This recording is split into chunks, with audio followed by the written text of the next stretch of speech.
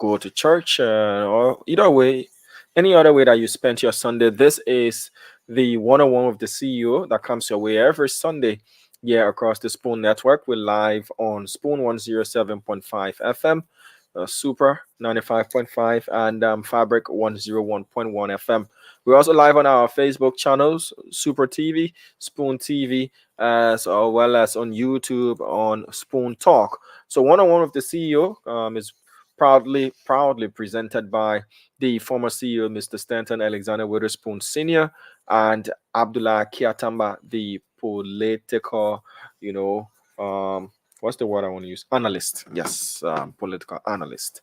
And so today we'll be having two guests on the show. One guest number one is slated to be Margibi County Senator, Senator Emmanuel Nequay.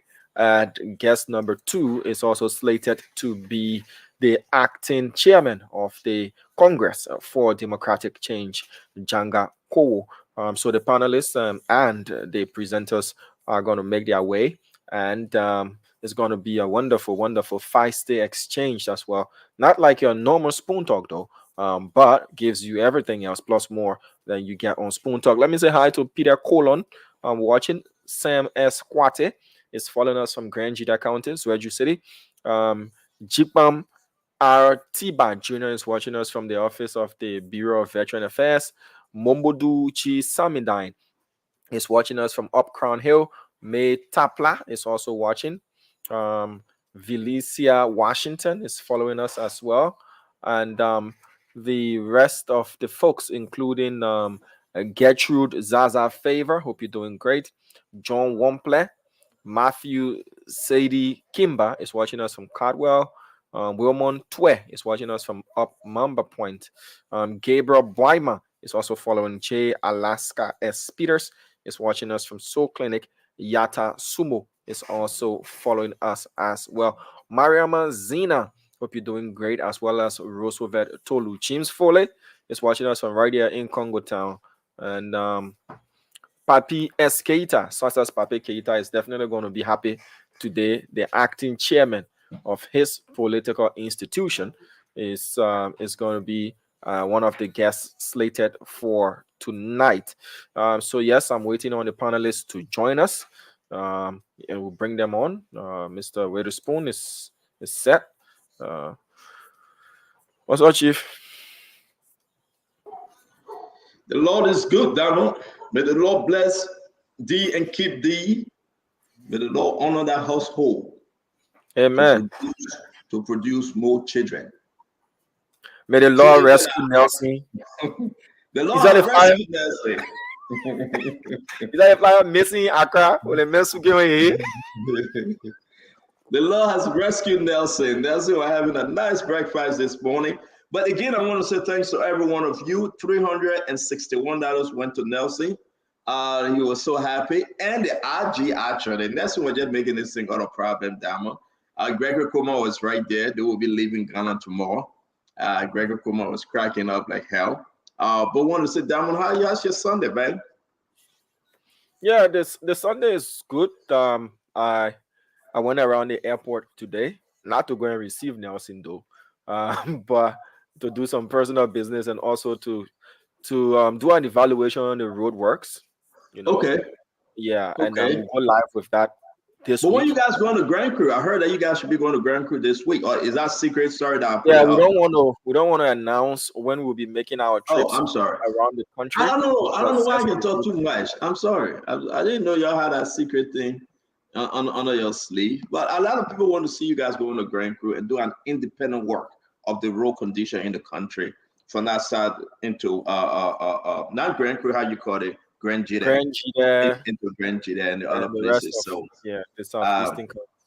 So I mean, I'm so happy. I can't wait to see the result. I want to say to all of you, thank you for joining us. This is the one-on-one on Spoon Network, on Fabric, on YouTube, on Super, across the country. Today will be very fascinating. We are here to stay. We are here to bring you one of the best of the best. Listen, we are an independent network. We will tell you the truth, nothing but the truth, so help us, oh God. We'll bring the good, the bad, and the ugly. During the week from Monday to Saturday, you're going to have the Spoon Talk. And as I learned also, when you get a Yakazip program coming up early in the morning, you're going to have Damo Slanger with his program. We're going to give you a 360 of information, fresh information with documentation. As you know that we partner with the Variety newspaper with Front Page Africa, our brother Rodney Seed, our brother Martin Cody, to compact the news. And that's when I want to bring in Abdullah Kiataba. We want to bust your brain with information, with news. We want to give it to you like you have never received it before. We want to know the good, the bad, and the ugly. Look at our lawmakers. Most of them blunder in 6 months. They continue to mess up. We want to point them out. But yet still, you got a few of them that are doing good. They are trying. We will appreciate them. Look at the executive. That's why this cannot pledge allegiance to any one political party. We can't. We cannot salute any one political party. If we do, we are dumb. We are dumb. If we do, it's over. C'est fini. We stand with the Liberian people to speak truth to power. We stand with the Liberian people. We stand with you guys because you know why? Only you will judge us to the end. Because of you, we are here. Share the program right now. Go on your Facebook page and share this program. Invite your brothers, invite your sister. We're going to have the McGibby Senator, Emmanuel Nequay. Emmanuel Nequay will come in for 30 minutes. He will be our guest. He will speak onto the PSC. You know what? The Public Account Committee. He served as co-chair on that committee. He will speak to the rumors, the allegations that he walked away with 17-point-something million others. Then we will bring in the CDC acting chairman, Jangal Augustine Kowo. We'll bring him in. This is the first time Chairman Jangal Kowo will be on Spoon Talk. For a very long time, I invite all citizens, come and listen to your acting chairman. This will be big, then you know what? We will grade him, we will push him, and we'll make sure whether he walks off the course. Now, believe me, you, Tradition want to listen to the chairman. But I heard also that this chairman is about to respond to the orator. This chairman is about to answer and give the CDC position about July 26th. The chairman is asking for the budget on July 26th, where the money came from. The chairman is going to talk about what he deemed as failure in the Unity Party government. The chairman is going to compare and give absolute difference when you talk about Unity Party 6 months to that of CDC 6 months. It's up to you to believe it. It's up to you to go home with something today. But I can't wait to have Chairman Jangal Kowo. I just can't wait. And I will say this. I'm going to send an open invite. Let me bring in my brother Ketema. I don't know what you still doing in the back, Ketema. I see that. Oh, Ketema, welcome. Ketema, before you say the word, I'm going to send an open invite to Jefferson Koji. Yeah. Somebody said, why are you doing this stint on Ketema? I am telling you, one-on-one with the CEO. I will ask you that you take the day off that day, or you will stand as moderator between Jefferson and I. I said, I'll be invited to Jefferson. All the nyama talking, this, that, you know what I mean? And guys, till we can change our mindset, our country can now be better. So I'm glad to be joined by Abdullah Kiataba, the man from Cape Man, and another brother. I don't know where he's from Bullwater side or from Bomi. Well, where do you think this guy from? I really don't know where he's from, though. I don't want to get in trouble with the orator speech, you know, but I don't know where this guy's from. And, you know, a lot of stuff is at stake. Ketema, I know we are very pointed with our conversation today, but I want to also say something is happening that is just not, it doesn't seem right, Ketema. There's a cartel war going on between the Chinese guy they call Michael and the Chinese guy they call Gao Fan. I received all the documents on these two forces. There are two elements that Liberian, I will call your attention to tomorrow. I believe tomorrow we either have our brother John Balu to be our guest or Nathaniel McGill to talk about this illegal mining in our country. Something the lawmakers are refusing to speak on. But let me hear you. Let me leave that for our post-conversation. Abdullah Kiataba, The man that know how to spin. The spinner in chief. The man that found his way on Spoon Talk twice now during the week. Welcome to the show, Abdullah. Welcome. Can you hear me? Loud and clear. Just come closer, please. Yeah, welcome, man. Welcome. How you doing? Abdullah, I want to church today. God is good, as always. God bless me. Today is the 28th of July. The plan of the devil failed, so they're showing themselves. But God is good. And I'm going to leave it like that. Well, happy to be here.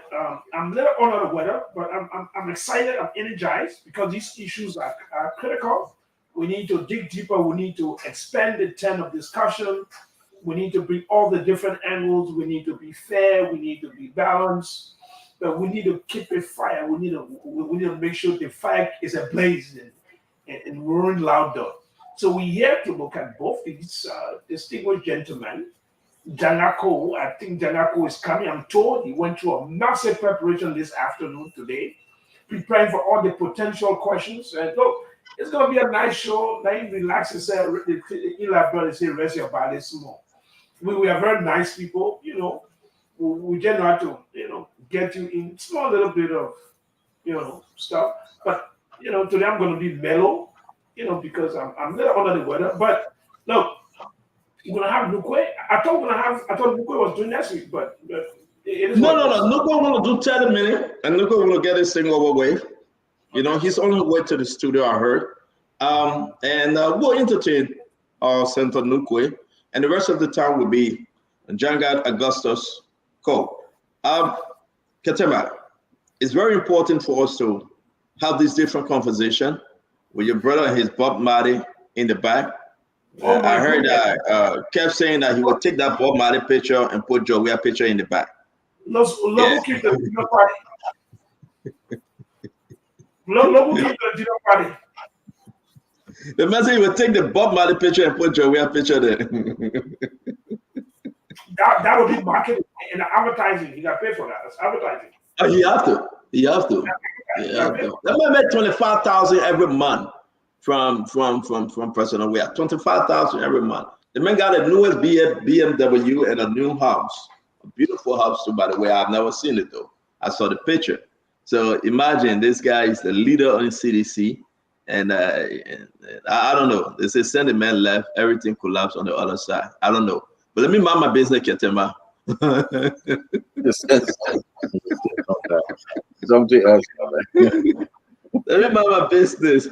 That's the way it is, folks. We want to say it's when you came out to jail to go and gossip, Dama. No, I just here to lend technical support. Just as a public information, kept trying to recruit me, yeah. Oh, really? And what is he offering? What's his offer? Okay, Dama, what is Kev offering you? What is the offer on the table?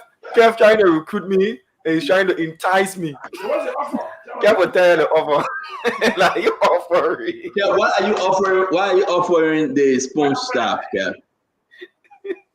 You know, guys, we have a big tent. So we'll bring in everybody. But man, you say going with the B10 thing. We in opposition now. But that one. Our private discussion, my brother.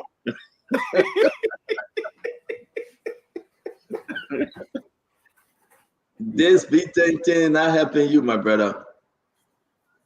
Oh, but Ketema, let's get to this thing. Let have some pre-discussion on this issue, what we're about to go through. Talk to me, Ketema. Look at Emmanuel Nequay and Kowo.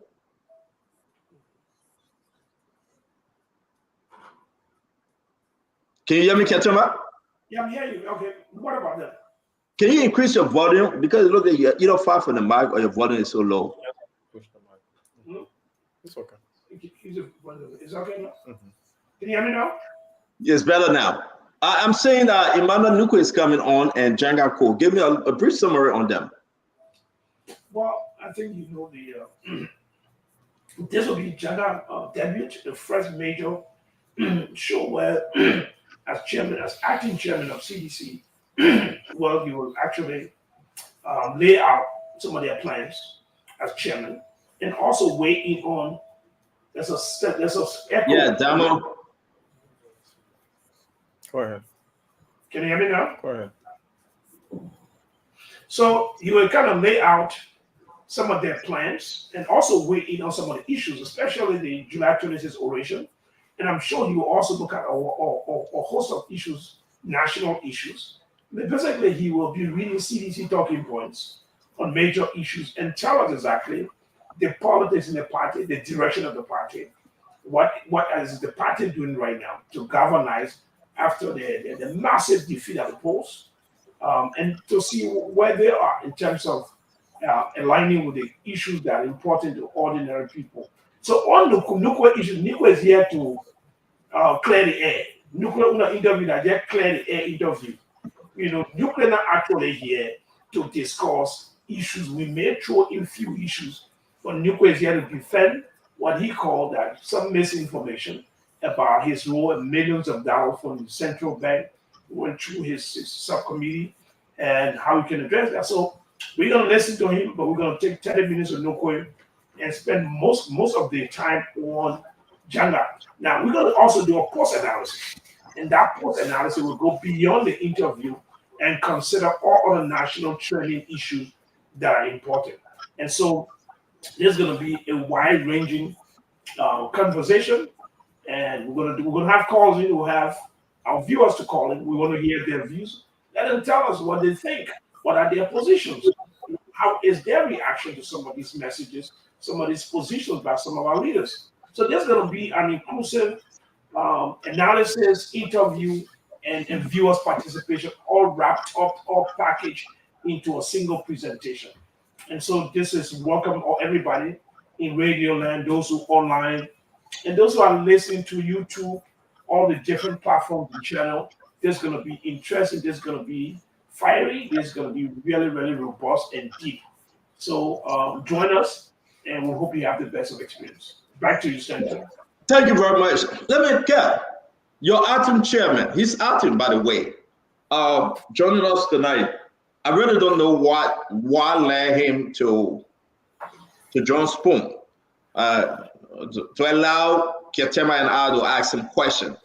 I mean, have you any thought? I mean, did you advise him to come? I mean, is there any fear factor you want to, relieve yourself of? Or why Jangako decided to walk in the jungle where you have lions and bears? Well, I think Jangako is coming on Spoon because whether you believe it or not is the biggest, and in the country. And a lot of folks will listen. And to explain the CDC side, I would say this is one of his major interview since he become the acting chair. There's a lot of stuff going on in the country. The country going on the wrong path. The CDC has a vision. What the CDC left is now going in a different direction. The country is failing. The country is going down. The country is, I quote from the orator, that morale is low. The country is going in a different direction. The country looks like a place that we don't recognize anymore. So the chairman is coming on to explain the side, to let the Liberian people know, and hope is on the way. The CDC will be back.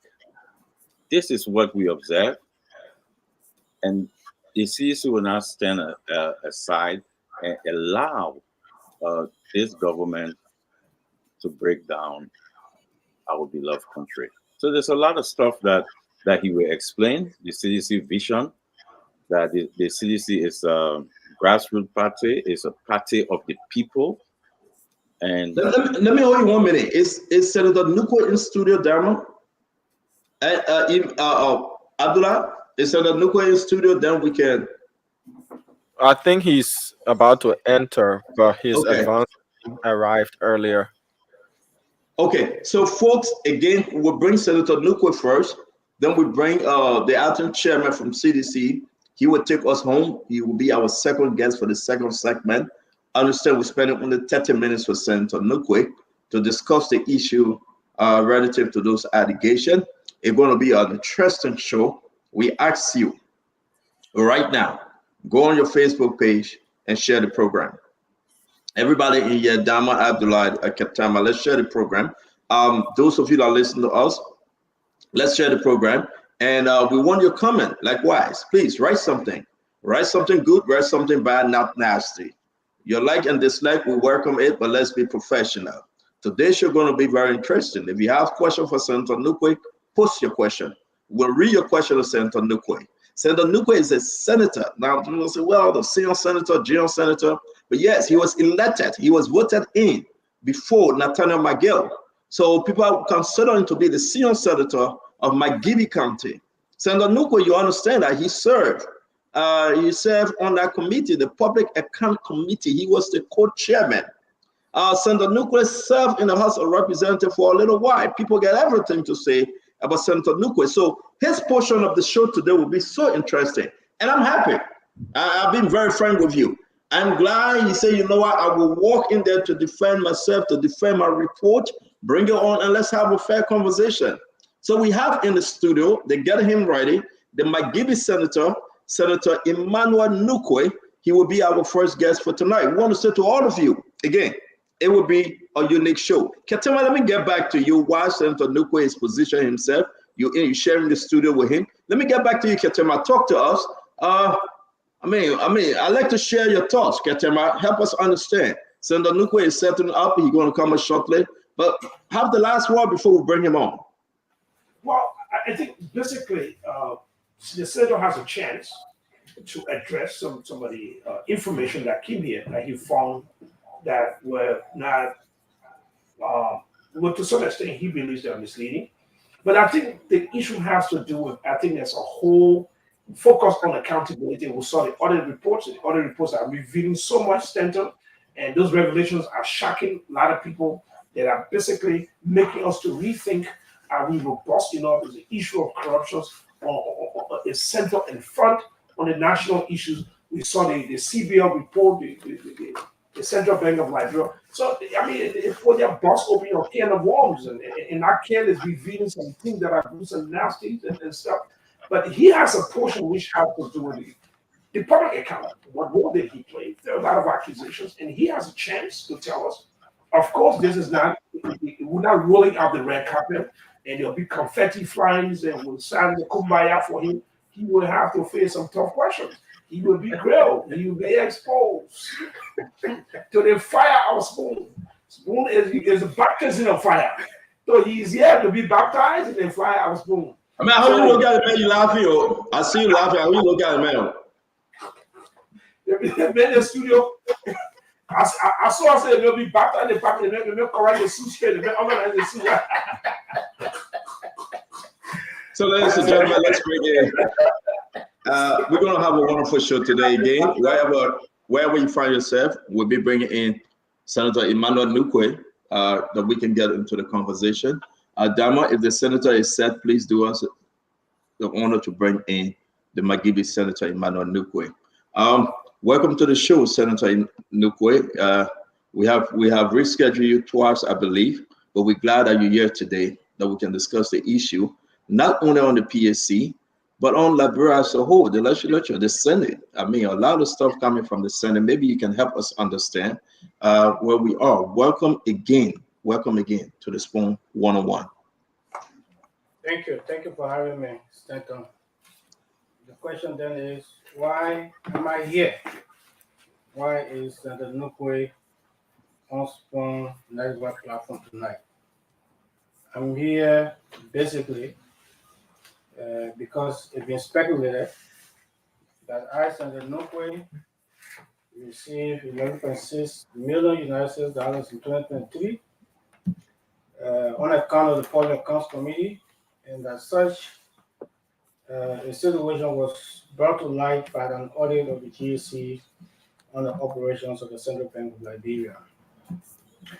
Against the background of this very grave allegation, I thought I engaged with you, Stanton, to afford me the opportunity to have a conversation and to clear my name.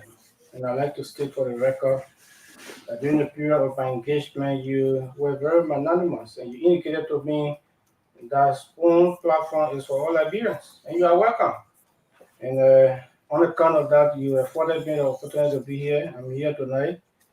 I'd like to seize the moment to extend my profound thanks and gratitude to you, your fellow panelists, and the Spoon family for the opportunity afforded me to be on this great platform tonight and to have the opportunity to throw candles light on some of the issues that have been raised against me as far as they relate to an audit of the Central Bank of Liberia, in which is alleged I was implicated in the tune of $11.6 million.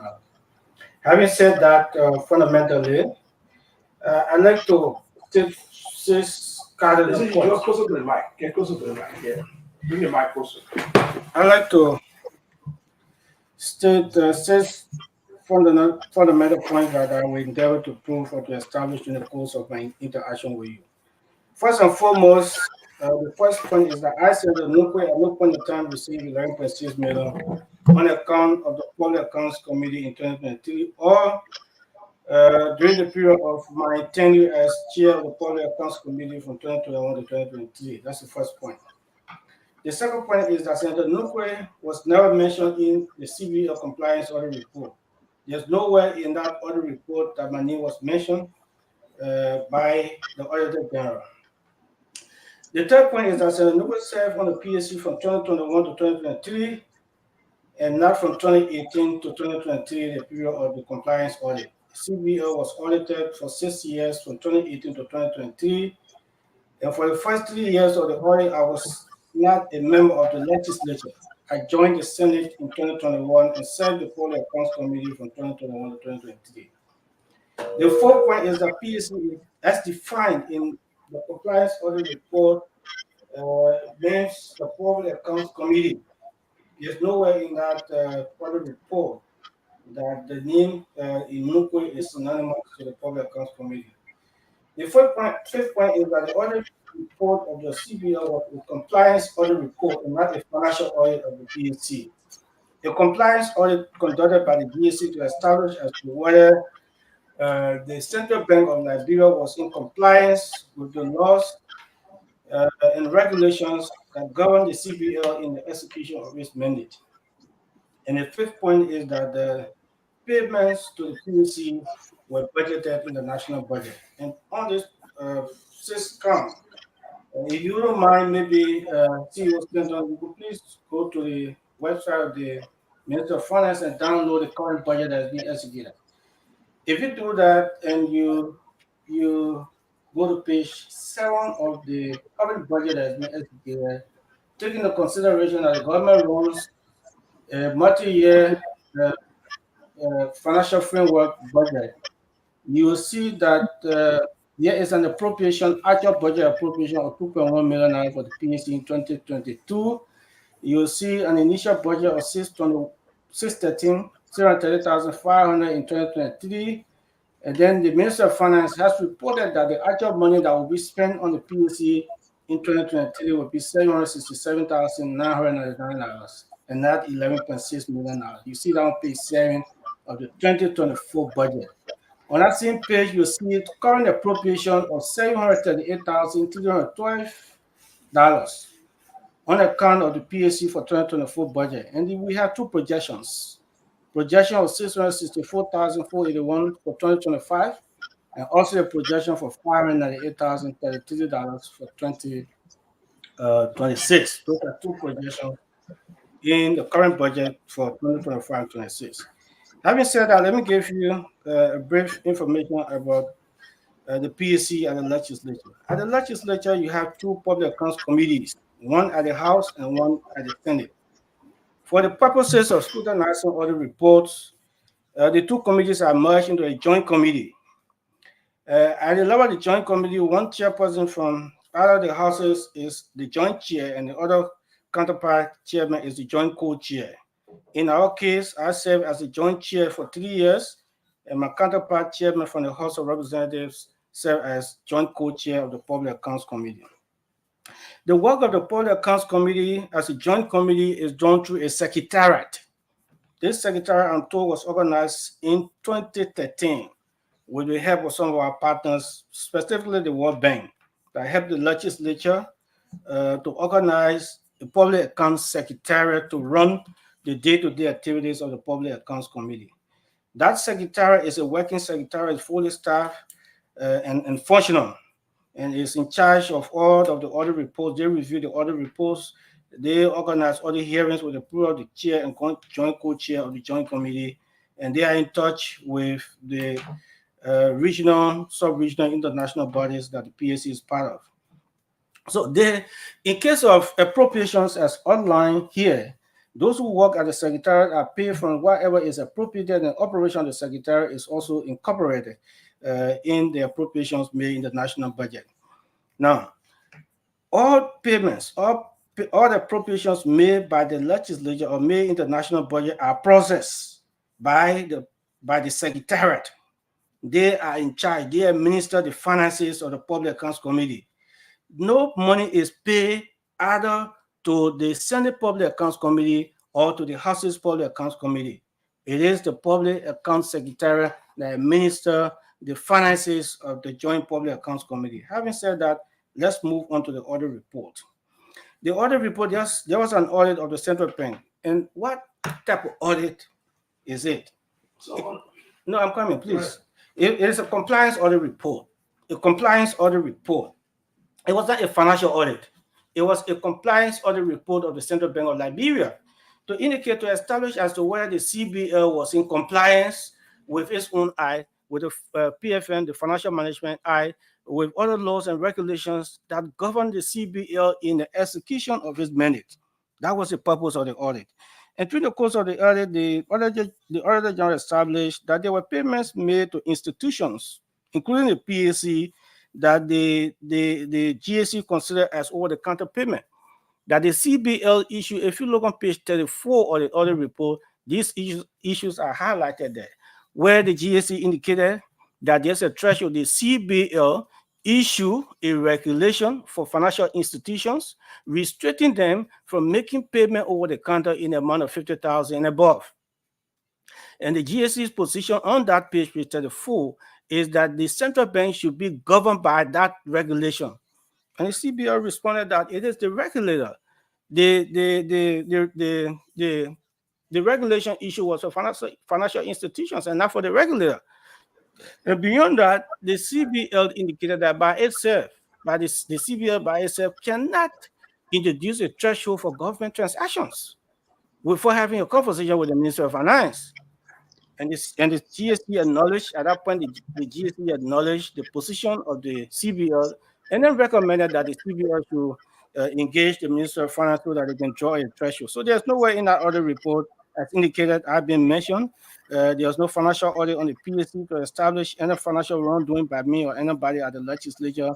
And I'm surprised that these issues are being raised, and as clearly indicated, you see in the current budget book, $767,999 projected as estimated outturn for the PSC. There's no 11.6. I don't know where this 11.6 storage came from. Senator, it's good to have you in studio. The one-on-one format is kind of different. Not that we want to interrupt you, and forgive us if you think that we are, but our format is more engaging. Yeah. If the story is false, and a lot of people will come to any network with allegation. Indeed, your name is not on any of the document, but you serve within the period of time as co-chair, right? Of the PSC. Okay, so let me clarify that. Not the period is 6 years. The audit was for 6 years, 2018 to 2023. I served from 2021 to 2023. I was not there from 2018 to 2020. Correct. You were there 2021 to 2023. We are talking about 2 years, or maybe less than 2 years. 3 years. Thank you for helping me out. 3 years. My question, let's talk about your portion. What was allocated to you when you were there? to the committee, not Emmanuel Nequay, but to the committee.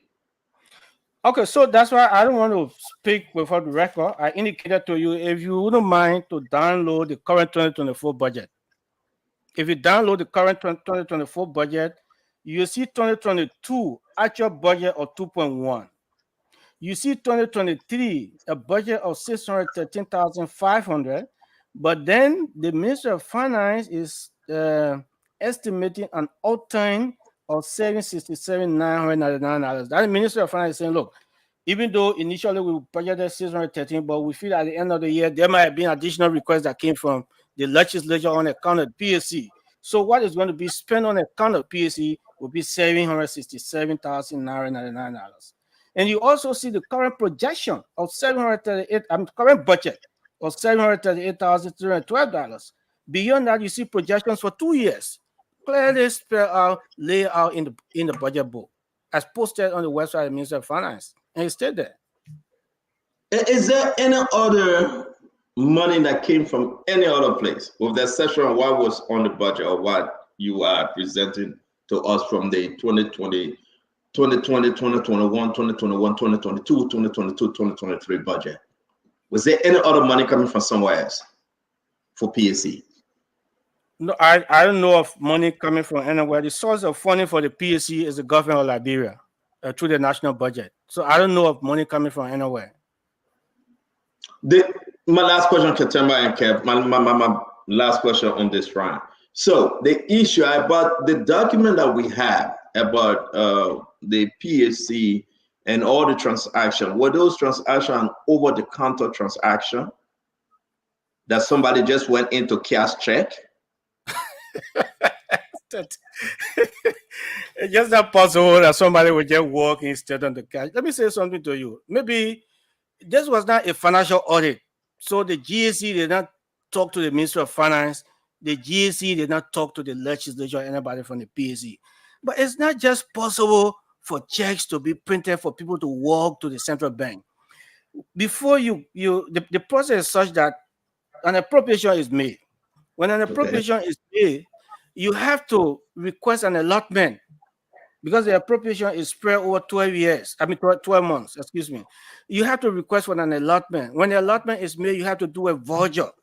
When you do that voucher, it goes to the county services unit where the check will be done. When that check is done, it has to be signed by the controller, by the deputy for fiscal affairs, by the Minister of Finance. When even the check is issued, there has to be a release from the Minister of Finance, signed by the controller, signed by the Deputy Minister for Fiscal Affairs, signed by the Minister of Finance. So it's not an easy process.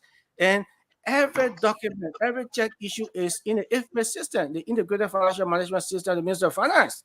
So they have complete documentation. And the central bank will have to, that release will have to be sent to the governor of the central bank to approve before even the check is deposited, before withdrawal. So it's not a process that somebody can just railroad like that. It's not possible. Let me bring in Katemba and Kev Hassan. Katemba, again, who was the chair on PSC from the House of Representatives, Senator Nequay? I don't really want to be in the business of calling names. We have to now because you guys work together for PSC, correct? Okay, so the chair of the PSC was Edward Kafia from Bond County. Okay. Thank you, sir. Abdullah, please. Yeah, welcome, Senator. I just want to preface my question with, because of the nature of the show, you have 30 minutes. The longer answer you give, the shorter your time. And so you have a lot of unclear. But as I did understand these issues, these are not issues that we yet Mr. Senator. Yeah. Mr. Senator. Yeah. Mr. Senator, I just want to make sure I lay the rules. So just want to make sure that and the longer it takes for you to lay the rules, you also take the time. Concise. Mr. Senator, relax yourself. Relax your body. Now, a concise answer will help us. But here's what I'll say, Mr. Senator. The United States government, within that period of 2021 and 2023, said you engage in significant corruption. That you receive. No, let's conclude. Listen, let's conclude with the other report. Senator, we can discuss. No, listen. Mr. Senator, you see, these are some of the reasons why some of us don't go to talk. Mr. Senator, there's an issue here. Let's address the other report. Yes. Mr. Senator, you are basically trying to lecture how to run our show. You're on your committee. We didn't tell you how to run your committee. You're on our show. You're trying to tell how we should hold a mic, how we should ask the question. But there are issues. The show is intended to discuss issues. Mr. Senator, we told you that this is Spoon Sunday 101. This is not a Sunday program for honoring senator. There's a program to analyze the issue that impact ordinary people. Okay, go ahead. And we introduce you say you agree. Yeah, you say you read it. You say you keep okay, go ahead. Issue, my brother. Let's go ahead. Need that distraction technique. No, I'm not distracting you. I want to be focused. That's why I thought to come here on Sunday. Need that thing. Now you can't work here. What different radio station? Here's what I think. So they said within that period is when you were chairing the public account committee. It was in that period that the UN did a sanction. So look at the timing. It could not be a coincidence that the same timing, the accusation you are refuting, you are challenging. It is in that timing. It's in that role you were playing as chair of the Joint Public Account Committee that the U.S. struck you with a sanction and said you were engaged in significant corruption. You were exchanging bribe. So let's come to that. How is that connected to that issue? Look at the timing. 2021 to 2023. It was in 2023 that they hit you with the sanction. So they have been reviewed, and your role was at that point managing the affair of that Joint Public Account Committee. Respond, please. In the first instance, one of the major reasons why I haven't spoken to the issue of the sanction because I thought to go to court. I thought not to engage it as a political issue, but to address it from the perspective of law in the United States of America. So I thought to go to court in the U.S. And that's why I haven't spoken publicly on this issue because it's a matter of a court process. Now, if you are alleging, we have the reason why I'm trying to restrict you to the conversation is that it was being alleged that there's a report that implicated me in 11.6 million United States payment to the PSC or that I received. I had a part to play, and that is not in the other report. And there's no evidence against me. You, as a renowned journalist in our country, you cannot lay your hand on any piece of evidence to substantiate the allegation against me. If you have evidence, produce it right now. Even the current audit report, as I indicated, I was never named in this audit report. I'm not the PSC committee. I have explained to you the way the committee works at the legislature, that there's a secretariat. So if payment is made to the secretariat, do you have documentary evidence to indicate that money going to the secretariat came to me? You don't have such evidence. No, we asked you to explain. But there's another report, and the other report is not explaining that. If you have evidence, produce the evidence. So, I'm here. Did you ask the U.S. government to produce evidence? I said, I'm in court.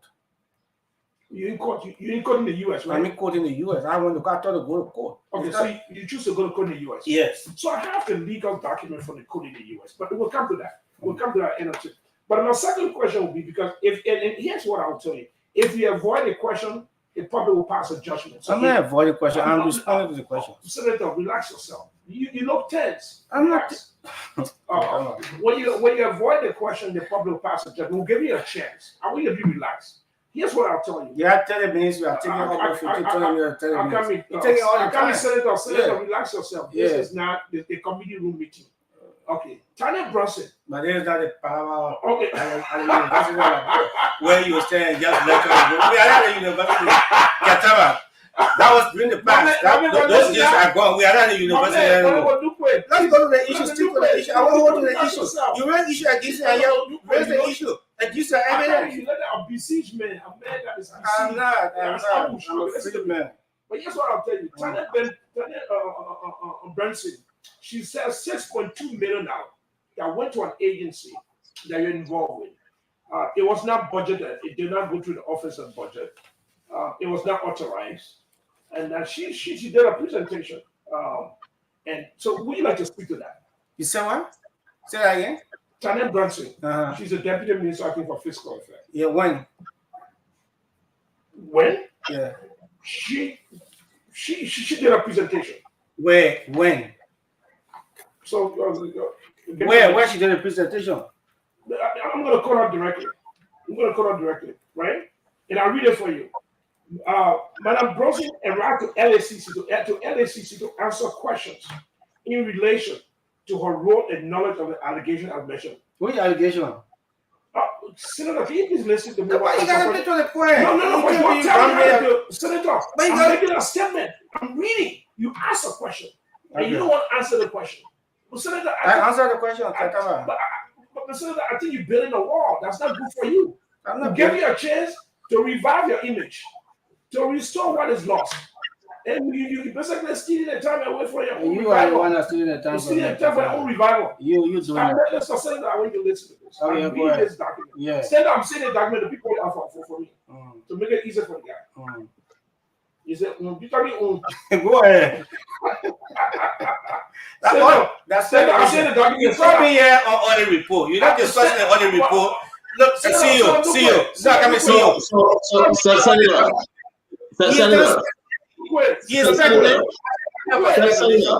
Senator, allow, I beg you, I will appeal to you, allow us to ask the question. Indeed, we brought you for the audit report, but please allow us, and then you can give your take on it.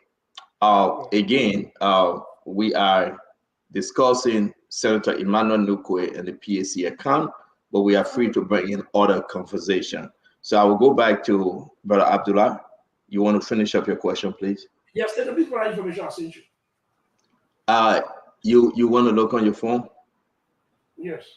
Oh. So while Abdullah is looking on his phone, let me bring in Kev Hassan, and we'll come back to Abdullah. Yes, sir. Please provide information. I'm still intrigued. If you disrupt my thought, then I'm not disrupting your thought. You got to understand that Dama is putting up the information. Okay, so I can ask a question. You can ask the question. We'll put up the information. In an LACC presentation, the Deputy Minister of Fiscal Affairs said 6.2 million was sent to an agency that you, to some extent, were involved with, was not budgeted. Have you heard about that? That's my question. When? What period? So that's why I want for Stephen to put this up. No, on May 1st.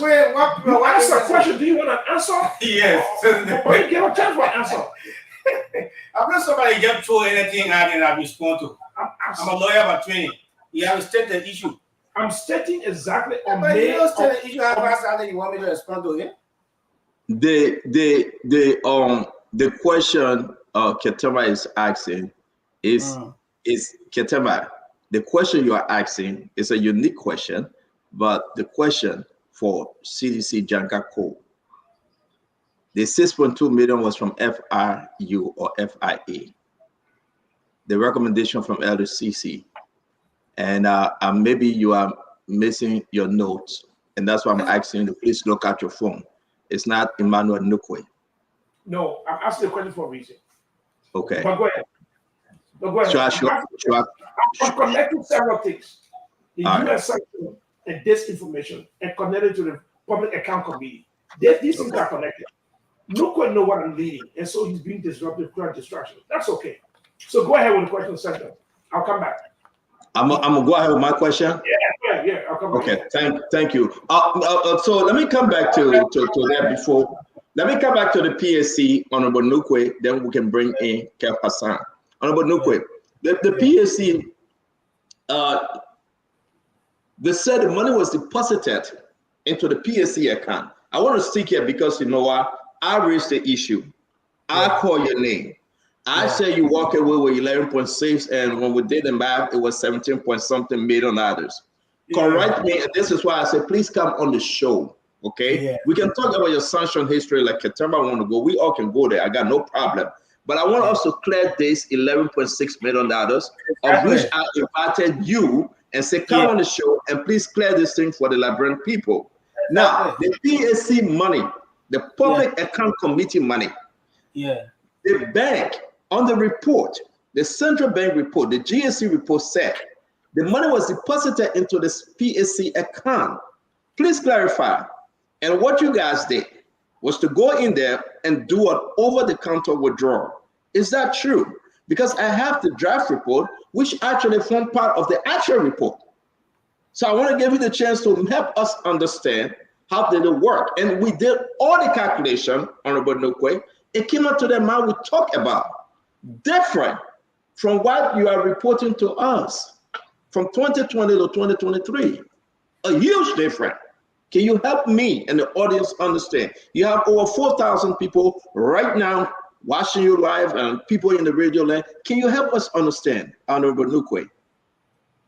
So you want to know, you want me to say to you as to whether the money mentioned was deposited in the PAC's account. I want you to tell us during the period how much you received total, like in that period, since you never came in by way of 2018, but 2020 to 2021, how much your committee received under your chairmanship? How much was received? So, CEO Weatherspoon, I cannot, as indicated to you, I was not in the business of administering the finances of the Public Accounts Committee. The Public Accounts Secretariat administered the finances of the Public Accounts Committee. I cannot sit here on the top of my head to indicate to you how much total went to the public account. The only document I can speak from is the budget book, which I asked you to download, and for 2 years. I was there for 3 years. For 2 years, you have 2.1 million and $676,999. I'm sorry to interrupt you, sir. If we do the math and take away, like Ketema was going towards 2018, 2019, 2020, take away the time you wasn't there, right? It's still not adding up. I'm going to go back to Kev Hassan and Ketema. Why I upload? I want you to explain what I'm about to upload, right? Ketema want me to upload it. Let me upload them for you to see the transaction, different transaction, and we will minus from the time. And that's what Ketema pushing me on. The time you were there for us to do the calculation. That's why I'm asking. It's not adding up. And maybe I just want you to help us, but it's not adding up. Stand on. The reason it's not going to add up. The reason why it's not adding up, because this was not a financial audit of the PAC. I have indicated that this was a compliance audit of the Central Bank of Liberia. That the GAC indicated that there were certain accounts or certain payments that were made over the counter. Now, these payments, these transactions were not verified with the Ministry of Finance or with the Public Accounts Secretariat that administered the finances of the Public Accounts Committee. Had there been a financial audit, all of these investigations would have been done.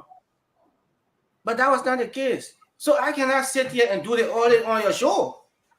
I agree. So let me move. I beg you, Kev. I beg you, because I told Ketema last question. Let Ketema ask the last question and we'll come to you. Oh, okay, thank you, Kev. Kev, go ahead. So the reason I want to add before Kev comes in that, I think when a compliance audit basically said, well, the team went through a process. You know what I'm saying? And if these processes are flawed, there can be no corruption if the compliance audit is correct. You understand what I'm saying, Stanton? So what is financial compliance basically means, did you comply with established process to avoid fraud, to avoid this? So when someone says it was not a financial audit, compliance basically is trying to make sure the financial system is working well, to make sure all the holes are closed. So instead that way to frame your question in a way we understand, but Senator, I really want you to understand that the power you wield does not apply in the studio. Not at all. Okay, so I hope you understand that level of power you wield. When they open the door for back into my studio. The studio, my brother. It doesn't have to the studio. There are team men there for that. There's not a Terry anyway. So don't carry here and be getting command how we should talk, how we should ask questions.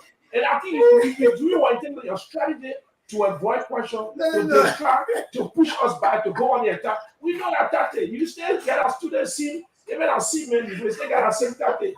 But we know that he laughing, we know again. He's happy, they can again, we know what I mean. So stay tuned.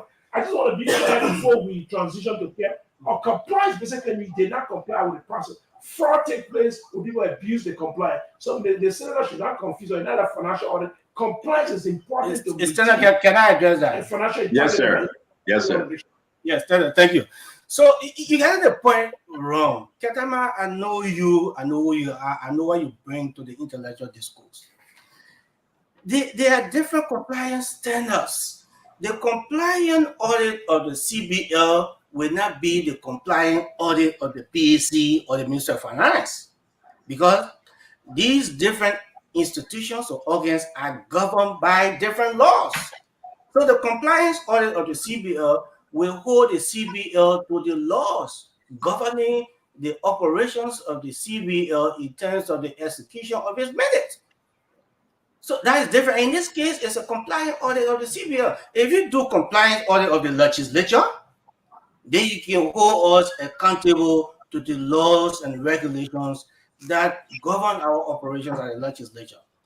But in this case, it's a compliance audit of the CBL, and you want to hold the legislature or the Public Accounts Committee to the standard of the CBL. We are not an organ of the CBL. Senator, go ahead. Thank you very much, Kev. Brother Kev, come in. Senator Nequay, how are you? Yeah, I'm good, Kev. Thank you. No, I'm looking at a check number 103 for $200,000 US. Who signed off those checks? Come closer, Kev. Come closer to your microphone, please. Yeah, you can hear me? Yes, you better now. Yeah. I'm looking at check number 103 from the audit report. Who signed for $200,000? Who signed off those checks? Okay, so I need to give you a little bit of history of how the system worked at the time I was there. When I arrived at the legislature, my predecessor, former Senator Yala Obonkane, was the chair of the PAC of the joint PAC committee. He was a signatory to the account.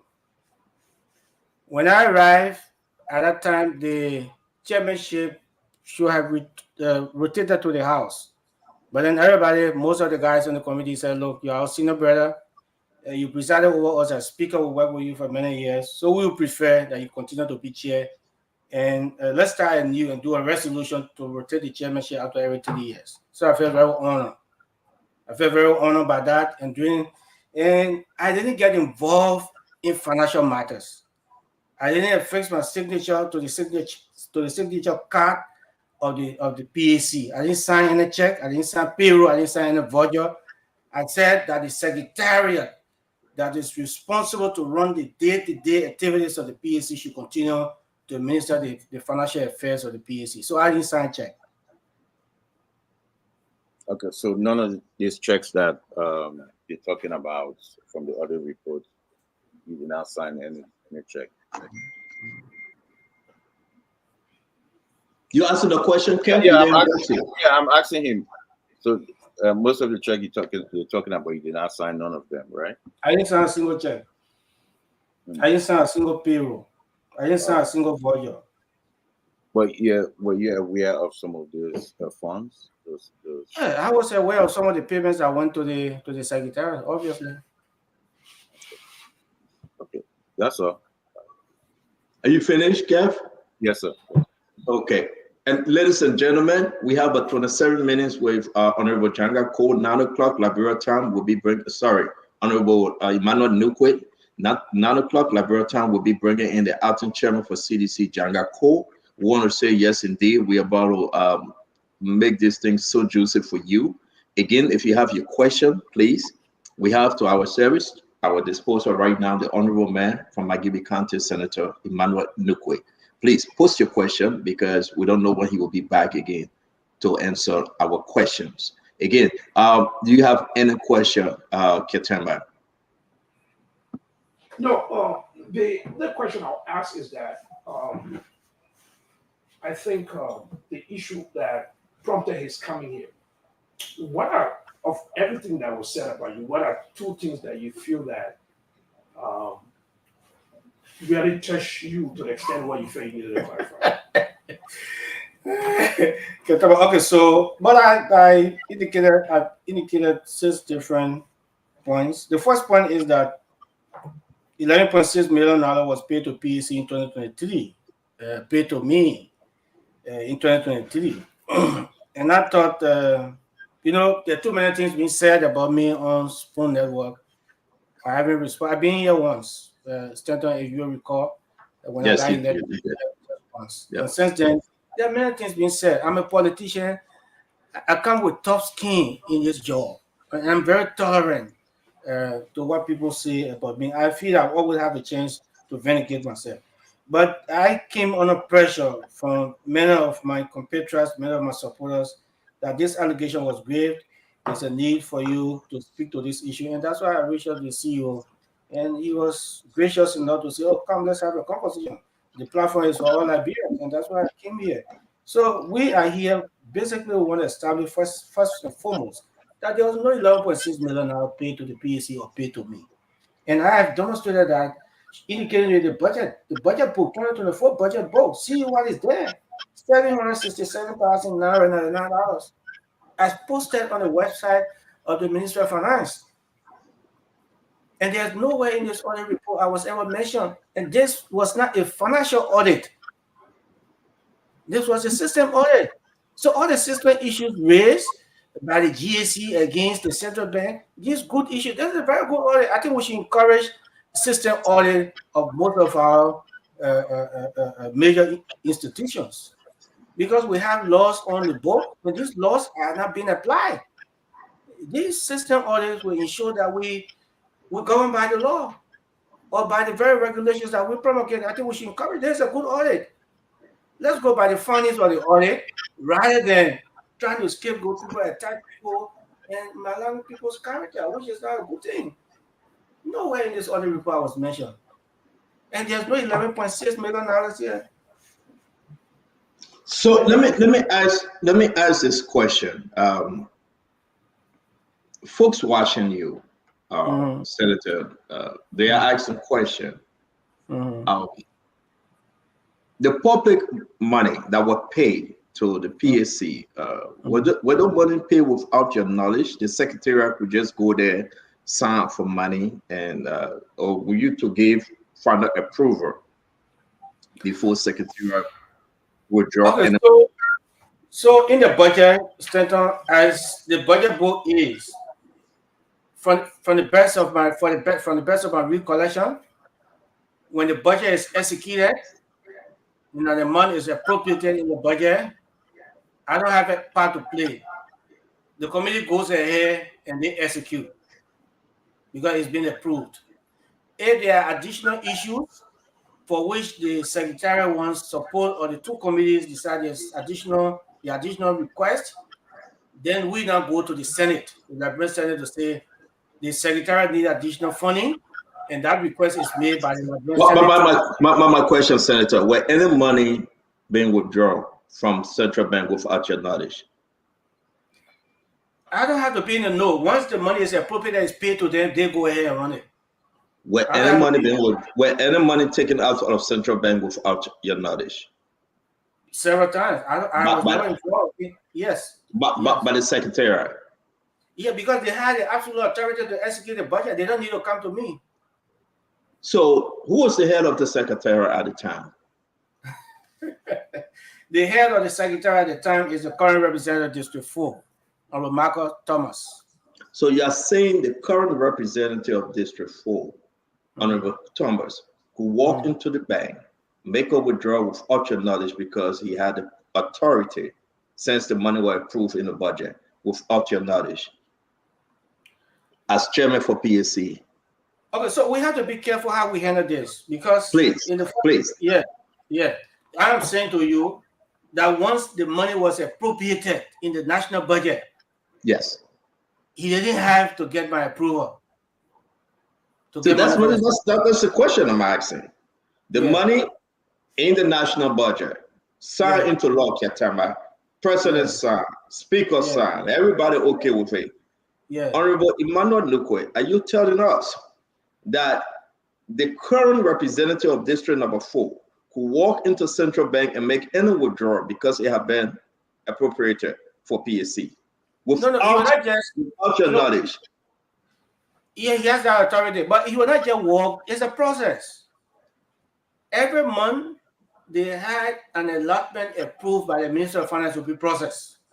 So they went through the system to process whatever was allotted to the secretary to the PAC during the course of that month.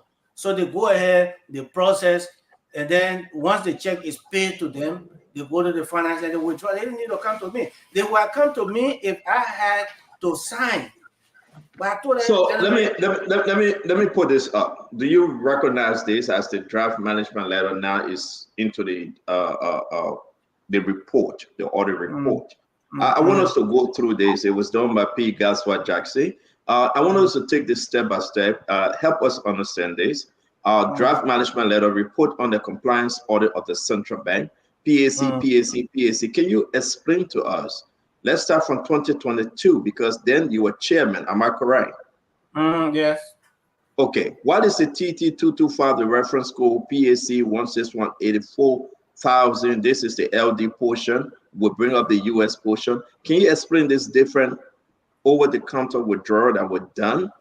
Can you help us understand, sir? So I don't know what you want me to explain. I have indicated to you these are payments that the GAC indicated were done over the counter, 84,000, 90,000. These are payments that were not validated or verified or cross-checked with the PAC or with the legislature or with the Ministry of Finance. These payments were not cross-checked, was not verified, was not validated. So my question here, sir, can you also confirm that as we display this to the audience, can you acknowledge that it was under your chairmanship that these payments went out? That's why the compliance audit pickup. But I'm saying to you, this was not a financial audit for the secretary to speak to before I can speak to it. Any financial issue, the secretary that administers the finances of the PAC will have to speak to that report first. So again, they pick it up, but it was under your chairmanship as these years reflecting, correct? Yeah, not the one you're showing right now, because what you're showing is 2020. I was not there 2020. Okay, so 2020 you are absent, but the one that said 2021, 2022, 2023, you were present. Yeah, I was on the legislature, yes. Okay, sorry, this one we couldn't zoom in, but it's the same thing. PAC, it showed more like 2022, 2021, 2023. And yeah, again, I was there at the time. Okay, so again, they are asking. Ketema forgave me. And let me squeeze in the one question. Some lawmakers are saying that the secretary will do nothing except you, as the chairman, give them final approval. Number one, I know this is your show, and you came on the show. Actually, you pay like anyone else coming on Spoon for the 1 hour or so. But James reached out to me, the gentleman, the representative of District Number 4. He reached out to me when he heard that you were coming on this show. Will you prefer that he speak to this issue? I'll give you the respect because it's your time and your time is 17 minutes left. Do you want him to make any correction on this issue, Honorable Nequay? I wouldn't mind if he has to speak to the issue. What you say, Ketema? He said, go ahead. You say I should call him? Yeah, he said you should go ahead. I wouldn't mind. Okay. Then maybe, because I really want us to learn something, or whether these allegations are truthful, or whether these allegations are something, but I want the Liberian people to hear from both parties. And folks, he is now this representative of District Number 4. He replaced Swakoko, and he's a sitting representative, but at the time he served on the secretariat. So he reached out to me today and saying that he wanted to be part of the program. I am calling him and hope that he'll be able to answer his phone. Honorable Nequay, you got anything to say, or Kev or Ketema, you have any question? What will make contact with the representative? Yeah, so one of the things I'm concerned about, I think Honorable Nequay can say, is that to be chairman of such a sensitive committee, and you cannot, and the secretary is doing to file, even say, look, we need to look at this. This is in the public interest. It's a legitimate process. Are they going through what would now raise eyebrows in the public eye. So I'm wondering the power of a secretariat to do to engage in some level of financial transaction without the chairmanship. I'm wondering, did you trust the secretary that much, or do you think that he's not amenable to any kind of potential mismanagement? That's my question, actually, to ask it. No, but in the first instance, there's no issue of mismanagement raised here. I have indicated that I use the word potential. yeah, there's no issue of potential mismanagement raised here. I have indicated that the audit report is a compliance audit report with CBL. It's not a financial audit or the PSC or the legislature that indicated that there were financial malpractices. No. The issue raised by the AG is that payments were made over the counter above threshold against regulation issued by the CBL to be followed by financial institutions. That's the issue. What is financial audit? It's involve money. Whatever name you call it, when money, the public funds are used, are taken out, it's more. Whatever you Freeman financial system audit, discussing money. If there's no money, we're not going to be discussing anything about audit or compliance. No, so if you do audit, if you just run with, in the first instance, if you run with the cash wall audit, then you're prone to make mistake to give the wrong impression, and that's why it's being done here. But if you state fully what the audit is all about, then people will appreciate what you're talking about. The audit is about compliance, and it's a compliance audit of the CBL. It's not an audit of the legislature. Had it been an audit of the legislature, the audit would have gone in depth to establish as to whether these amounts paid, the reasons for which they were paid, that they were expended for the right purposes. If that wasn't done, whoever might have misapplied or misappropriated those funding, the audit report would have brought those information, and then you will hold people to those information. But that's not the case. Okay. So, Kev, do you have a question? Is the guy coming? Yep. No, he texted me. And I told Damon to call him from the studio. Go ahead, Kev. Senator, you stated earlier on that your name was not on the audit report. Can you speak to that, and why you feel that you have to make your position clear why your name was not on the audit report? Yeah, the reason why I stated that because I was being accused as the principal recipient of $11.6 million. I was being accused that Senator Nequay received $11.6 million in 1 year, in 2023 alone. And that's why I'm saying that there was no story of 11.6 in the AG's report. And my name was not mentioned. So if you come up to accuse me to say Senator Nequay received $11.6 million in 2023, then it's incumbent upon me to make clarification. I'm only making the clarification that in this audit report that is before us, I was never mentioned in the audit report. And there's no issue of 11.6 million payment to the PSC or to me. That's why I thought.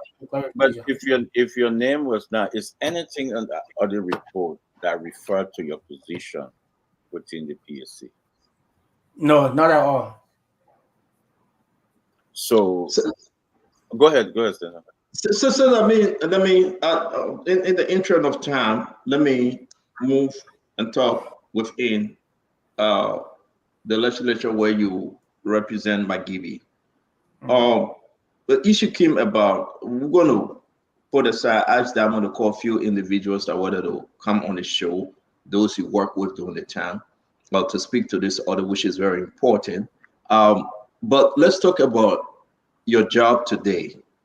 Are you one of those that walking away with the 45,000 vehicle voucher? Senator Emmanuel Nequay? Oh, certainly there's an amount of 45,000 United States dollars appropriated in the national budget for each member of the legislature. That's true. So would you accept yours? Yes. Okay. Are you also accepting the 150,000 for your district, like Natana McGill is accepting his? as well? Okay, so it's important we know the yes. Firstly, yes. Let me say yes, but that money is not being paid to us. It's not money that has been paid to us. As we went around to campaign, there were places where almost everywhere we went, the inhabitants of those communities came with projects. Either they wanted town hall, they wanted a bridge, they wanted a motor road, and market hall, etc., etc., etc. No one expects that we will find money on our own to do those development projects for our people. Just as the president is giving money to build roads, just as the president is giving money to undertake national development priority projects, money is being set aside for legislators to pinpoint projects to be done by the government. That's why it is. It's not money that has been given to legislators themselves to do projects. We are not going to execute projects. It is lists and But agencies. why you and your colleagues deem it necessary to attach yourself to the list project that will benefit the people of your district or your county? Why couldn't you go directly to the superintendent, to the county, and you get nothing to do with it? Because most of your colleagues right now, they're identifying those projects. They should approve those projects. They should okay those projects, regardless of the people concerned. What you think it was necessary that you should spearhead this 150,000? So, Stanton, the three cardinal functions of the members of the legislature: lawmaking, representation, and oversight. If I go to the legislature, if I go in my community, in a particular community, and people say to me, we want a town hall, and I go to the legislature at the time of budgeting, and I advocate that we should set money aside for development projects, and money is set aside. In this case, it's been done. And then I work with the relevant agency, in this case, LIST, to ensure that that project is done. I'm representing my people, I'm making law, and I'm exercising my Do you have oversight. do you have a $10 to $15 kickback on that 150,000? It's not possible, Stella. It's not possible. Okay, then let me ask the question. Is our country where is it today if you guys receiving 45,000 every 3 years for a vehicle? You think that is good for our country, Senator? Well, basically, that's the policy of government. It's not the policy of the legislature. You can change it though. You included that policy. The country is the thing is that people focus only on the legislature. Nobody looks at the executive. I mean, you're lawmakers. That's why we are talking to you today. Okay, if you bring the minister here, I will talk about the minister. Let me give you a classic situation. When the asset recovery team was trying to recover assets from individuals, you heard that the former police director, he bought a car from the government, right? He bought a car from the government. And that car, the asset recovery team felt that that car was still in a very good condition to be used by government. But that's government policy. That after 3 years, you can pay for the car. After 3 years, the car is ready off. So that's the policy of government. It has to do with the entire government, not with the legislature. So let's review holistically, and whatever it is, let it apply to the entire government. But my question to you, Senator, and we have to have this conversation, is that the country is poor. Mm-hmm. Every 3 years, do you think you need a brand new car worth $45,000? That's a conversation, like you rightly said, we need to have. So let's have the conversation. Let us not jump into conclusion before having the conversation. So I look forward to that conversation. Let's have it. It has to cut across government. I mean, we got to start from somewhere. I know Ketema. Yes, Ketema. I am following. Let me ask my last two questions. We got but 7 more minutes with Emmanuel Nequay. 7 minutes we got. Senator Nequay, again, as always, thank you for coming on Spoon. Well, let me push you because maybe I will not see you again. On the show, we displayed so many property of yours, from Wiela down some of the places I can name them. You obtained those property prior become, I mean, of you taking your seat as lawmaker, or I mean, those property were yours before you took over? Okay, so I think we can find time to have a conversation because when you sent to me, mainly my property that has come to focus is the Omega property. Okay. And I'd like to say to you on this platform that I worked hard over 16 years to develop the Omega property since 2008. Some of those buildings being there. In 2017, the blue building at the back that you posted, that building, we brought continuums of t-shirts and motorbike. Every representative, when I was speaker, every representative that received motorcycle from me, that received t-shirt from me, that it was at that store that they received those materials. 2019, the loan building, that building was on a lease to the very guy, Regency. Since 2019, those stores were on a lease by Regency. And we continue improving on them. So for 16 years, we've been developing those properties at Omega. And are you in I mean, because we don't have time and you say you'll come by and we appreciate it. Are you in any business, mining business, gold business, diamond business, rubber business, logging business? Okay, so I've never associated with mining in my whole life. As a legislator, I never served on the mining committee. I got zero connection with mining. I've been in trucking business. I was in trucking business before when there was base sand mining. It made a lot of money. I was involved with trucking heavily. But then as that business wind down, I transitioned to real estate. That's when I began to put my resources to real estate. So since then, I moved to real estate. I have farms. I have raw farm. I did a palm farm. But because of theft, I waived the farm to the people who work for me. I waived the farm to the people. So I'm only left with raw farm. And we do other businesses. We do embroidery. We do sachet mineral water. We do used clothes. So far, and presently we are working on it. How does it feel being sanctioned by the U.S.?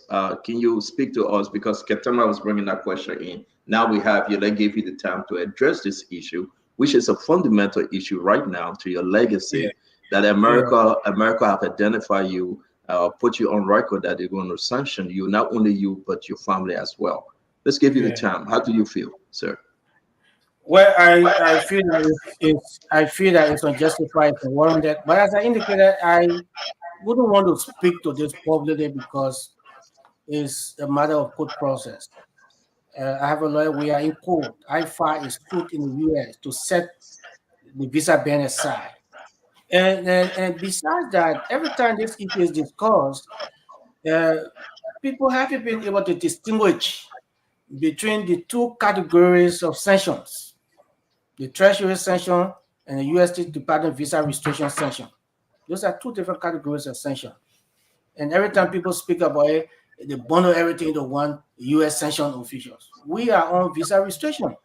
We are not on Treasury sanction. And we have been discussed, I was denied from using U.S. No, those are not true. I was never denied by GD Bank for using my account, my U.S. We wrote the Minister of Justice to get clarification because we have researched that visa restriction is quite different from Treasury sanction. We have researched that. And there are two categories of sanctions. We can't put all in one category. So okay. So which category do you belong to? I am on visa restriction, visa ban. That's all it is. Not Treasury sanction. But all the reason why they put you there, I mean, I know you are in court, you do not want to discuss further. How's your relationship with your colleague, Senator Nathaniel McGill? Yeah, we have a working relationship. We saw that you were very fussy. We saw that you during the election, you wasn't his friend. You never wanted him to be. I didn't support. He didn't support me in 2020 when I was contesting. He didn't support me. In 2020, he did not support me. And in 2023, I did not support him. But we both worked together as senators for Maggie County. Again, we got about 1 more minute left. Ketema, you want to say anything? Only 1 more minute we got left. I will ask one question quick. Ketema? I want to say, to the, like I said, I'm mellow to the, what I want to say is, I just want to ask you. As a head of an institution, do you approve of all that transaction? I said, are you comfortable with that? You think it's something that's okay with that? Unless you do, if there's anything wrong with the transactions, you have to do financial audit. Unless you do that financial audit, I cannot. But did you request for that? Do you think what necessary to do a financial audit based on these It has to come from the legislature to audit the PSC. The PSC is part of the legislature. Yeah, but what I'm saying, based looking at those numbers, do you think everything is okay? Do you like those numbers? Do you like those kind of transactions? I don't have to. It's not for me to like No, I'm transactions. not asking what you like. I'm asking, are you comfortable with that? Do you think I said I don't have to be comfortable with transaction. What it is, let me say this to you. The legislature is not an administrative agency. The way CEO can exercise flex his muscle here, you can't do that in legislature. But we understand that. Yeah, so look, when you play the leadership role, you are head of a group, you are head of a committee. In that committee, the secretary is engaged in these transactions. No, don't indict. I mean, I'm not saying no. Don't say that the secretary is doing it. You, the head of the committee, you said the secretary has the right to do some things without getting your approval. I'm asking you now, based on what you see, are you happy with what they did based on these transactions? That's what I'm asking. There's no evidence. There's no evidence for me to indicate that I'm unhappy. There's no evidence. Oh, you can't say whether you're happy or you're unhappy. There's no evidence. I think you play with words. But my question is simple. You saw the transactions. You are saying they don't have to seek your approval. But based on what you see, are you okay with that transactions? Based on what I see, yes. On what I see, what is being presented in the form of a compliance report of the CBL that was not cross-checked with no, listen to me, yeah, that was not cross-checked with the legislature, that was not cross-checked with the Minister of Finance, so I cannot make a conclusive statement. Okay, all right. So you're heading a particular entity. I'm not there anymore. When you were there, and you felt that the transactions are okay, and they got to go through the process. You're creating your own complicated languages. Give you an exit strategy. So you get the responsibility. You say the secretariat, but the secretariat got bossmen. The bossmen are you. You don't take responsibility. You blame the secretariat. No. I didn't do that. I didn't do that. So, Senator, let me your bad man. Your bad man, you be very smart. As a politician, you get shit to the secretariat. I didn't do that. I'm the I'm not happy with it, but I'm not unhappy with it.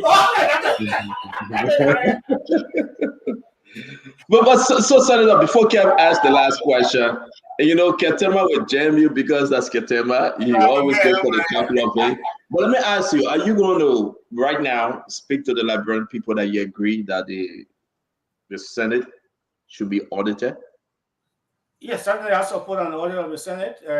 But first and foremost, let me give you this information.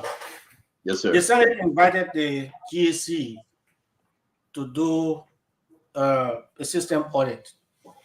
Did a system audit and established that he indicated to us he cannot do a successful audit of the system because we don't have a system. There's nothing to be audited. We don't have financial manual. We don't have human resource manual. I mean, there's no system, no document, or everything that is being processed for the legislature is being processed as a Minister of Finance.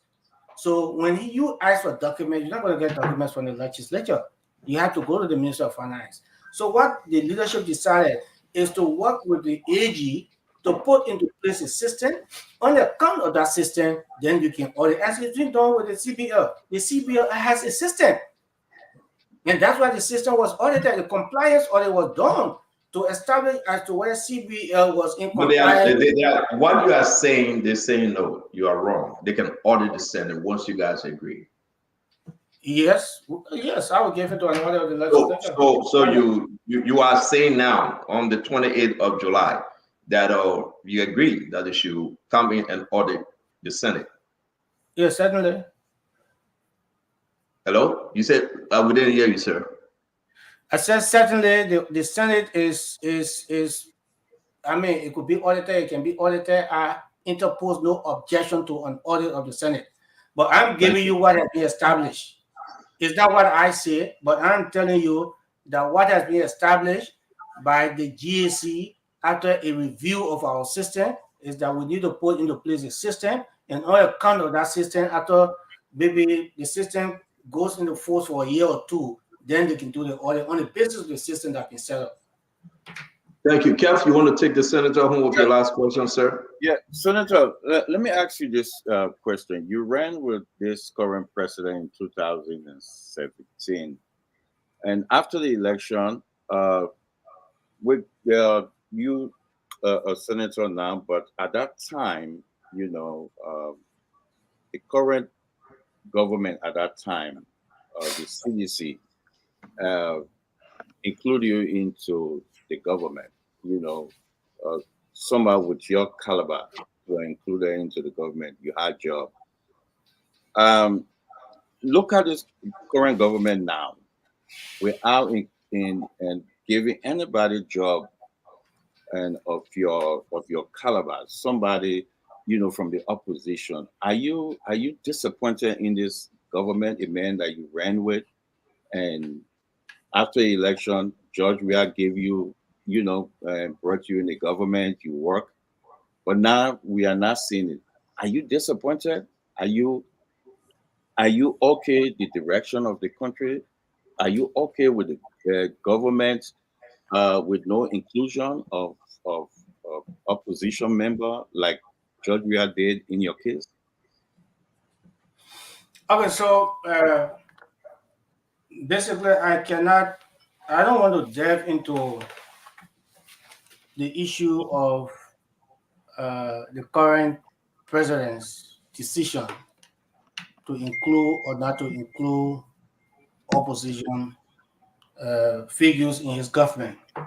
It is by his own reckoning that he can decide who to include in his government. The decision to appoint me in 2018 was at the own reckoning of then President Weah. And I cannot say because President Weah did that, President Bouaka is on obligation. The consideration that went into President Weah's decision to appoint me, the justification he had to do that, I don't know if President Bouaka has that. So I cannot speak for President Bouaka at this point in time. The way the country is moving, whatever it is, I've always said to folks, I will say to you, it's still too early. The government is just 6 months. Let's wait and see. It's still too early. I'm not in the business of passing judgment. The Liberian people made a decision to elect President Bouaka. Let's give it time. Let's see what he's going to do for our country. The Honorable Emmanuel Nequay, Senator McGill County. See that? It's for you to ask the media. It's for you to say, not for me. You are the judge. You are the watchdogs. You should be telling us. But maybe the public servant, the public want to know from Nequay. I'm a bit biased. Somebody might think that I'm seeking favor. So you are the watchdog. Honorable Nequay, can you clarify whether you or Albert Chie ever asked Youngbley or the team not to audit and not to make public certain reports on these records? No, I've not had conversation about audit with the Protein. Protein and I have never ever had conversation about audit of the elections. Not at all. Okay. Thank you very much. Thank you. Thank you very much. Abdullah, from my end, I appreciate Senator Nequay tonight. A lot of stuff was discussed to clarify the issues on these PSC documentation. If we do have further questions, we'll extend it to the senator and we'll ask him if he can clarify. But you take us home, Abdullah, as we bring in our next guest. Thank you very much for coming. You know, on Nequay, my man, he came with fire, he put us on war. You know, so I'm happy you keep, my man. I'm happy we not this guy and myself don't went by student politics. So we know each other very well. So as soon as he saw me in the studio, he said, I'm building wall. I saw. Well, you guys went against each other in student politics? He said, no, because he meant no, we for student politics together. Me and I was in the same group. So we know each other very well. So as soon as he saw my question, he said, I just go attack Katama. I'm not like Katama land. I just disrupt you. So I don't student that day. But thank you for coming, my man. Thank you for coming, and we hope you come back. Yeah. Well, next time we'll come, you bring it back. We'll talk about the administration, the performance, and don't tell us that you'll be biased. because the people of Magui want to hear your view. And next time we come up, also Bill will say the Magui, yes, Magui will be on one side. Yeah, I want to do that. I want to see what's happening. Bring together along. When the story came up, on Nequay camp, and I reached they can't believe that. Oh, they have stand up there in front of Magui. I said, look at it, man. And you have no stand up for two. You have no stand up. Stand up, you have to do it. You take information and do it. But anyway, it was good to see you, my man. Yeah. Okay. But don't think that you could go to Frank or we're coming for you. I mean, I'm a policy. You've been coming for me. You've been coming for me all along. I really had after how many years? I've been bullet all along. Get a closing though. Get a closing before you go. Yeah. Okay. So, CEO, Mr. Witherspoon, thanks for this opportunity. At least we reached out to you, and you were gracious enough to avail your platform for us to provide clarity on the issues raised. And we think we presented the facts. There's no issue at $11.6 million here that was paid to me or to the PSC in 6 years or in 3 years or in 1 year. I was never mentioned in the audit report. I didn't serve the PSC from 2018 to 2023. I served from 2021. The PSC has defined it's not Emmanuel Nequay. The audit was a compliance audit. The issues raised about the CBL operations in compliance with the laws and regulations that govern the CBL in the execution of its mandate. It was not a financial audit, the PSC, that implicated me or anybody in a financial malpractice. And the payments to the PSC were on account of budgetary allocation over the years. So we think that we also inform the public on how the PSC operates through a secretariat, and vis-a-vis as with regard to the audit report, we think it's a good audit report. We should encourage the GSC to do these system audits so that the system failures that are hindering the smooth operation of government can be corrected in the interest of the forward march of our country. Thank you. Thank you very much for coming. We appreciate it. We noticed you did well avoiding the questions. You took no responsibility for the PSC community work. Thank you for coming. Have a wonderful day. Thank you, Captain. Thank you. We want to say thanks to all of our many fans. Now we want to be turning over to the acting chairman of CDC, Janga Augustus Kowo. Again, it's 9:12 in Liberia, so we will spend an hour 30 minutes with Honorable Chairman Janga Kowo to bring up the conversation. We want to say thanks to every one of you that followed us to have a discussion with Honorable Emmanuel Nequay, Senator of Magui County. The issue about the PSC report, again, this report are coming up. Amara Conan now, he's the chairman, the current chairman for PSC, and I think he's doing extremely well to bring up more information in this regard. Now, folks, read the report from the central bank, read the report from GSC. Always understand we present these documents and these senators or these guests come and make their own claims and counter claims. The representative, James, we have invited him, and I hope that he will join us on the show to speak to this issue. He didn't answer his call.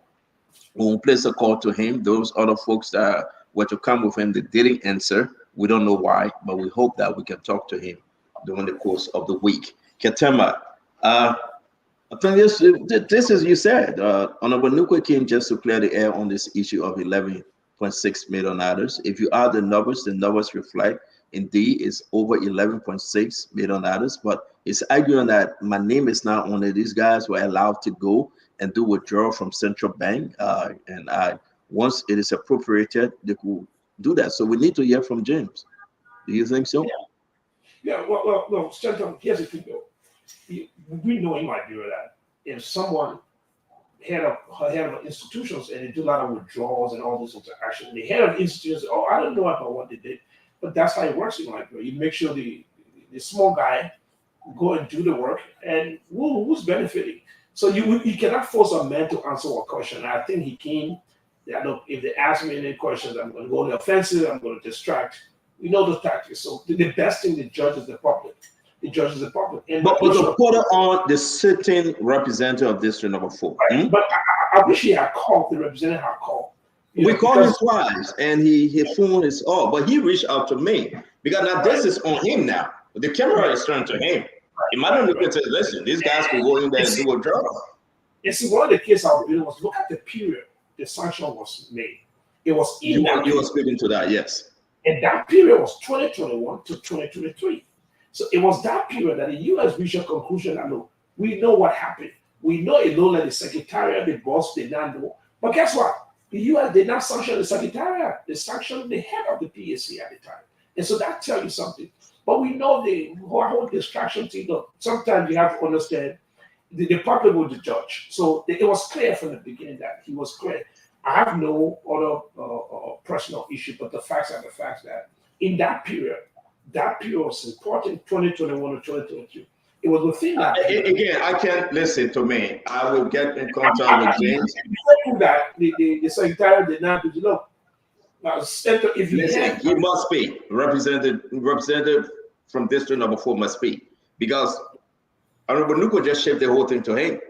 All the thing you say over there, he acknowledged it. He said, but they could go there and do their own thing. So wow, what kind of power that the Secretary have? But let's bring in the acting chairman.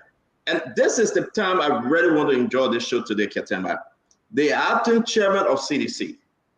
And again, I want to say, CDC, the acting chairman, Jangad Augustus Kowo, is in studio. We will bring him now live. I want to say, oh, my man, we can't see your face. Oh, is there any way you can turn facing the light and maybe we'll get good? Senna, who's this? Who the guy? Who the guy in the studio? We're not seeing his face. Can you hear us? Okay, it's okay now. Can you see me now? Yeah, I think it's better, right, Ketema? Yes. Is it better now? Yeah. Thank you. Yeah. Yeah, is that all right? Yeah. Yeah, Kev, calm down. Don't worry, Kev. Calm down, relax. Don't worry. We know your chairman is in the house, but calm down a little bit. Ketema.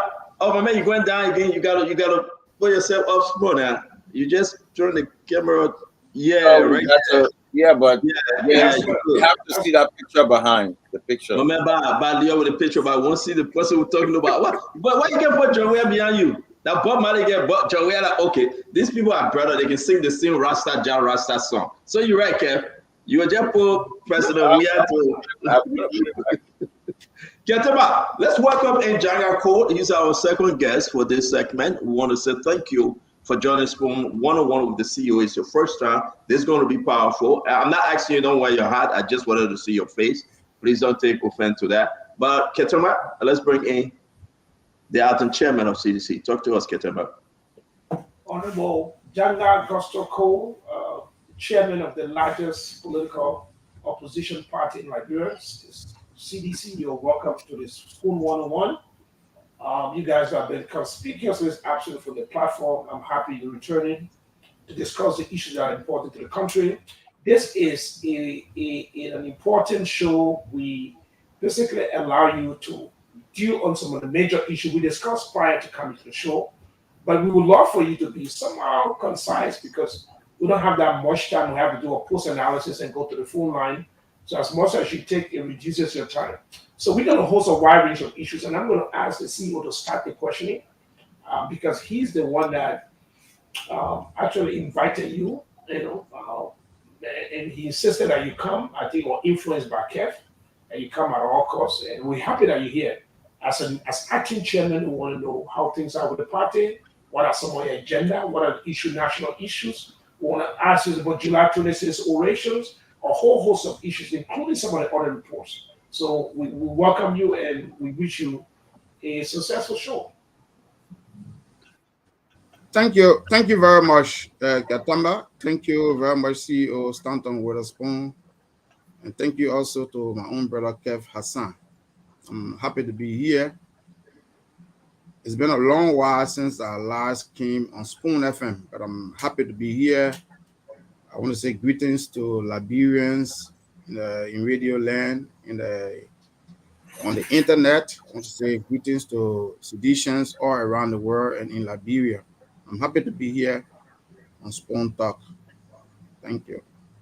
Thank you very much, acting chairman. Again, don't make this your first visit. Come again. The Liberian people want to hear you. This is the People's Network. This is where we do the good, the bad, and the ugly.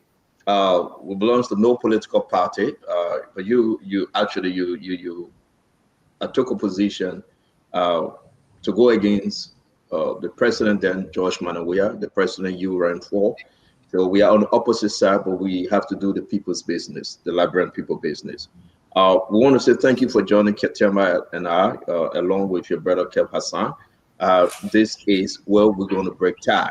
I want to say to you, Honorable, why are you here? Not here on Spoon, but what's your message of introduction, not your personal introduction, party-wise, since you took over as acting chairman for CDC? We give you a minute, sir.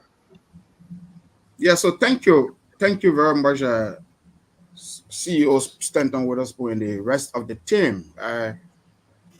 Basically, I took over around 3 to 4 months ago as acting national chairman of the CDC, and that task has required me to actually do a SWOT analysis of where the CDC from since it lost the elections in 2023, and the president graciously conceded and turned over power to the Unity Party. And we are taking stock. We are engaging consultative discussions. We are seeing exactly where we stumble and fail in 2023. We are recalibrating. We are repositioning. We are rebranding, getting ready for political combativity that will eventually lead to our recapturing state power democratically come 2029. So that process is actually on as a vibrant national political party, a grassroots movement. We can tell you that the CDC is alive and kicking. The partisans are even more exuberant. There was disappointment after the loss of the elections, but again, we have embraced the loss. We've gone to exactly where we fell short. What are the issues that we didn't tackle that led to our defeat? So those are the issues, those are the analysis that we are conducting. And eventually we are repositioning the party as a vibrant opposition political party that is going to keep the feet of the Unity Party government to the fire for the next 6 years. Why you lost the election?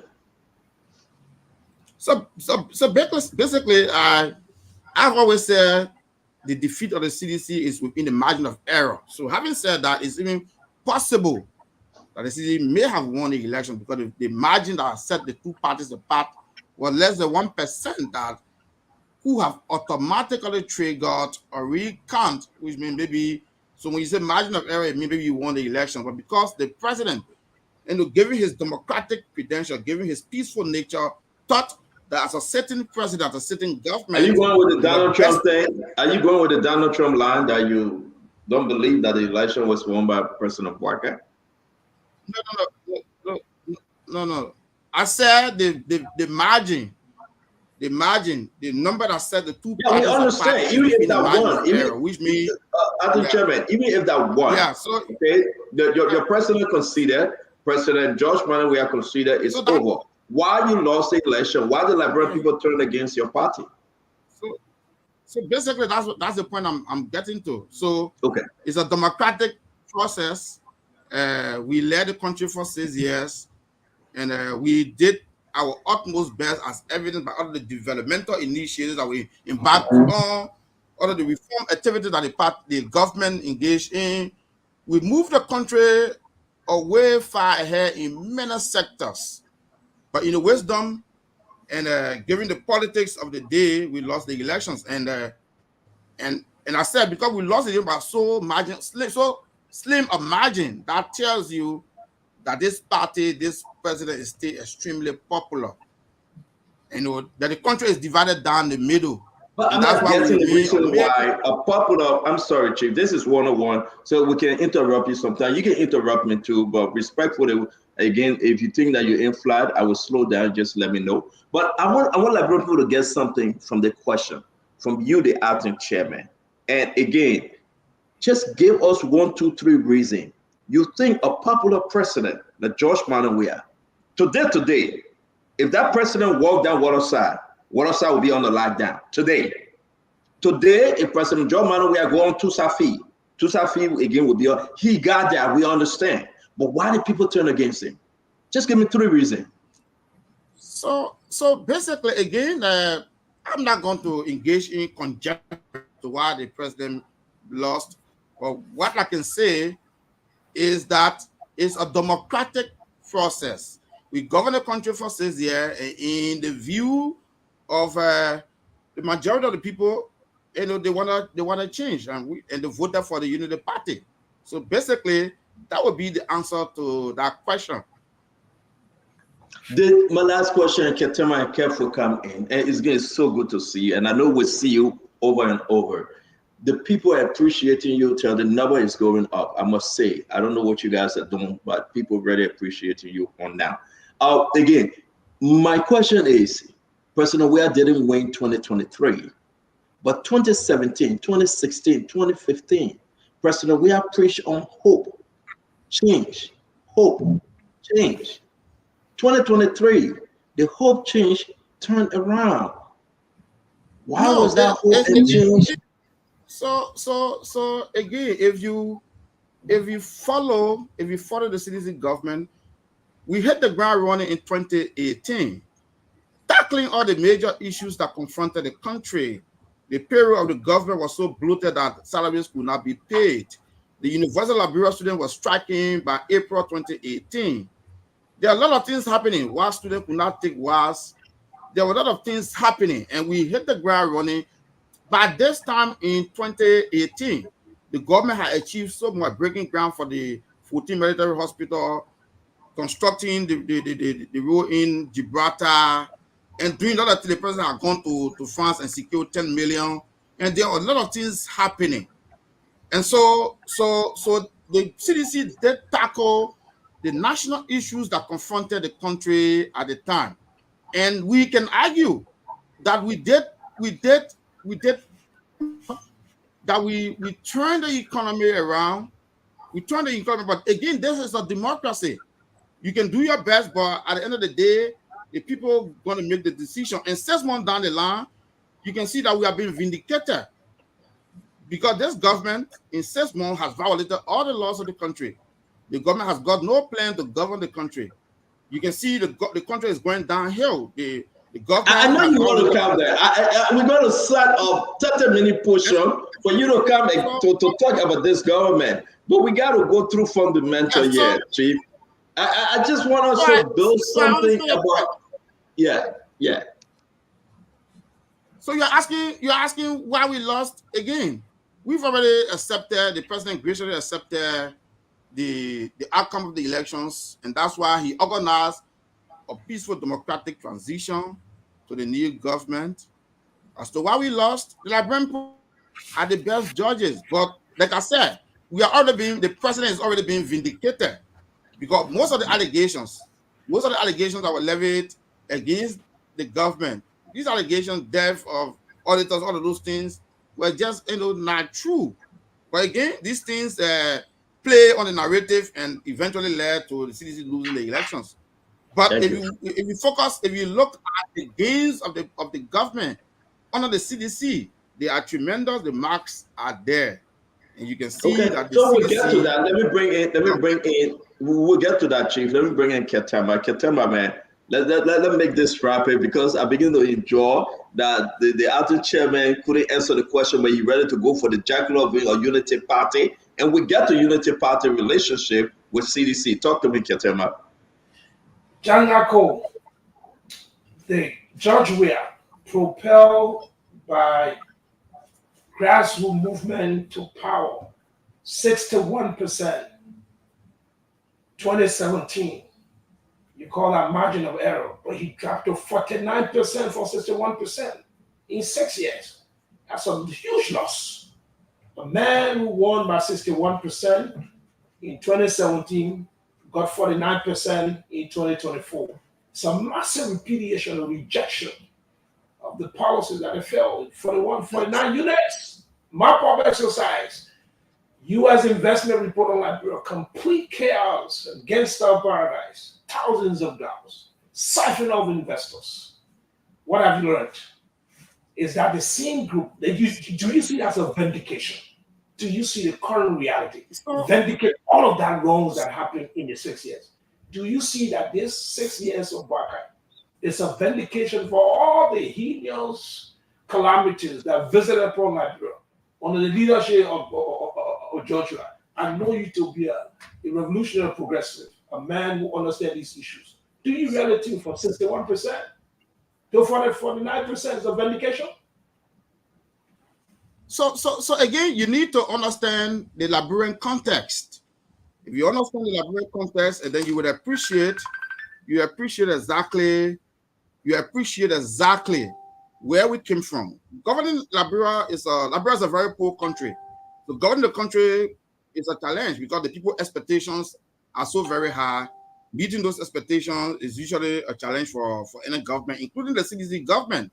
So we agree, but we confronted these challenges head on. The president confronted the challenges head on, declared university education free, construction of roads, construction of public buildings around the country, construction of public parks after 170 years, and on and on. But again, Liberia being a poor country, a country that was kept poor for 170 years. People expected magic in 6 years. No, there's not going to be any magic. There's going to be no magic in 6 years. But you see, you put the country on the right trajectory. But because, again, the expectations of the people were so high, so juxtaposing that with the challenges of the day, you realize that the people wanted more. But again, if you look at what we defeated the United Party by in 2017, and what they defeated us by in 2023, the CDC is still a very strong party. It's not a massive repudiation. No, I disagree, Katamba. It's not a massive repudiation. The country is divided down the middle. So it's erroneous to assert that it's a massive repudiation. No. No, the country is split down because governing a country is a serious challenge. And that's why we've confronted these challenges head on. That's why we're making all of the strategic interventions, the road construction, education, healthcare. These things will be confronted head on. But again, it says yes, you in the face of all of the propaganda. Some of it led by CEO Stanton Witherspoon and for his reasons best known to himself, and again by other media outlets. So there are a lot of shots fired, ladies and gentlemen. Shots fired. I hope you understand.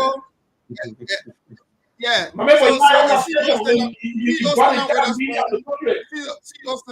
Come again. But no, Jack, here's what I want to say though. I just want to chime in quickly, if you don't mind. So let me learn. So under the circumstances, Liberia being a poor country, also democratic interventions that the CDC government made, those interventions were so strategic, and for instance, the UP government cannot cancel free tuition in public universities. That's a landmark achievement. Given a country that is almost 200 years old with a vast majority of its population illiterate. That's a scanty indictment of the leadership of the country. And when we come to discussion the national oration, we'll put some of these things in context. How can a country be 170 years old? You got to know that we're on for a long ride. With no public parks. We started. Okay. Somebody say, "Oh, public parks." No, it's a simple thing. You guys live in the U.S. Stanton. In every community, there's a public park. A public park contributes to the psychological and intellectual development of the people. In Liberia, the construction of public after 170 years. Okay. And you talk. I mean, we'll come to all your talking points. I know you got a long list of talking points you are reading. We'll come to that. Don't worry. So we can tell you, and the reason why the CDC remains the biggest grassroots political movement in the country because it's grassroots driven. The CDC expresses the vision of some of the Gabriel Bacchus Matthews, who's the forefather of multi-party democracy in Liberia. The CDC as a political movement is in close concert with the ordinary grassroots of the country. And that's why the CDC remains extremely competitive. Okay, so and we're trying to do a segue, and this is important. The CDC, you just define it as a grassroots-driven movement, but the grassroots abandon you. The grassroots took you from 61% to 49%. The grassroots say you are corrupt. The grassroots said, even see, these are young people who were left on the sidelines. The grassroots said, your buildings, your own unit, the US government reports, tons of reports, the UN investment reports, the sanctions report, the entire country, a massive rejection. That is not narrow content. It is narrow from 61% to 49%. That is 12 points. This is a lot. So basically, you lost the urban criteria. I'm asking the question. So, my question to you now. No, let me ask you my question. Let me finish my question. Okay. My question to you, Janga, my question to you is that you think the 6 months vindicate all the corruption that took place under Georgia? You think the 6 months of Bwaka, when you disagree with what happened, is it a vindication for all the unresolved issues of auditor that Bati Niswa that died, police call report? This 6 months of Bwaka is your vindication for everything that went wrong in the country? For So the 6 months, exercise? Go ahead. Katamba, are you asking a question? Are you asking a question or you are giving a literature? You need to ask the question and allow me, because you are eating up my time. You are eating up my time. The 6 months of the Unity Party government is a snapshot of what you're going to see in the 6 months of the Unity Party government is a synopsis of what you're going to witness in 6 years. The government started with the violations of the Constitution. The government has gone ahead and violated the public procurement and concessions law. The government has gone ahead and violated the right to job opportunity, like in the case of Ambassador Maxwell Kemenya, whose employment is being interrupted. So the Unity Party government in 6 months has quadrupled and has given a snapshot of what you're going to witness. The Unity government trying to procure 285 yellow machines over the counter. The Unity Party government witch hunting ordinary civil servants all across the government. The Unity Party government engaging in murder in Kinjok County. The Unity Party government is engaging in violation of the Constitution by disrespecting the Supreme Court ruling. The Unity Party government has violated all of the laws of the country.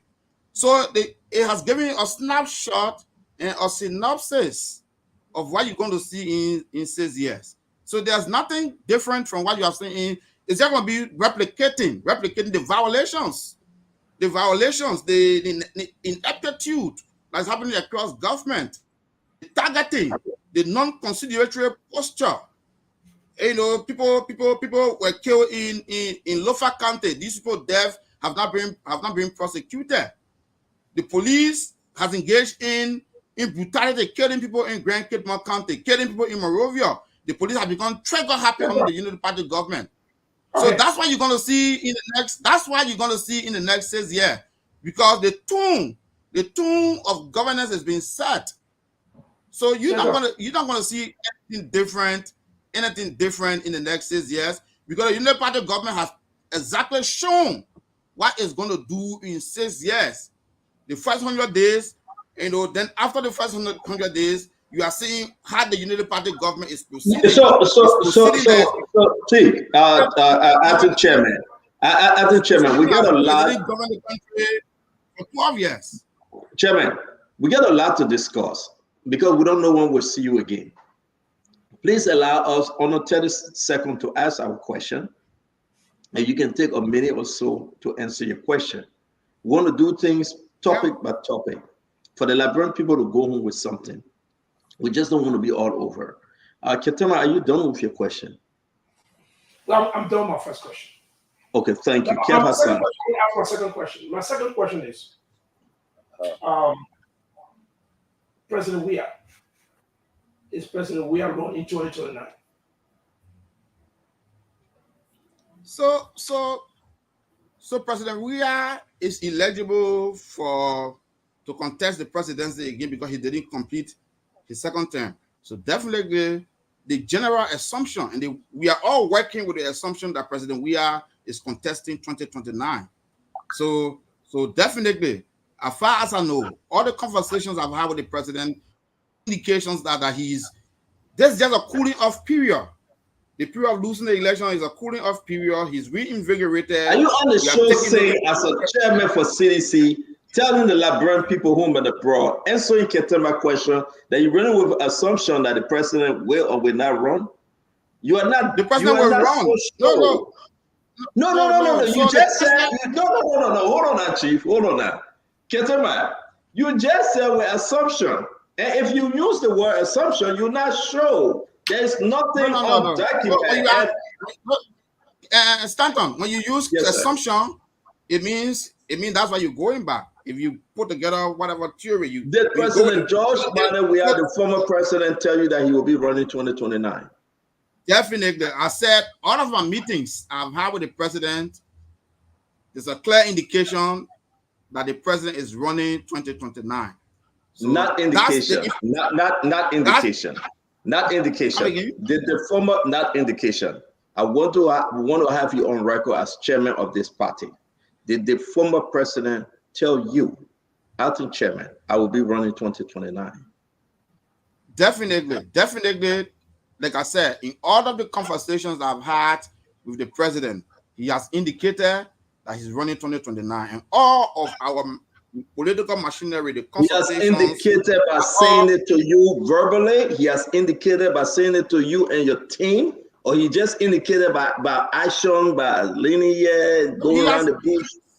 He said that to you as chairman for the party. You sat with him one-on-one, and he said, "My chairman, I will be running 2029." Yes or no? Definitely, the president have indicated that he's running 2029. So that is for certainty. And when I say that is the assumption we are moving with, that's what I mean. Because he has indicated to 2029. So that is definitely a certainty. So there's no uncertainty about the president contesting 2029. So that is definitely a certainty. Thank you very much, Chairman. Kev Hassan. Yeah, Chairman, welcome to the one-on-one with the CEO. I believe you made it clear the president going to run. We do have a democratic process. We will go to convention and all that stuff. So you made it clear that the president will run. But let's go back to this 60%, 49% math that my brother Katamba threw is that question. Without NIMBA, Chairman, have you ever seen any political party without NIMBA or that went close to the margin of error? Because we know the margin of error. That's what the Unity Party won, with the margin of error. Never. Have you ever seen in the history of politics in post-war that anybody that close? Why are you shaking your head? Have you ever seen that?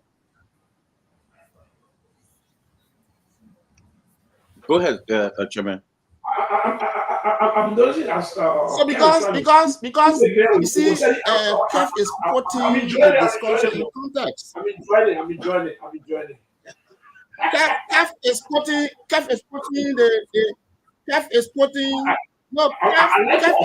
the question.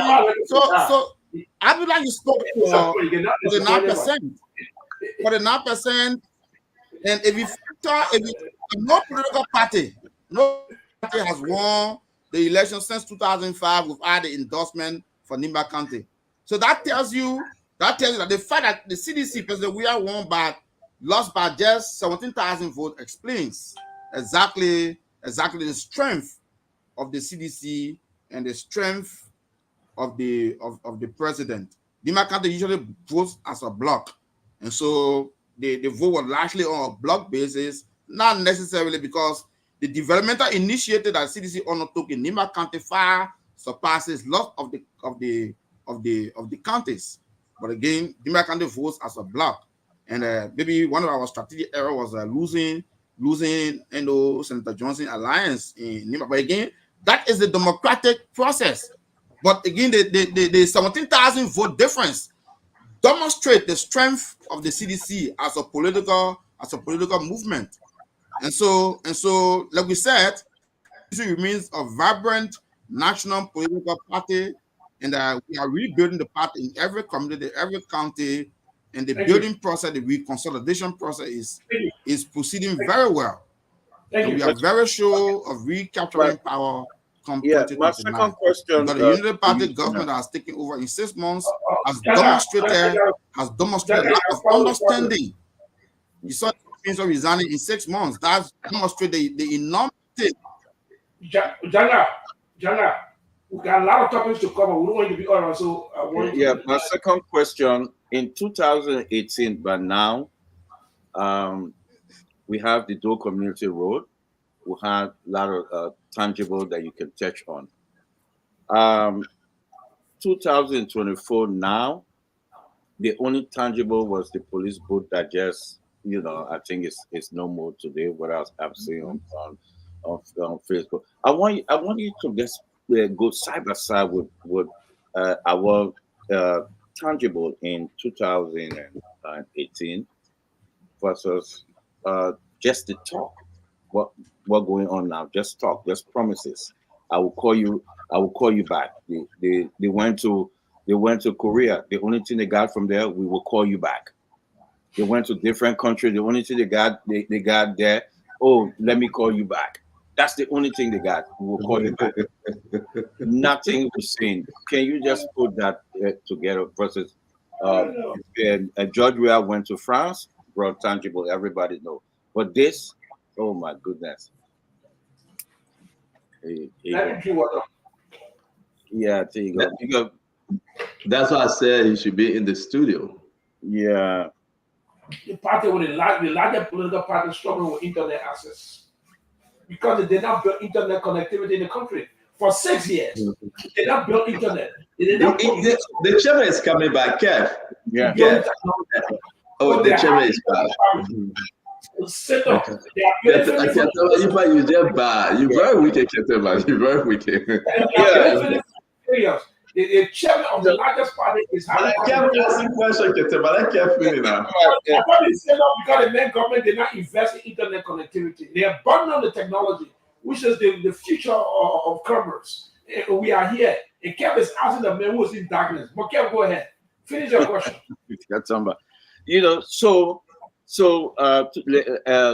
Like I said, 2018 by now, we all saw the president were in France with the French president. We all know the tangible that he brought back to the country. We saw a lot of things, but the only thing we get right now is just we will call you back. We'll see you next time. Some don't answer the phone. They have some AI meeting with some businessman that we check. There's nothing on that businessman, website speaking to the president. Nothing. I just want you to just explain the 2018 versus now. It's but the same time, the 6 months, not the 6 year, not the but that the 6 months to the 6 months. What happened? So you can see the contrast. The contrast between the two governments for 6 months is evident. Like we said, by the time the president took over now, dual community road was already up. The 14 military hospital was already being constructed. The president had gone to France and secured more than the University of Liberia was enjoying free tuition by now, and all other public universities around the country. The national examinations that cost each student around $60 was free. The government was financing that. So the government was well on course as compared to this current government that has achieved zero. The only thing the government has achieved in 6 months is the violation of the Constitution, violation of the Supreme Court ruling, the witch hunting of civil servants, illegal dismissal of EPS officers, and these things are letting of performance by the government points. The only thing the government has achieved is the police boot at at Boulevard Junction, which you understand was damaged by an accident. And the government tried to procure 285 yellow machines, but you saw if the government had any plan to procure that would have been in the budget. The fact that it was not in the budget, it means the government had no plan to procure yellow machines. The government is like an. I gotta ask my question, Katemba. Yeah. So basically, just for point of correction. Yeah. General, what you would do here is to make sure that if it means playing the devil advocate to balance the story, you made some wild accusations, and I think it's important to straighten out. In 6 months' times, President Bwaka now, people are saying they're moved from the southeast to Liberia to Monrovia. People are leaving from the south in 6 months, in less than 6 months. People are leaving from the south. When were you in the southeast? It's media coverage. Okay. I'm asking you, when are you in the southeast? Jana, let's get together. There's a media institute, independent media have gone through and said people from the southeast are coming in 6 months' time. President Bwaka has done that. Where in 6 years, President Weah did not do that. In 6 months' time, President Bwaka did not build for the 49 units. In 6 months' time, President Bwaka did not build for the 9 units. So let's make sure we get posting the facts. Let me correct you. We'll come to the issue of 49 units. First we establish that there's no 49 units anywhere owned by the president. All of those things were fabricated propaganda intended to turn the Liberian people against the president, and some of the Liberian people bought those lies.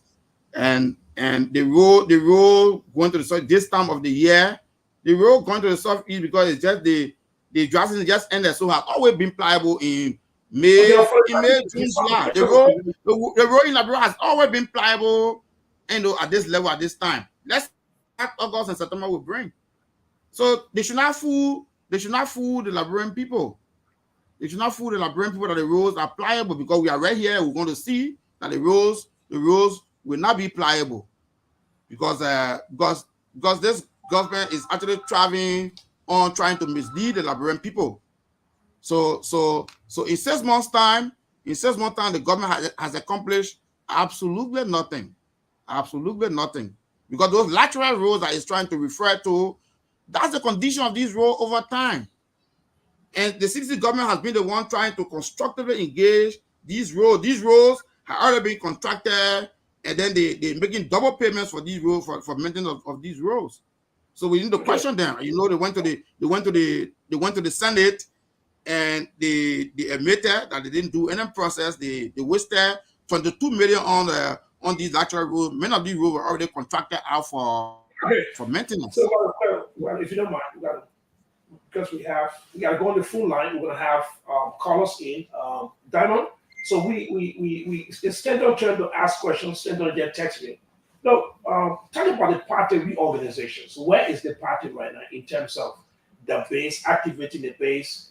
We see that you guys have a retreat, and we also understand that there is a roadmap for a comeback, from setback to comeback. Explain that to us. Give me a chance to tell us. You're the new chairman of the party.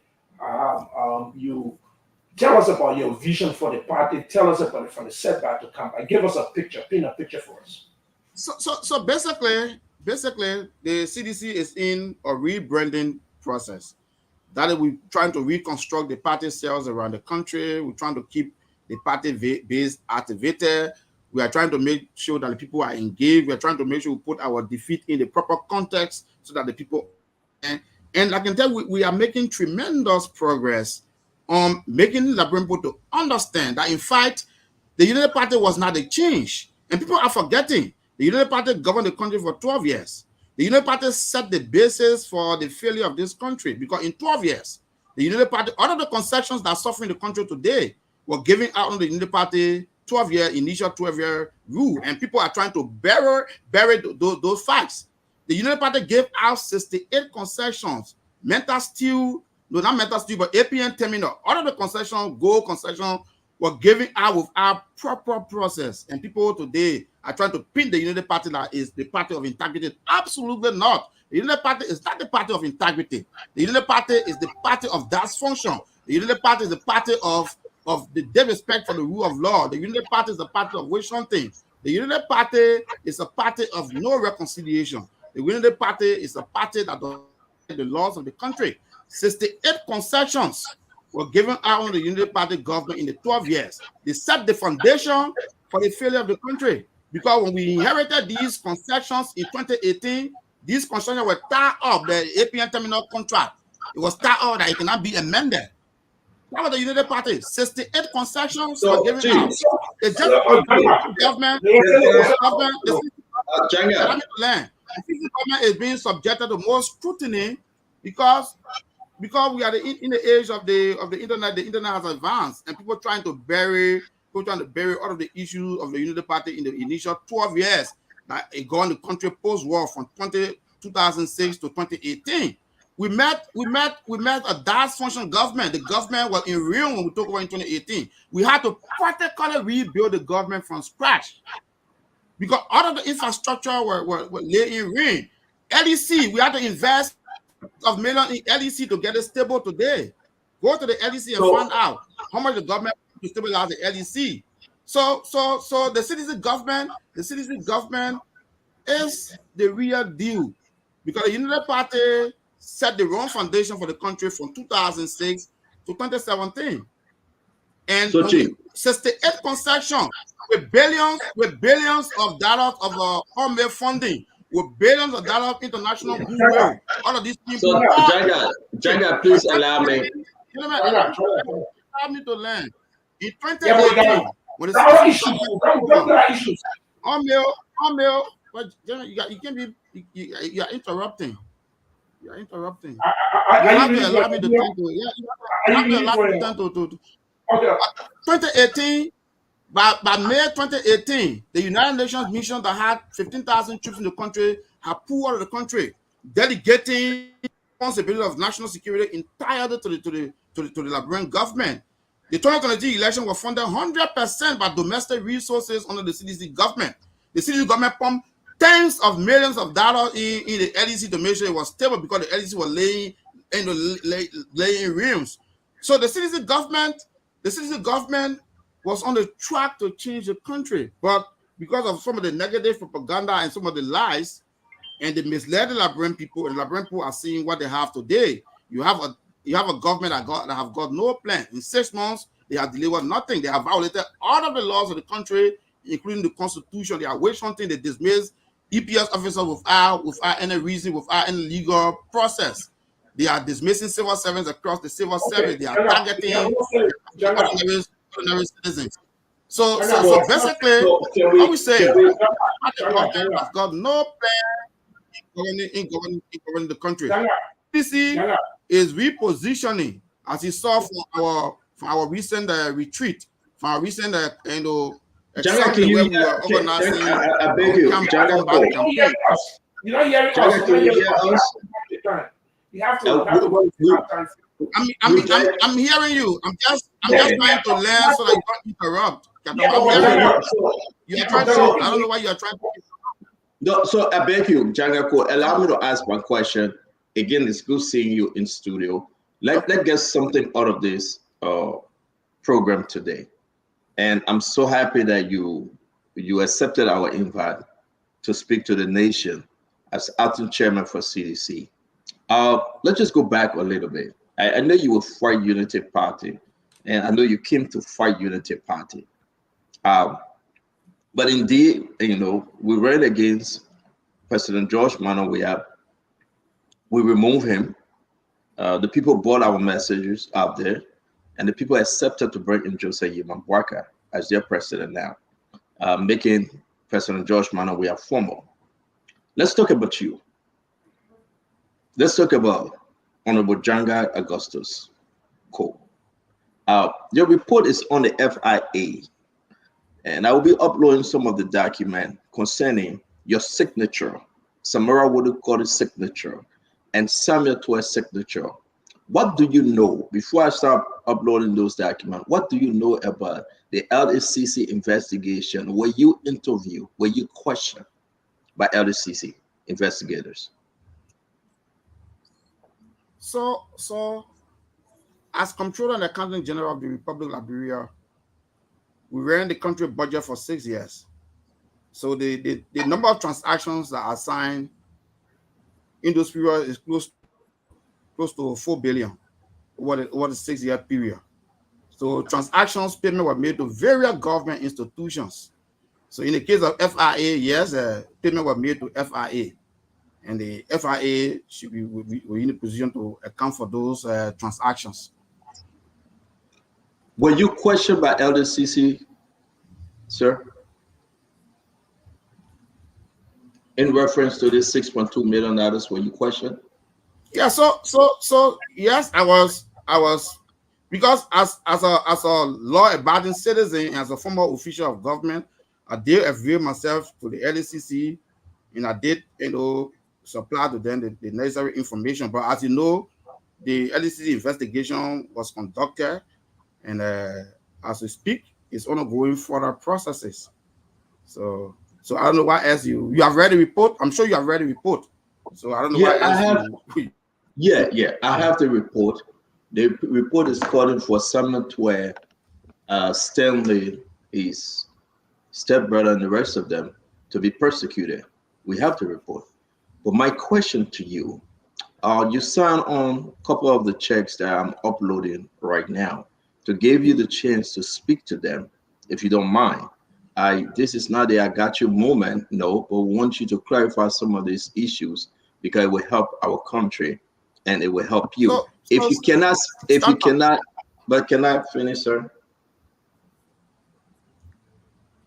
Go ahead, sir. Go ahead. Definitely.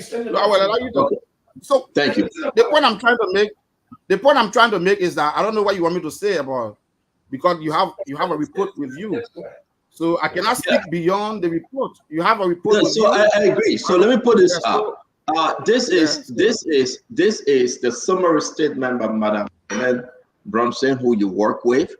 Then the Deputy Minister for Budget and Development Planning, who she stays. On May 1st, 2024, Madam Bromson arrived at LDCC to answer questions in relation to her role and knowledge of the allegation as mentioned above on the $6.2 million. Now, it is important to note her statement to investigation. She states that the FIA money transfer transaction on her investigation came to her attention when it was being reported in the media. Based on that, according to the madam, she referred to the budget evaluation report of 2023 and noticed that 6.2 million plus is captured in direct debit column for FIA. Now, I will pause on that statement, on that paragraph, and give you the chance to explain. Are you in agreement with what Madam is saying, Madam Bromson is saying, that it was captured and therefore she knows nothing since it came to the media? It was her first time. Can you tell the Liberian people what do you know about the $6.2 million that is in question? So Stanton, what I can say, you have an investigative report before you. I cannot comment on what Deputy Minister Bromson told the LACC. I'm in no position to comment on what she has said. So you have a report. Why should I comment on what she has said? I'm in no position. What do you know about the 6.2? What I know is already in the report. You have a report with you, so I cannot say anything beyond what is in the report. On one of the documents, you sign on for some of the money. Yeah, you so that's let me finish. You, Samara Wodokori, and Simon Tway, you guys signatures on the requesting for the money. You were controller at the time. Was the money fraudulently given to folks that were requesting it to stand it forward upon the request that go and get it? Your signature, why did you sign on it? Was it legal? Was it legally done, Chairman?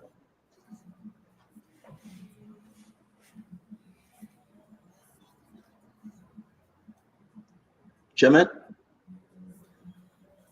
I think it froze. Yeah, the internet is frozen. Okay, but Ketema, I mean, I have asked the guys to put up the information, Ketema. I think one of the questions you were asking Emmanuel Nequay Ketema, but we hope the chairman, we can give him the chance. Ketema, you hear me? Yes, I'm hearing you. Can you hear me? Yeah, go ahead. I want you to take it away till the chairman can return. Yeah, look, Senator, I think the CDC government was entangled in a lot of financial situations. That, in fact, that was one of the reasons why they came in as a change. I hope that this is the last step. This is this messianic message from George Weah to change the direction of the country. He was not a politician. He was not a warlord. That there would be a massive shift in the direction of the country. But their relationship with transparency was not good. Their relationship with ordinary people were not good. So they had a problem. They had a relationship with the truth were not good. Their relationship with everything was collapsing. And so it led to a massive public repudiation and rebuke and rejection. And so CDC had a good day. I did some good work, but I think CDC was defined by their errors and some of their progress they made. And so when it comes to financial issues, whether it's a map or whether it's this amount, CDC is written all over it to some extent. I mean, to a large extent, I would say. And that led to the massive. Look, 2 years, 2018 and 2019, that's when Joe Weah lost the election. 2018, all the biggest scandal, the 100 million, the $25 million map up, the June 7 protests, the auditor situation, everything happened in 2018 and 2019. So by 2020, you had the midterm elections. The people manifested that anger, that disappointment. CDC had lost the people in these 2 years. 2018, 2019, the rest was just struggling to recapture and regain that lost confidence. Because 2018 and 2019, that were all the bad things, most of the bad things happened. That's when the auditor were disappearing. So But let me bring in the chairman. He asked if we can hear him. We can hear you, Chairman Kowo. We can hear you. Can you please address my question prior to the interruption of your internet, please? So so like I said, you have a report before you. It's like you want me to say beyond the report. You have a report before you. The report is going through further processing. So, like I said, as Controller and Accountant General, I did sign a lot of government transactions. And the report tells you exactly my role. So I don't know what you want me to say beyond that. I cannot comment on what Deputy Minister Bronson said at the LACC. No, I'm done with Deputy Minister Bronson. I was just bringing that as an intro for you to understand where I'm coming from. But my question to you, as your role as Comptroller General, you think that you did this legally to sign on the document given Standard 4 and FIA? Now they have admitted that it was done illegally. So you think you did your position then you did the right thing? So again, I don't want my parents here to be about that investigation because you have a report before you, and I would not go further in it because you have a report before you that explains the role of everybody in that transaction. So basically, what I can say is that you have an investigative report before you, and I'm not going to give any further comment on that because I respect that, John guy, because when you come on the show, we are free to ask our question. You are free to answer. Yeah, I answer your question. I mean, you have. Yet I did comply with the LACC investigation because as former public official, you have an obligation and responsibility to comply with statutory agencies of the government. We understand, but you signed on it. You signed on it. Did you sign on it legally, or do you think that it was illegally done? So again, you are asking me. You have a report before you. You have a report before you, so you should refer to the report. The report is asking that Senator be persecuted. LDCC is recommending full persecution of Senator. Do you accept the decision of the report? Is it about me accepting? No. So again, as a chairman for the political party that Senator served as finance minister, do you think the decision to prosecute Senator for lying to the Liberian people, as the report stated, the charges against Samuel Kowo. Do you think, as a chairman for the party you represent in CDC, Samuel Kowo served as that party for 6 years as finance minister? Do you think, as chairman, the decision to prosecute Samuel Kowo was the right one recommended by LCC? So again, I want to repeat myself. You have an investigative report before you, and the fact that the party to that investigation, I'm conflicted in trying to provide further comment. So I will advise you to take the report as you see it, and let's see how it unfolds. Because it's not. Yeah. You say you're part of the Yes, he answered the question. Yes, he answered the question. He appeared before LCC. I did comply. Well, Katamba, we are law-abiding citizens. So in my wisdom, is the best thing to do is to cooperate with all statutory agencies of the government. So you have a report before you. Let's see how the report unfolds. So based on I'm glad you proved that you're law-abiding. Based on what they say, you think they got a legitimate case against those? So it's not what I say.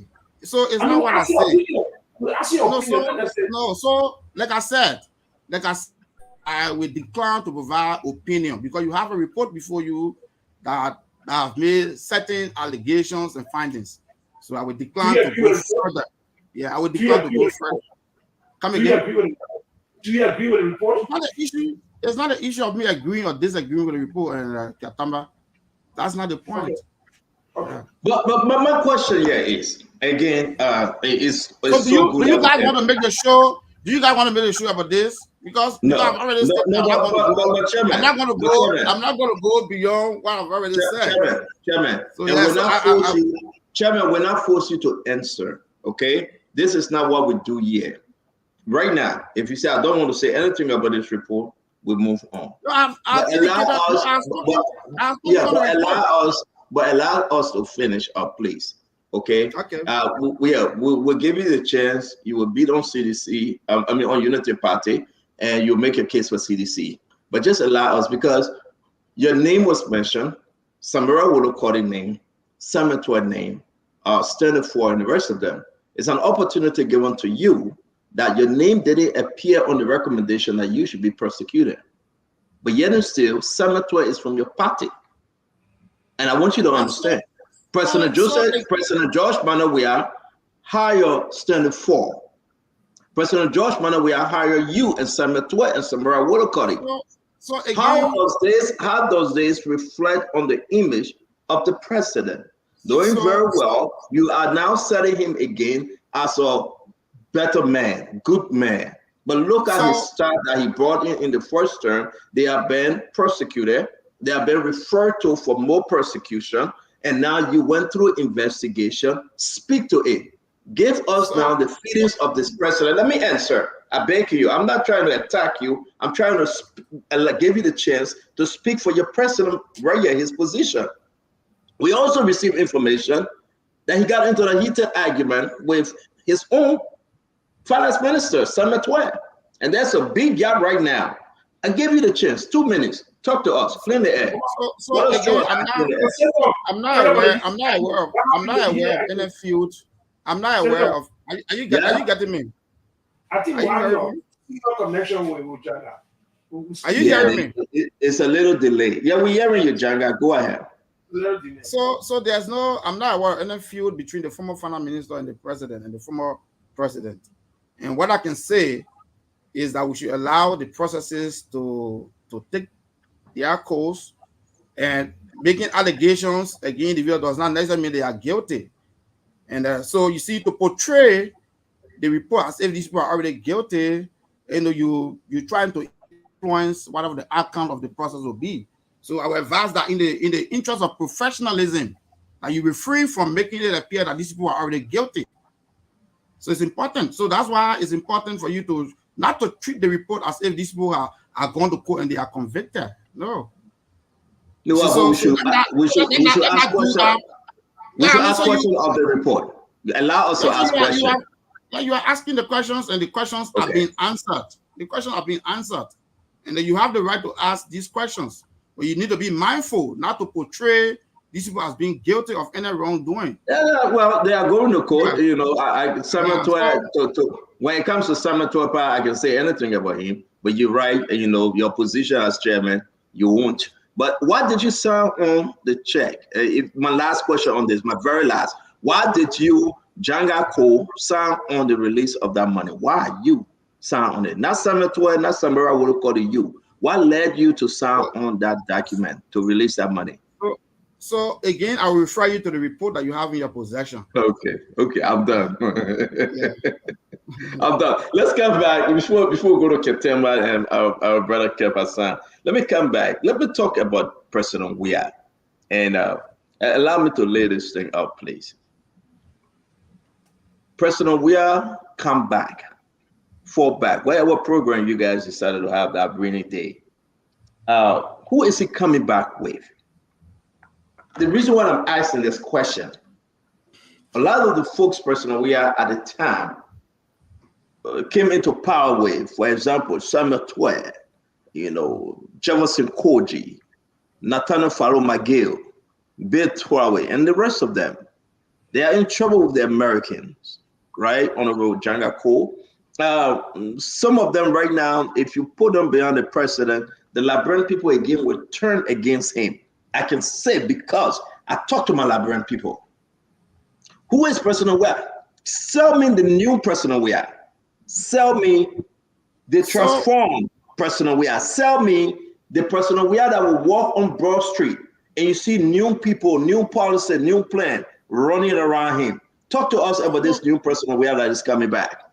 So what I can say to you, Stanton, and the rest of the team, and to Liberians all around the world and in Liberia, that President Weah is one of the most patriotic Liberians.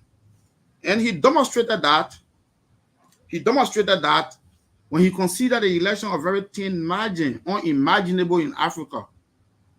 So that tells you the character. This President Weah is a patriot. If you follow President Weah, I don't know how long you've been following him, but some of us in the late 1980s, he's a genuine person. President Weah could have chosen to live his life in luxury. He didn't have to come back. He had no reason, absolutely zero reason to come back to Liberia because he was living in luxury. He could have lived in luxury in Europe and America. But President Weah chose to come back to Liberia every year. In fact, sometimes he came back to the country twice a year. So President Weah is an undiluted patriot, a man who has served this country, who served the country long before he even ascended to the presidency. And I can say President Weah is somebody who understands Liberia, because when he took over, he began to confront the challenges that the country had. Education, public creation. Some people may take it as being simple, but you in America, you know, the issue of public parks. These are things that transform a country. The issue of road connectivity, infrastructure, the issue of so many issues President Weah tackled.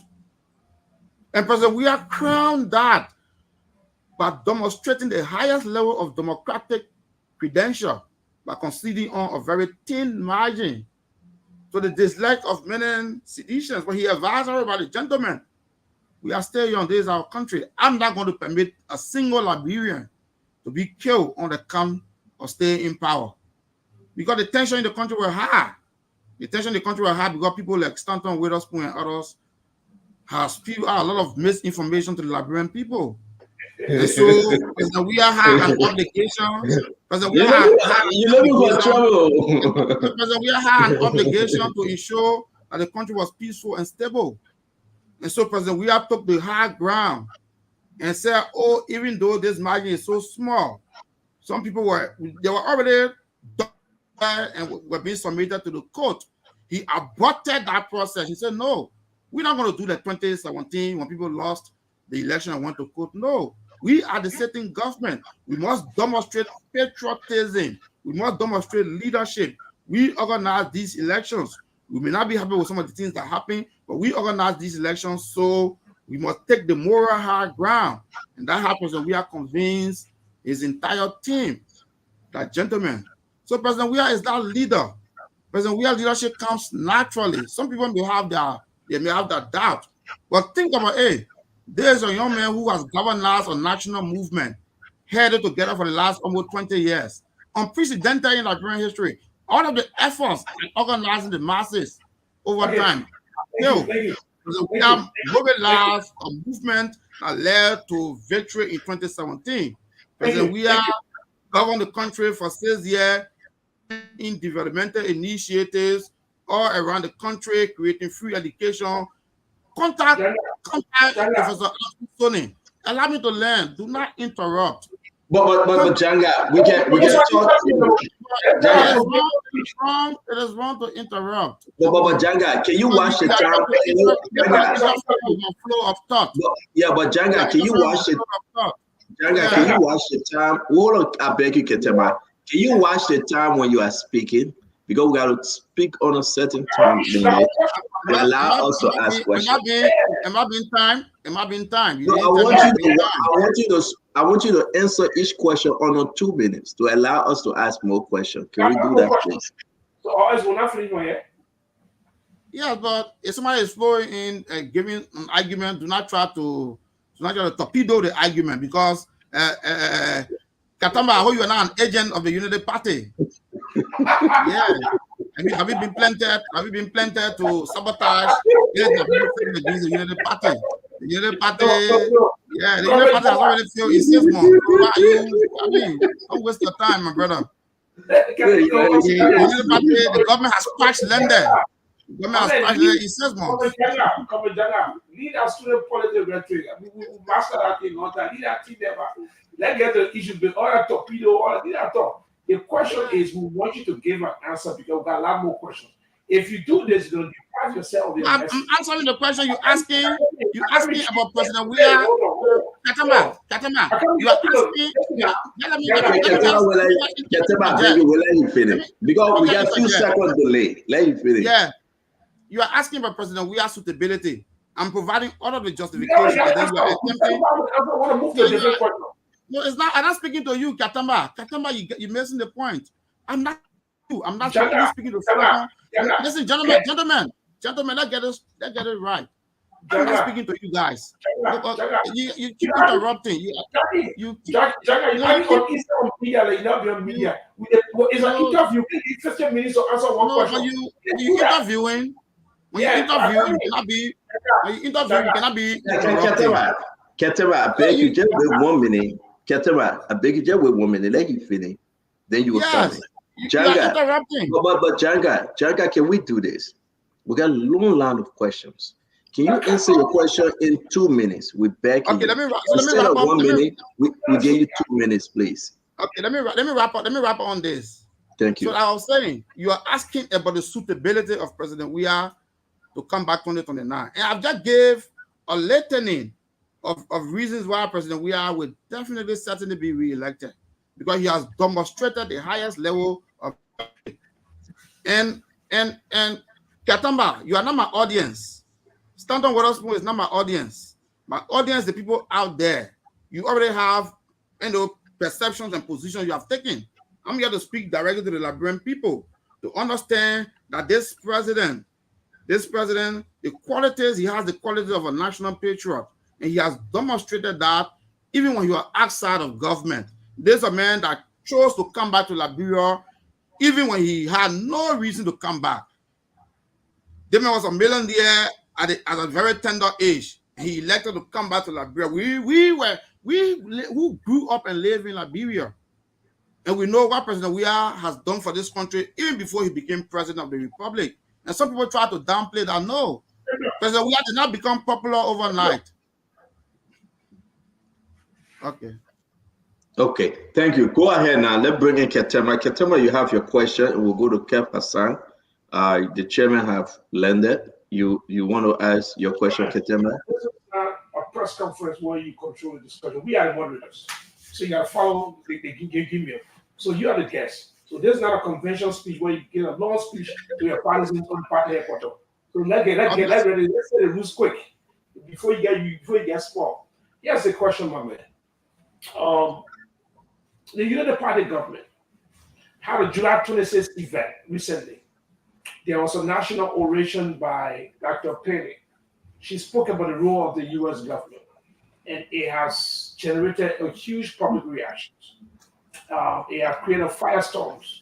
First of all, give us your picture of the whole event, and then the national oration, and tell us what is the party position.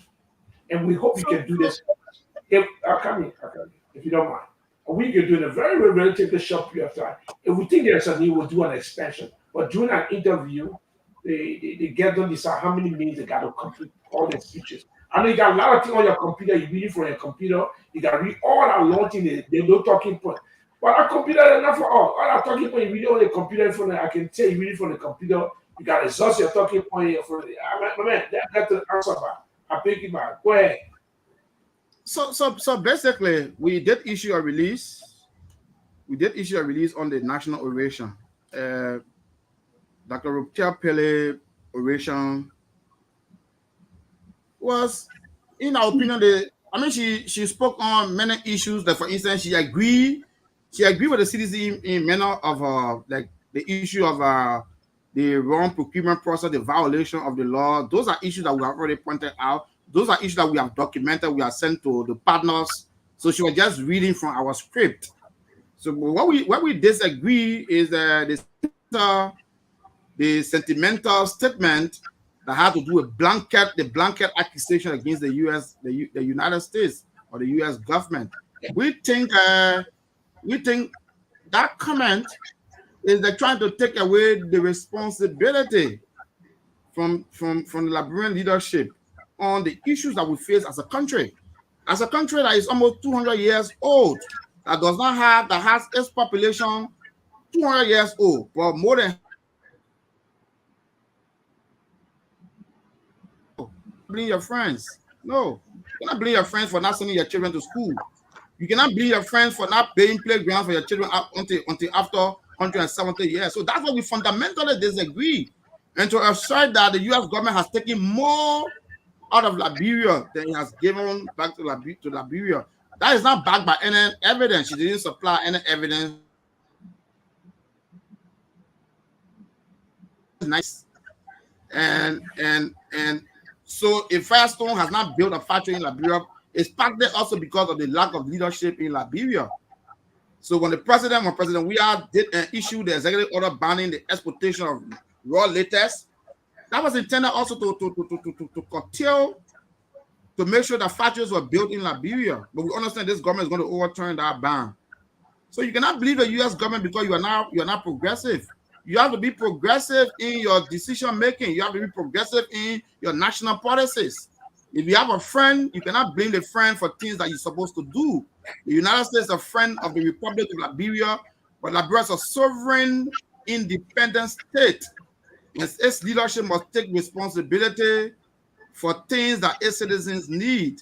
You cannot pass that responsibility to the U.S. government.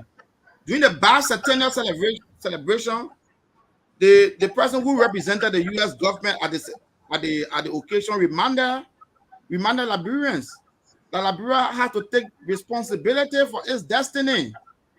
Liberia should not be crying for babysitting from the U.S. government. If so, then we should do a referendum and go as one of the states of the United States. We are not a state of the United States. So people should not misconstrue our release. Our release is not, we're not saying, oh no, because we're not looking at we're talking about the moral obligation of it. No, we are looking at the fact that the responsibility to govern the country lies with the national leadership. The decision not to build schools in rural Liberia cannot be blamed on the United States. The United States has deployed peaceful volunteers all around the country for the last almost 50 years. If you fail to put money in your budget to construct schools, how can you blame the U.S. government? If your population is illiterate, how can you blame the U.S.? No, you must blame yourself. And that's why the CDC, when it came to power in 2018, started to tackle these challenges. Simple things that public parks in PHP, though community. Please don't go to public park. Let us our other question. I go one at a time. You don't want to confuse all the No, people. it's not confusing. It's tie-in. No. So the tie-in, because trying to blame the U.S. government for the underdevelopment of the country is going too far. Because as a country, we have got a responsibility. We have got a responsibility to educate our people, to develop our country, to provide the best conditions for our people to thrive. So you cannot pass that responsibility to a friend. No, your friend can only do so much. Jaga, here's a follow-up to that. You make a profound point about leadership failure. That it is not about U.S. failure, but it's about leadership failure in Liberia. And that is true. But also, that is why the U.S. investment report, both 2022, 2023, said George Weah government were discouraging investors by taking millions of dollars, by taking money from them, by trying to be bribed. That is the U.S. So now you make an argument that it is this issue of leadership failure. When the opportunity is created, when investors are coming to the country, that is the United States report. United States investment report or the investment climate report on Liberia. Both 2 years. The reports accusing your government of undermining investment. That this is the reason why Liberia is poor. Because when investors come, just George Weah people, they are undermining investment by demanding investors to give them money and undermine the effectiveness of that. That is their report. And that is why the U.S. also said, we are sanctioning this government. President Weah government is the most sanctioned government in the history of Liberia. It has more Liberians sanctioned. How many? Hold on. Relax. More sanctioned than any other government in the history of the country. We take note of that. Hold on, Chief, hold on 1 minute. Let Abdullah finish. We'll give you enough time. Because Abdullah putting all the questions together, so you need enough time to answer. We'll see what you're doing. So that is why the U.S. has sanctioned more officials of George Weah government than any president in the history of Liberia. Not even close.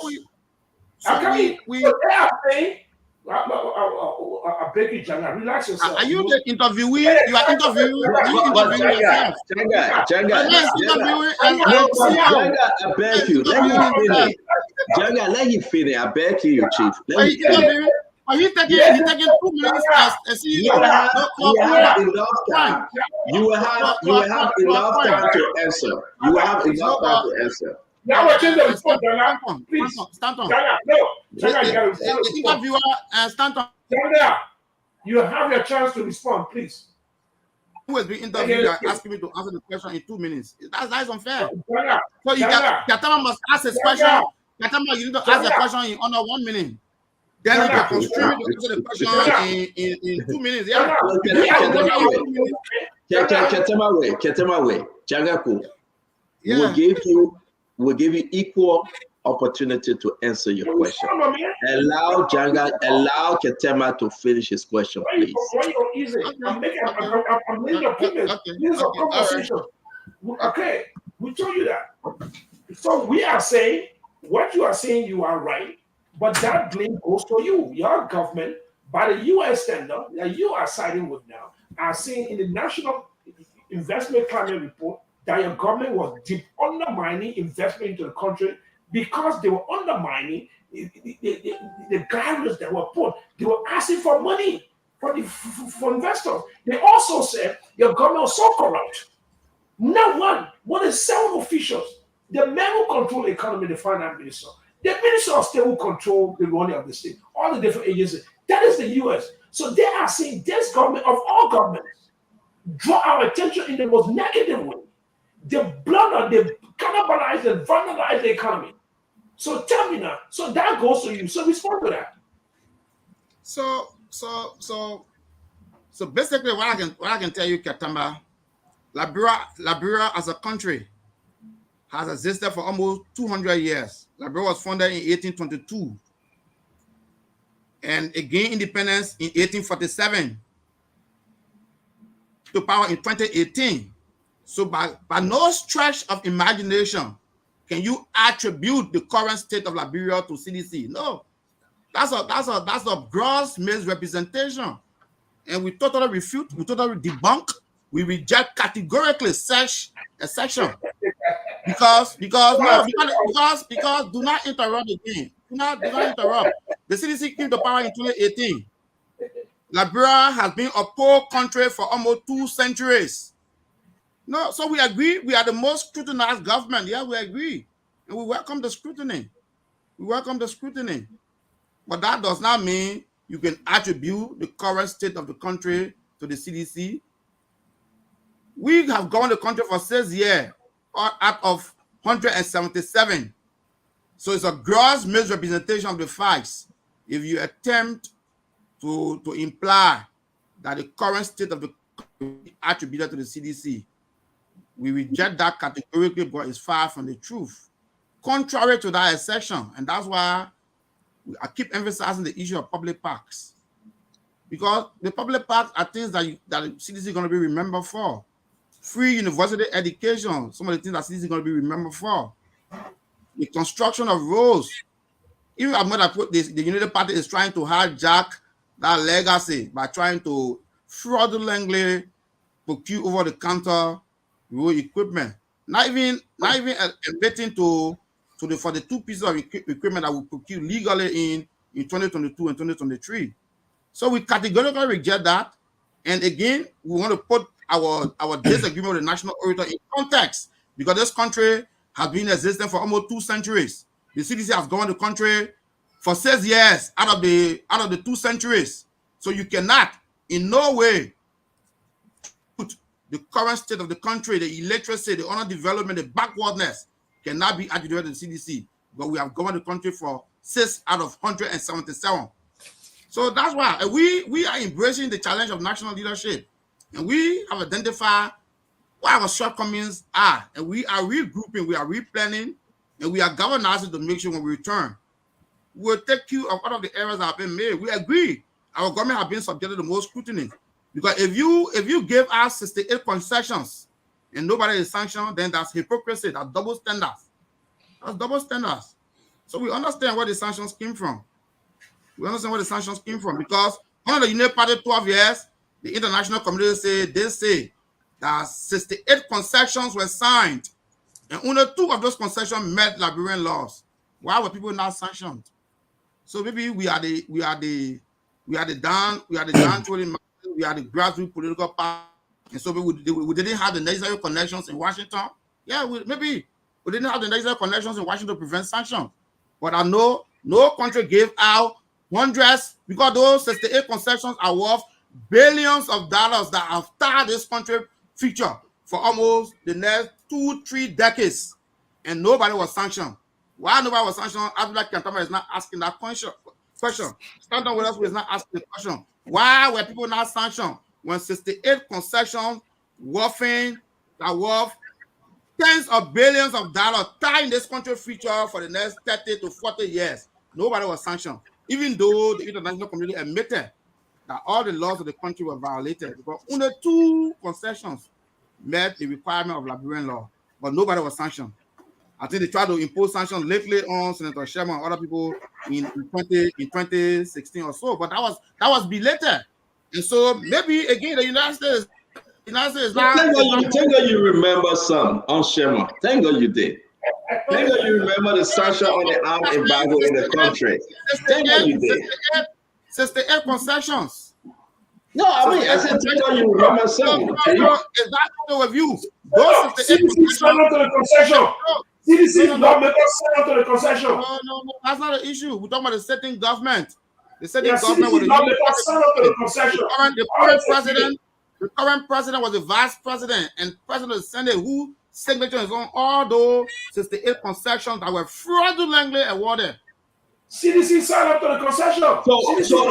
So let me again. Let me say this. Thank you for joining us, Bambe. We'll go to Kev. Let Kev ask his 2 questions, and then Kev. Before you do that, I don't think I want to give the Honorable Janga a chance to address one of my personal questions. I want, like I said, please sell the change, Josh. We are, but I don't know because your internet went off or something.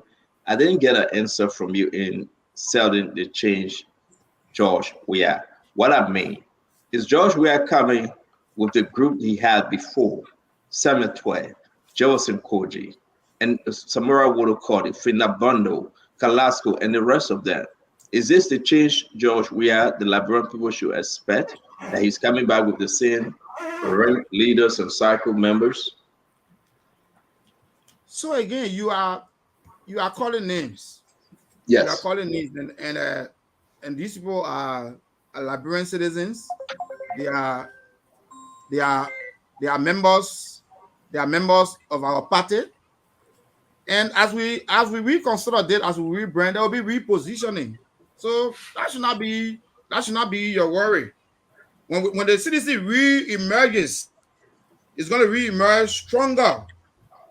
It's going to re-emerge reinvigorated. It's going to re-emerge, taking into account all of the errors that we may have made in the governance process. We are not saying CDC didn't make errors. No, if we are not made errors, we wouldn't have been defeated. Definitely we made errors. In some cases, people that stand on push the issue far beyond. Yeah, we'll leave it today. That is it. We accept that. We accept our fate. We accept the circumstances, but we're not going to run away from our obligation to reposition this party because we know what is good for the country. Okay. So again, I think you know. I understand your answer, and I appreciate your answer, Jaga. On the issue of the sanction, I think they maybe the no, I didn't ask issue about sanction. You answered my question. I appreciate that answer because a lot of Liberians trying to figure out, well, if George Weah say he's coming back and some change, George Weah, they will say in the program that's a problem. Definitely there will be changes. There will be changes. No, you answered my question. So let me move to Kev. Can we hold you for last time? I may ask this question. Real quick. I just want to make something. And Mami will come in. Oh, go ahead. Go ahead. Answer one question. That's fair. Go ahead. Yeah, Chairman. Let's make this clear. The sanction officials were accused. It's not a guilty verdict on them. So this accusation, that's it. I don't think it is something that folks will, only in Liberia, folks will say, oh, you sanction somebody. Chairman, can you adjust? We are not seeing your face, sir. It's a huge stigma on the government. Look, Prince Johnson was sanctioned, but this government in collaboration with Prince Johnson. So I don't think the Unity Party in any moral ground to talk about sanction because they are in collaboration will sanction Prince Johnson. But let me ask you this question. The only time we saw that or we have seen that is when America walked away from Iran at the UN, because there's a standing order in American policy. If anything go against what they believe, they walk away. That walk away shows that they are in disagreement with your government, and they are not in any way support of your government at that time. So that the U.S. ambassador walk away in front of the president, Independence Day, stuff that only time we witness that when America walk away for Iran, Libya, all this country at UN. I'm actually, are we in that category of those countries that America walk away in this agreement? Because this is a big disgrace on Liberia. This walk away is big. Right now, I know they have sent the message down to Washington. It's big, it's huge, it's something that put Liberia in a bad situation, a bad face, that the American ambassador, the face of America, walk away the Independent Day of Liberia. Never seen in the history of Liberia. Never seen in any other country. Liberia is in the same category of those other countries like Iran, Libya, this other country that America will not deal with. So basically, we hope and pray that does not happen to our country because we cherish the relationship with the United States. But the government has got to be responsible. We saw government officials commending the oration speaker, and basically because the statement she made was a blanket accusation. But again, if that statement was based on some research with empirical data, then maybe we could say, oh yes, maybe, but it's actually the statement is sentimental. It has no basis in fact. Is intended to be incite. Let me interrupt you a little bit. I want you to speak on the the anti-American sentiment that coming out of this JMB government. The anti-American sentiment coming out of this JMB government. I want you to speak on that. I want to do that because this government now facing the people. They're saying that we are anti-America. They're talking about it. The supporter, their rescue senator, posting on his page, saying that it's true. We'll tell you the truth. So this government is anti-America. So unfortunately, the America has become a victim of the same lies that have been given to it to sanction some of our officials. So it's the same thing. People who are parading Liberia people. So the country is being incited against the U.S. In my opinion, for no good reason. Because I think, as a patriotic Liberian and as somebody who been a student activist, I do understand that we have got a responsibility to take our country in our hands, and we should encourage all national leadership to confront the challenges the country has. Do not try to pass the buck to the U.S. government, and the U.S. government should take cue.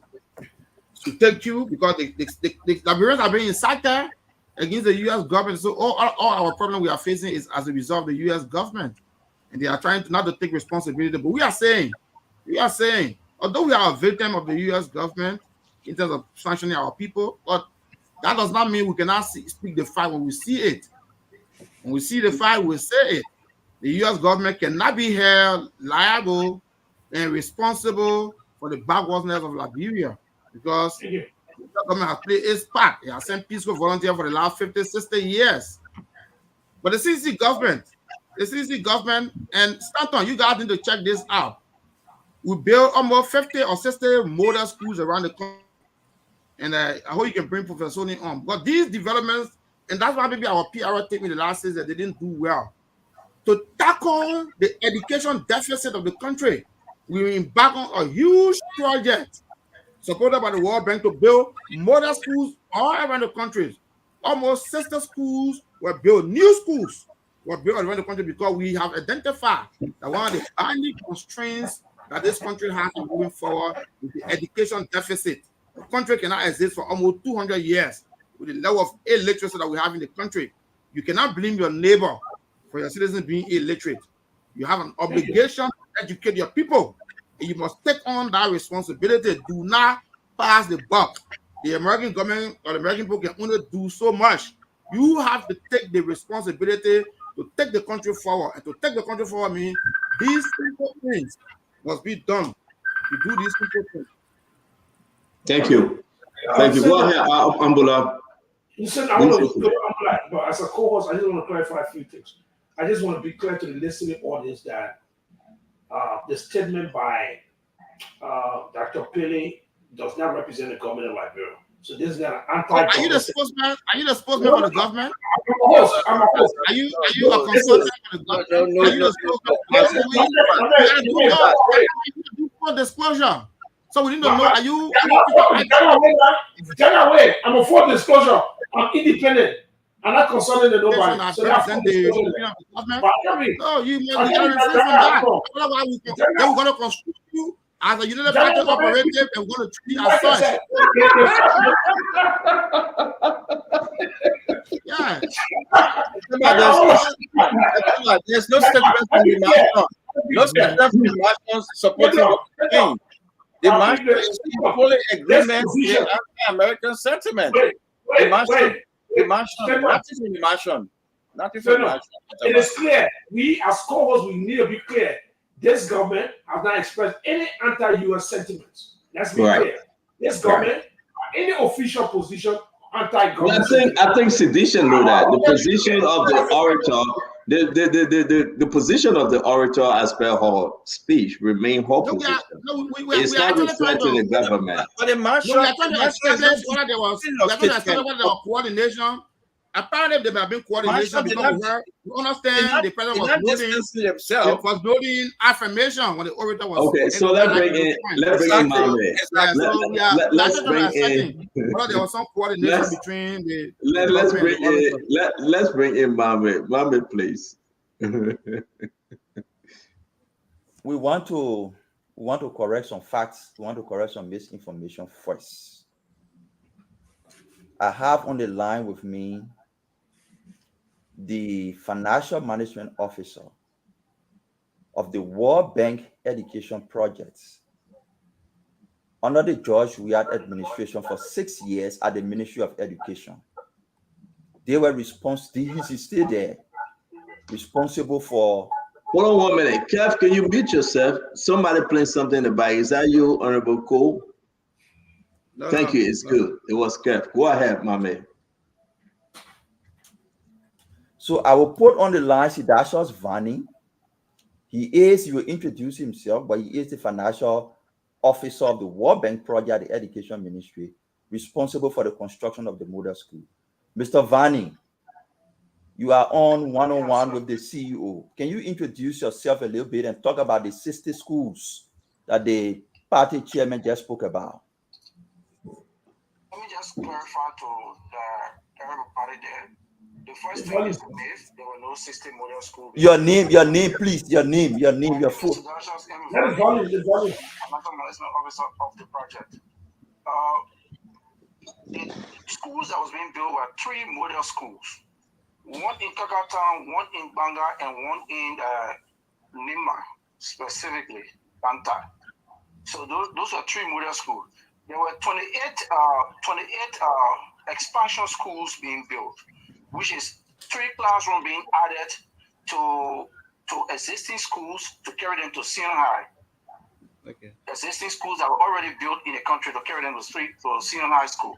So there were no 60 model schools being built.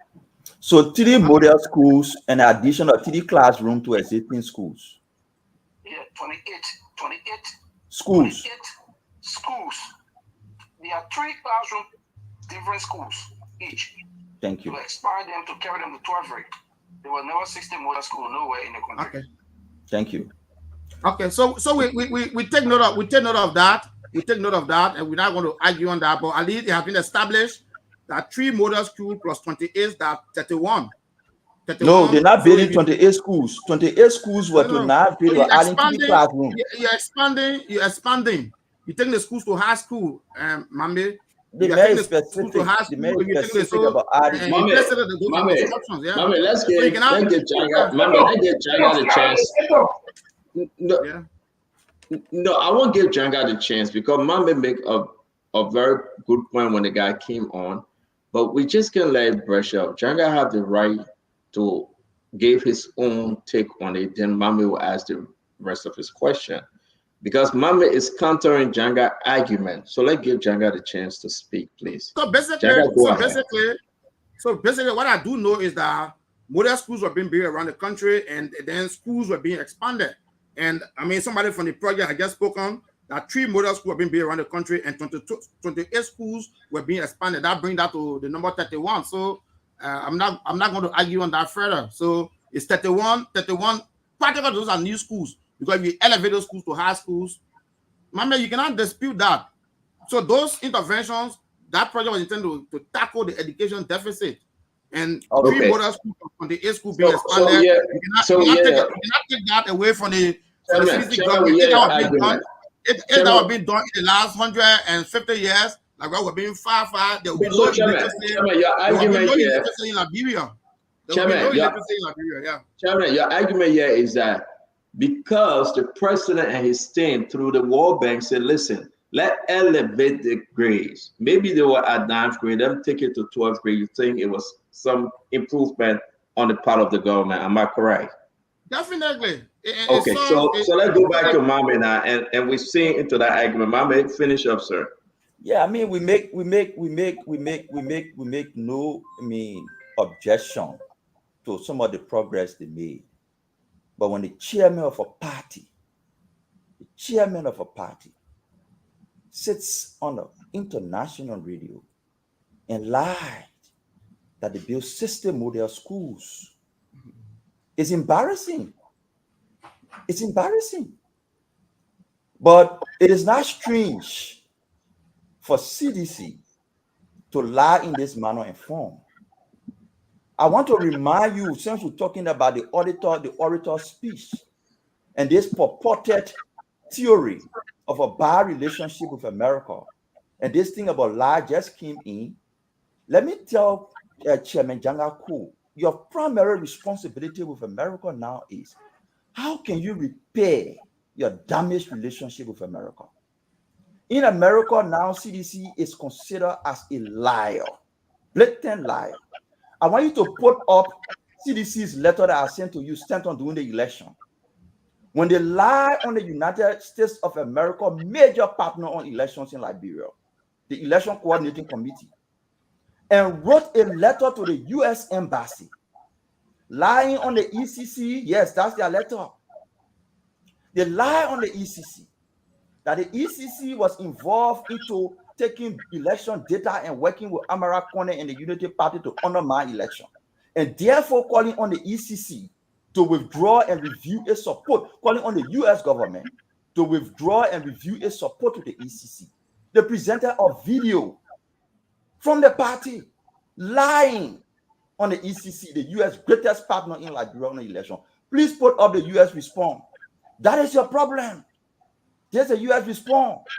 After they said everything, the U.S. government said, as announced by the Secretary of State Anthony Blinken on September 27, the United States may pursue visa restriction for those believed to be responsible for or complicit in undermining democracy in Liberia, including through the purposeful spread of misinformation. Take it down, Stanton, please. Thank you. That is your problem with America now. That was just December. You've done nothing to repair that relationship. You've done nothing to present yourself as a responsible party that can talk truth. You lie on the people. They were angry. Your institution, not a partisan. And then you come here and want to talk about America having problem with a government because a private citizen make a statement. Pay attention on how you can repair your bruised relationship with America for lying on them. That's why I wanted to pull up first. Pay attention. Okay, so that hold you there. You gave two different documents. We show it. We must give time to Janga to respond to your argument. Honorable Janga Kowo. So well, basically, I don't know who's that. I don't know where he's coming from. Is he a representative of the Unity Party? He's a panelist on Spoon. Oh, he's a partisan panelist, right? No, he was very I don't know, but he came in by way of very one-sided. But what I can say is that we were in a political process, and the CDC has got the right to communicate our observations. So we communicate our observations. The U.S. government, that's fine. We lost the election. We consider that does not make us a liar. We have the right to communicate our observations. So to even say that it's been very uncivilized to use the words that you're using. And the issue of model schools, you put the guy on from the World Bank project, and he admitted that model schools have been built. I may have missed the number. I didn't work at the Ministry of Education, but I know model schools have been built. And you admitted the number you provided here is 31. So it's 50% of what I said. I mean, no, they're not 31. I didn't get the exact number. So for you to, it's uncivilized to even say, it's not 31 model schools. Stand up, correct the information. It's not 31 model schools. It's not 31. It's 31 schools. 31 schools. So we cannot the people will decide. Model school plus 28. You cannot dispute that, because if those have been done in the last 150 years, there will be no elections in Liberia. Mama, your second question? No, my second question. I want to ask one. Yeah, welcome to you. Mama, what you say? I say no second question. I'm just making a comment. Okay. And you are speaking on behalf of the Unity Party. You are speaking on behalf of the United Party and you'll be refuted. So you are a United Party operative, and maybe so you are trying to spew out a lot of sentiment. So let me speak now, Mr. Chairman. Go and worry. Or not Modia. And so if the government you supported that was in power for 12 years was embarking on education expansion, there will not be one of these challenges that we have in the country that we try to solve in 6 years. And you are giving them power again for the next 6 years. And you see in 6 months they have demonstrated what they're going to do. They have demonstrated what they're going to do in the next 6 years. You already have a snapshot. Okay. You have a synopsis. So Chairman, violation of the Constitution, illegal dismissal, violation of 10 laws, and they're going to do maybe 100 concessions because they want to do 285 machines over the counter. So they're going to do maybe 100 concessions. Let's give Mohammed his second question, Chairman. He's not asking questions. Yeah, but let's give him a chance. He represents the United Party, so he should say that. Chairman, it's okay. He's allowed to speak now. Mohammed, please. Yeah.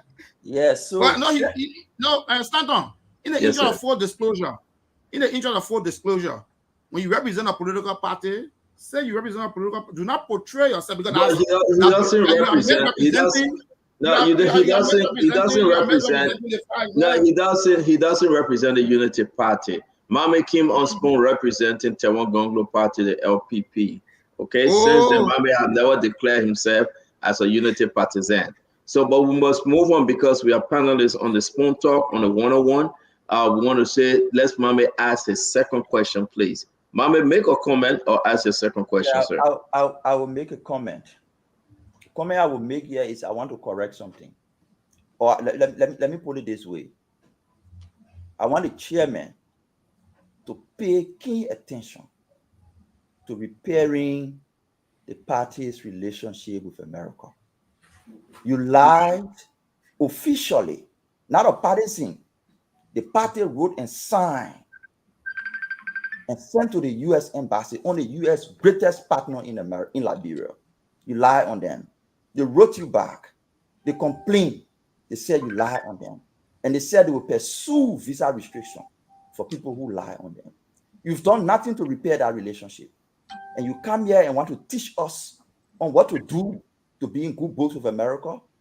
Individual citizens' comment are not what the U.S. government rely on to determine its foreign relations with another country. I will say that and I will pivot to something else. George Weah, unarguably, is a popular person, but he's not a good leader.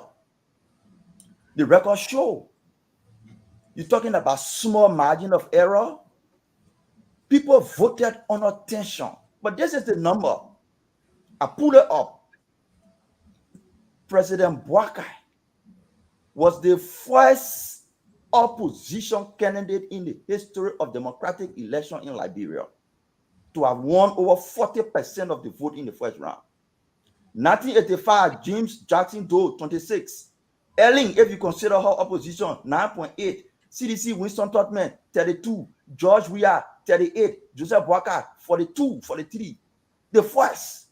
But beyond that, you need to go and reassess and accept the reality that there was a dismal performance in governance and nobody lied on you. No fake propaganda led to it. Your percentage diminished. What happened?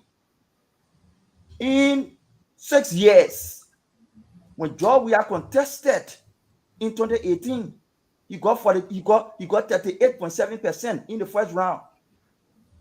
In 6 years, as president, after spending millions of dollars, his percentage dropped by 5 percentage points. On the contrary, Boakai, who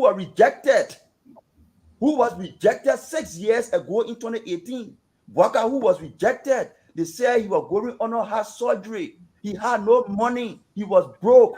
His percentage increased from 28.7 in 2017 to 43% in 2023, almost double his performance because of Weah underperformance. You stop taking this thing as if somebody lied on Weah. Nobody lied. There were drugs in the country. 100 million drugs We saw it. It left. Nobody lied on we are.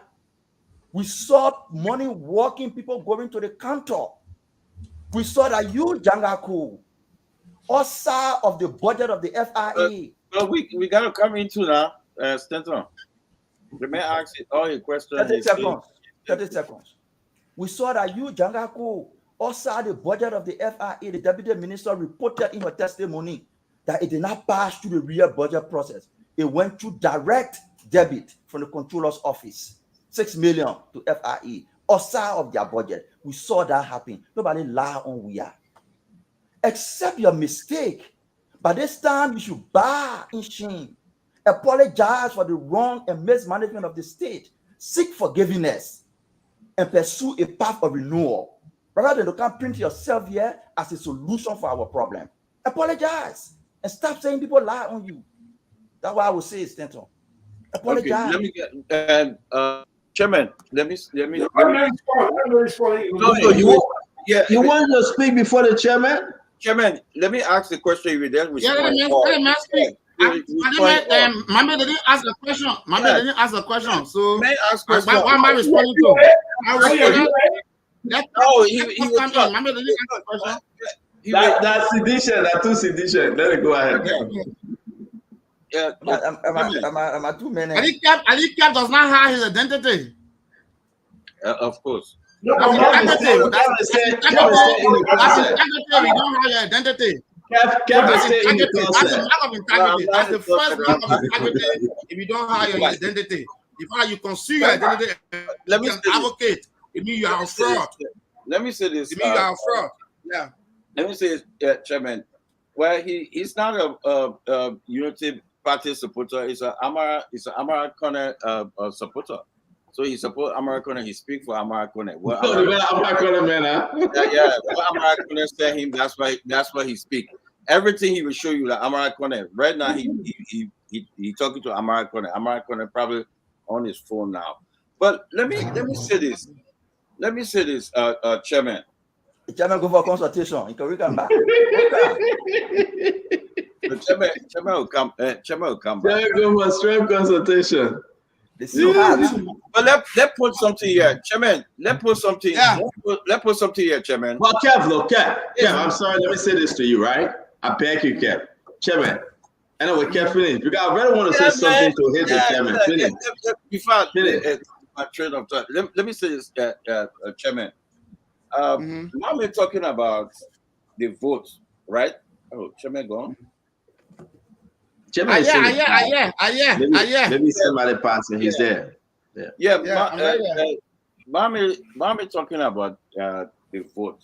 Let's look at the 2023 vote. Let's look at it. Let's go into Lofa. JMB, Joseph Boca, from 95% dropped down to 56 point something percent. You say how he dropped in Lofa from 95% in 2000. He dropped. Take away Nimba. Take away Nimba and put JMB votes and see how much JMB will get. Take away Nimba. Because the Nimba vote, it was just an accident or something went wrong, and he captured in the 11th hour. It's something that he got in the 11th hour with the help of a lot of people. But if you take away the Nimba vote, you take away the Nimba vote from Joe, you see Joe and amount, you see the vote? When you take away the Nimba vote, you see what Joe get? Take away the Nimba vote from are you hearing yourself, Kev? Are you really hearing yourself? No, listen, stand on.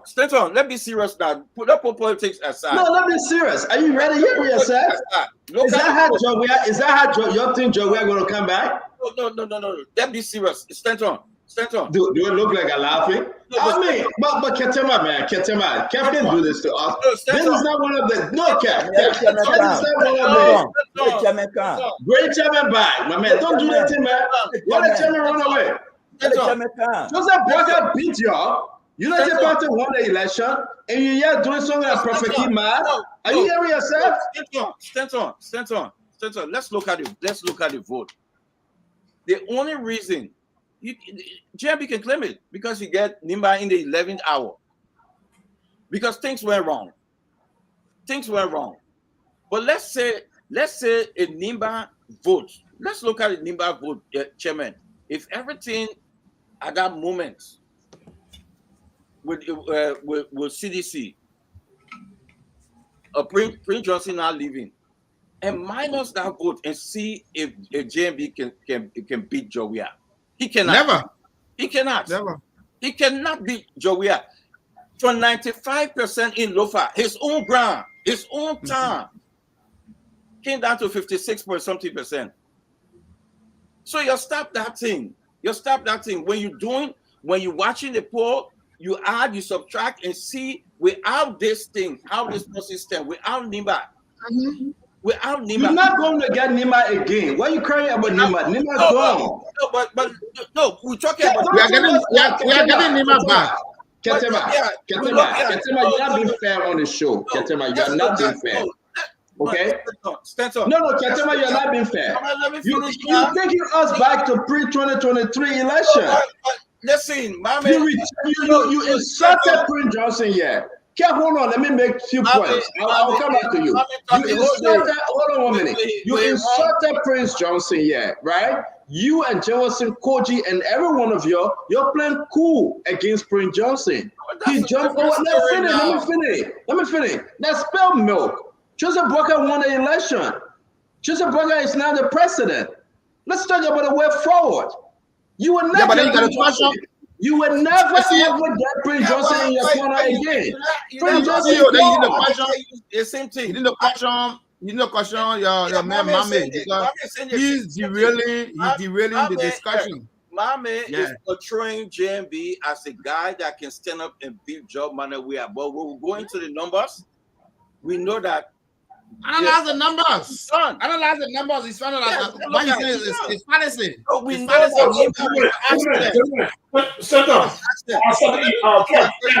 Let me go to my question. We're having a good show. Okay, for major national. Don't do this. Kev, let him speak now. Kev, let him speak. Kev, let's do this. We have to bring the show back to the core. We'll look at the data.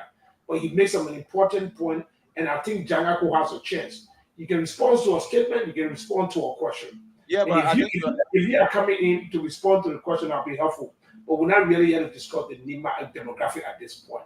I know it is a segue, but it has to be connected to the discussions in a way that. He's discussing. I'll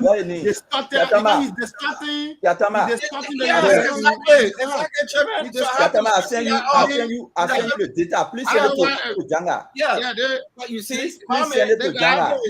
I understand there's a suit out there for you. They say you blatantly lie a lot. Send it. Let me say this for you for defamation. Chairman, let me say this. For Mame for different because he lies a lot. He lies. He defames. I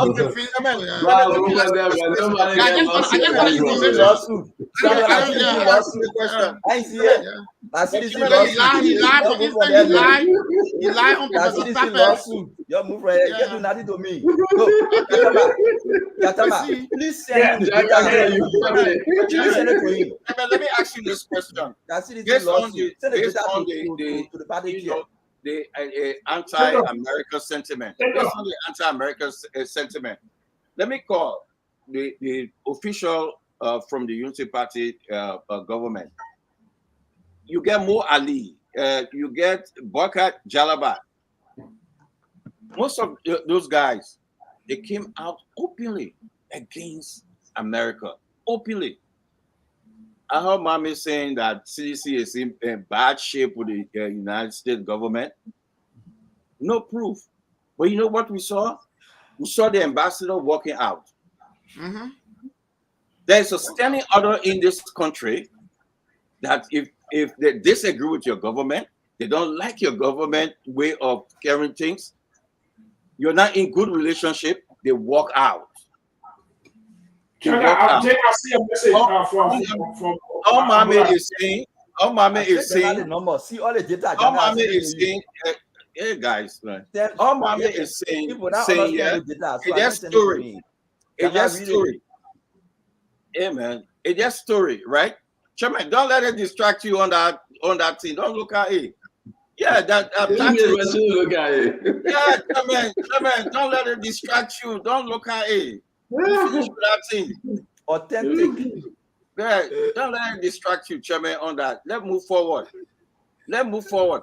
But let's move forward I'm not distracted. Yeah, on the serious matter, on this behavior of this government.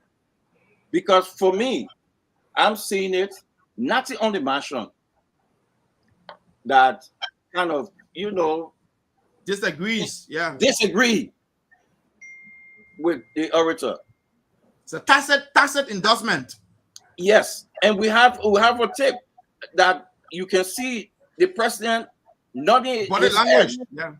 nodding his head in agreement. Where's that tip? Where's that tip? Spencer, I'm going to send you the tip so the studio can play that tip.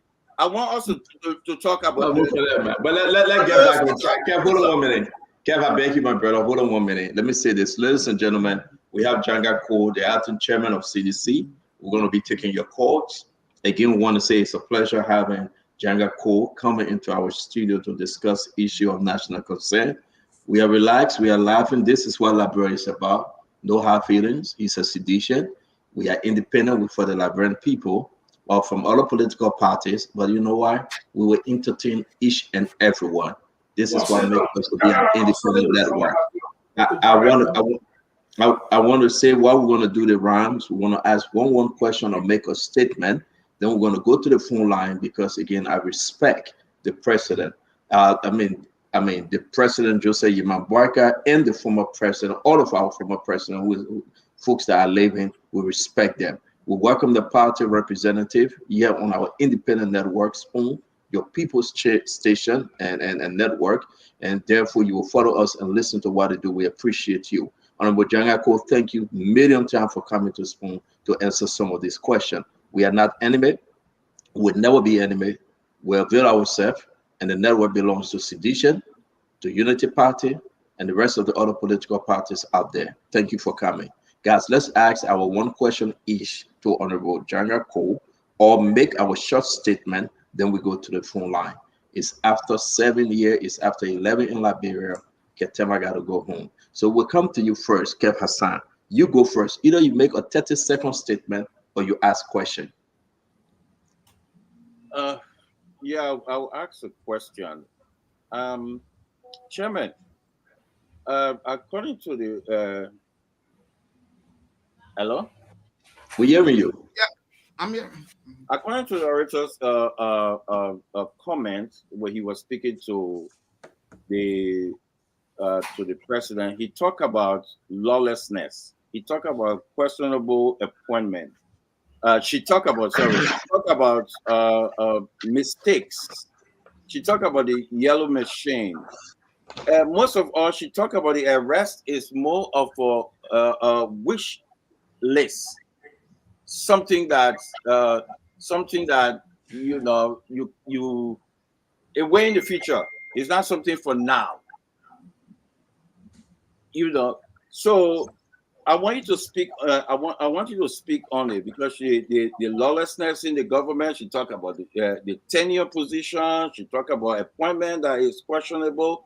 She talked about all this stuff, the yellow machine, everything. So I want you to speak on it. Yeah. So basically, the orator was not agreeing with our previous position because we have already documented these excesses. We have documented these violations of the Liberian Constitution. We have written to partners documenting. Maybe they're waiting for their own time.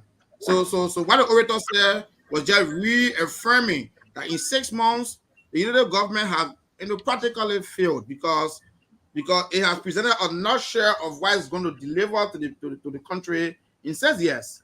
In 12 years, it gave out 68 concessions without due process. The government already violating the procurement law. The government already started violating all of the laws of the country. The government already started wage hunting ordinary citizens. Suffering in the country has increased. prices of basic commodities have skyrocketed. So it's a clear indication the government has got no plan to govern. It has got no ideas to govern. It's like the finance minister has resigned in 6 months. The government is totally confused because, and like they I say said, also say morale is low. They say morale is low in the country. You are in Liberia. Yeah. They say morale is low. Yeah. So citizens, I mean, Right. the citizens took a serious gamble because technically Liberia is a poor country. So we do understand that people were really going out there hoping that they were voting for change. But see what they have got. In 6 months, the country is going downhill. The country is going downhill. And the rescuer cannot rescue himself, violating the country laws, violating the constitution of the country. The police is shooting and killing demonstrators.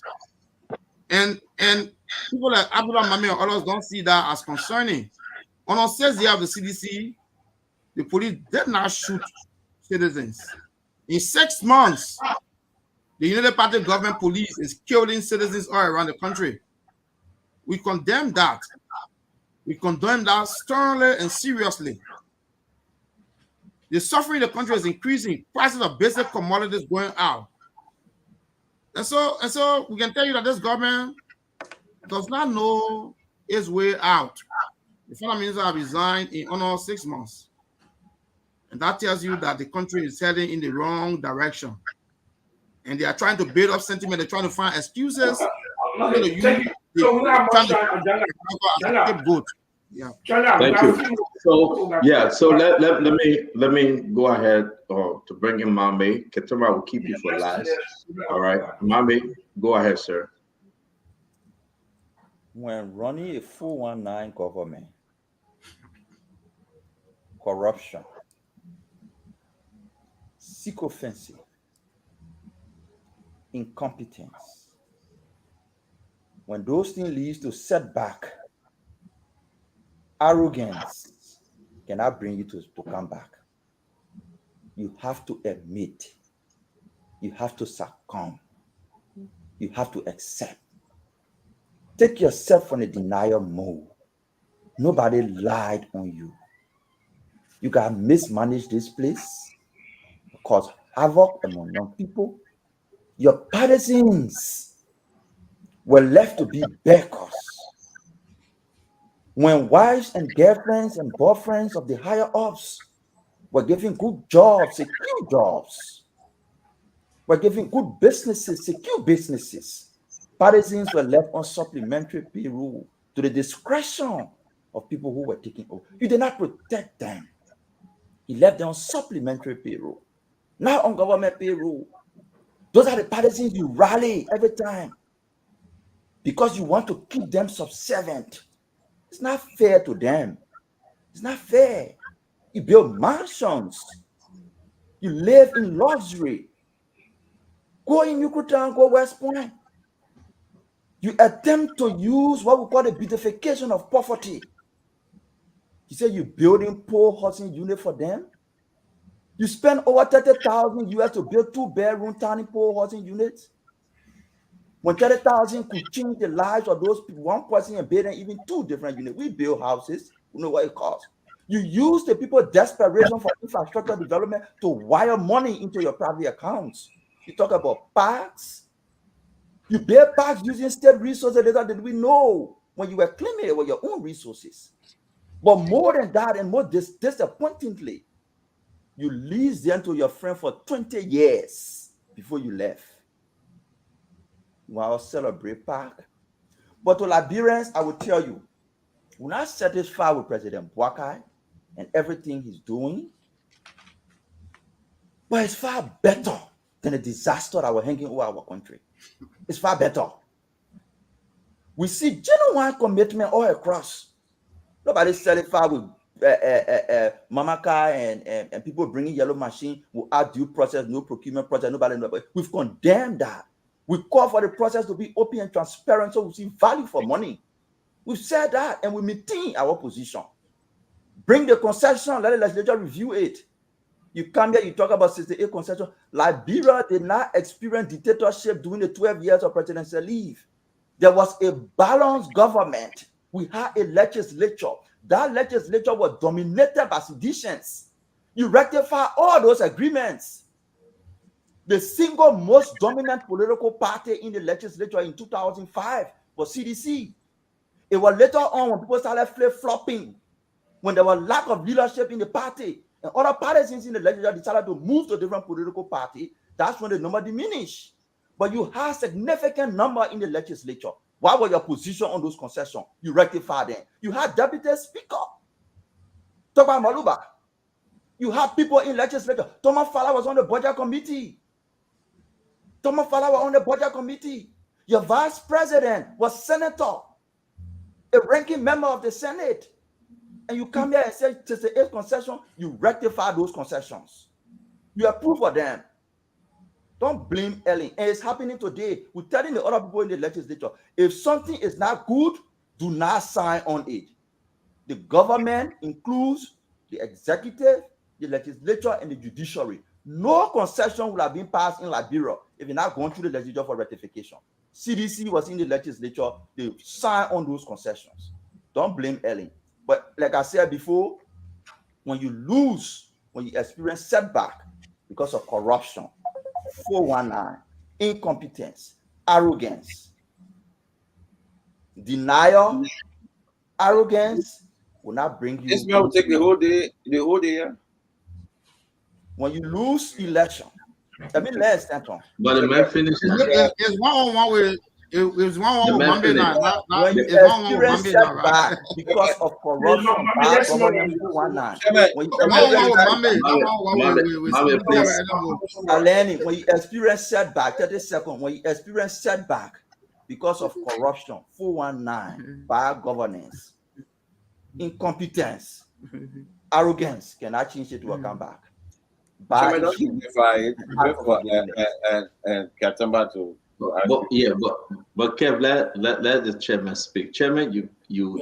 So basically, Mame is speaking haphazardly. He doesn't seem to understand because you defeating your own argument. 68 concessions were signed in Liberia that tied this country for almost 5-6 decades, and you see nothing wrong with it. So you are very hypocritical because you are not hypocritical. You don't see nothing wrong. Most of them were wrong. You don't see nothing wrong. Do not interrupt the CEO. Let the man keep quiet. Keep quiet. Thank you. Thank you. Let him speak. 8 concessions. You didn't party this 68 concessions. Tying the future of this country. We inherited a country that was already tied up. Tens of billions of dollars tied up. We have to maneuver our way to restore the country. You gave everything away in the country illegally. The thing did not meet the requirement of Liberian laws. All the concessions that the CDC government inherited, we have to start from scratch and try to reset the economy. And then you are saying things. The United Party government is the one that is incompetent because when we came in, we tried to solve the challenging issues facing this country, and we agreed. We lost the elections. The president already accepted the result of the election, but definitely the performance of this government in 6 months is a clear manifestation that it is not ready to govern. It has got no plan. It has no agenda. Because the fact that it's even trying to procure machines without putting it in the national budget, that tells you that it is confused. It is a confused government.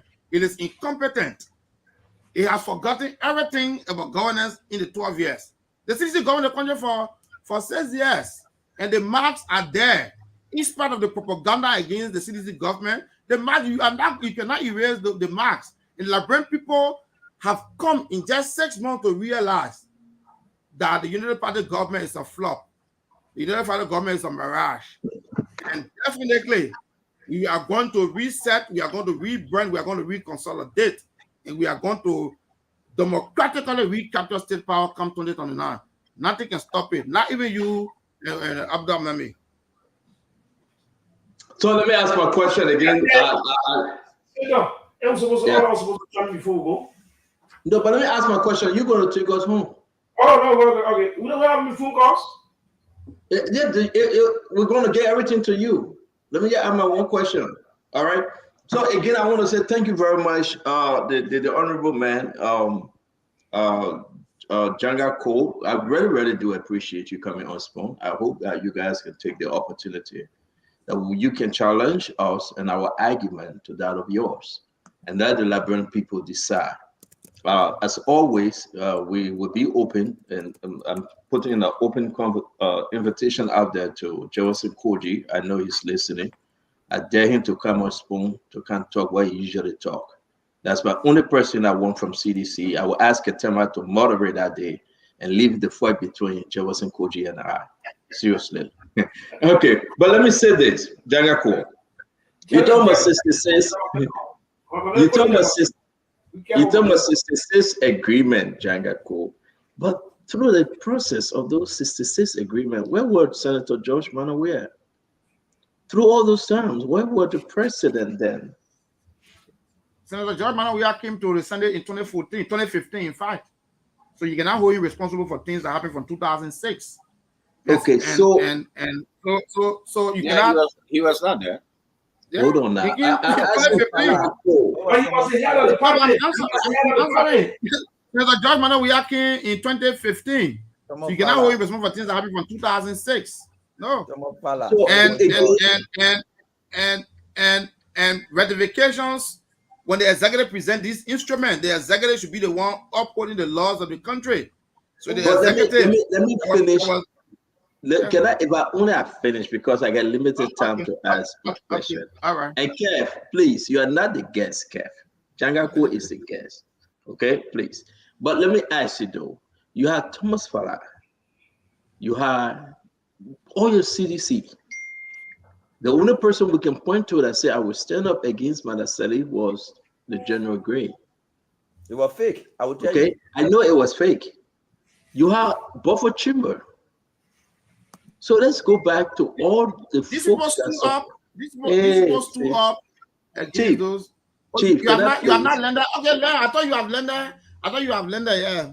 I know you don't want me to talk. But put a Carol Gray statement or after all the 66 concessions were bad, put it up. Now, you probably won't kill him, man. They want to put a customer, not kill him today. Give it a small roll, let it breathe. After all the 68 concessions happen, put it up. You sending me on the Babati, I won't pull it out. You still telling me to pull it out. Just wait. But let me say, Jangako, it will be important for us to address this thing holistically, right? You run with that narrative during 2023, and we beat you today. You talk about the 666 bogus concession. We beat you. The people ignore your argument. I want to ask you, please, today, the 6th month of President Joseph Yimabwaka today, people are celebrating it. Let me just allow you again, please. Tell me about the comeback of President George Manaware. You are not convincing me. I am not there yet. You are not convincing people that are sitting on the fence.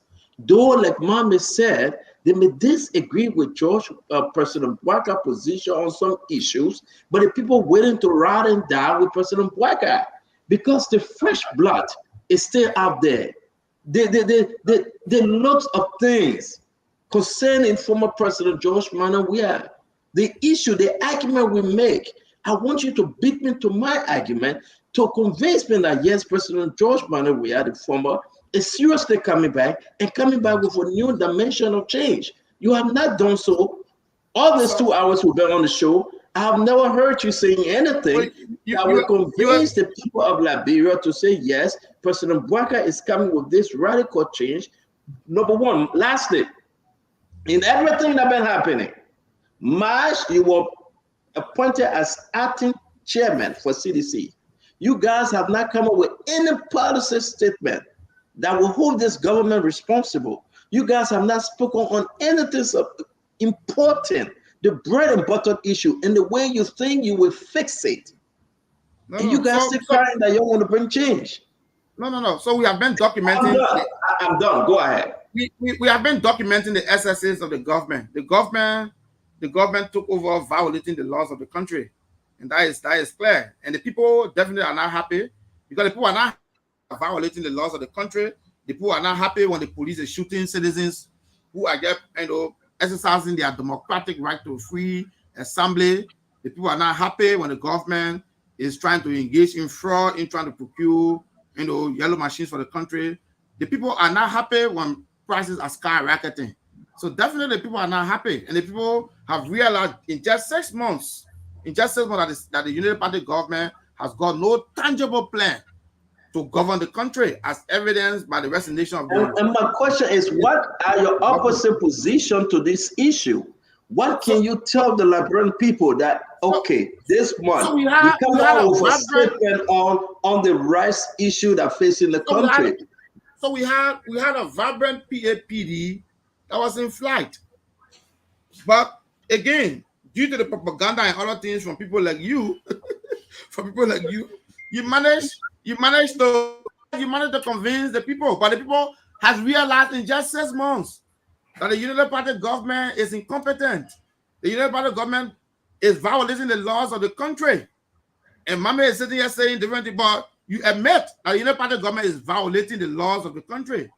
The United Party government has got no tangible plan as to how it's going to lead this country. It has got no vision. It is demonstrating incompetence. It is targeting ordinary citizens that are working in these ministries and agencies. It is engaging in violation of the 10-year law, people who are protected by law. It is disregarding the ruling of the Supreme Court of the Republic. It's sending a very dangerous, very dangerous trend. A trend that is showing that the government is not committed to the rule of law. The government is not committed to human rights. The government is not committed to upholding the laws of the country. The government is going to probably start another elections without due process. And these are the things that are unfolding before our very eyes. And the Liberian people are mindful and they are watching. And we can tell you definitely our PAPD is still fresh. Your PAPD was useless under your own government. Your PAPD, no. You didn't even abide by your own PAPD. Your PAPD was a dangerous instrument to your own government. Because of the PAPD, you brought in harmonization that destroyed the system. Your PAPD brought in beautiful poverty to the nation. And these are the same. Are you going to make any changes to your PAPD? So to the contrary, the harmonization policy. I'm sorry, Captain. I'm sorry, CEO, when we talk about the United Party ran the country for 12 years without a national payroll. So all the noise you see, the same agency director general causing. When we talk about the government in 2018, there was no national payroll.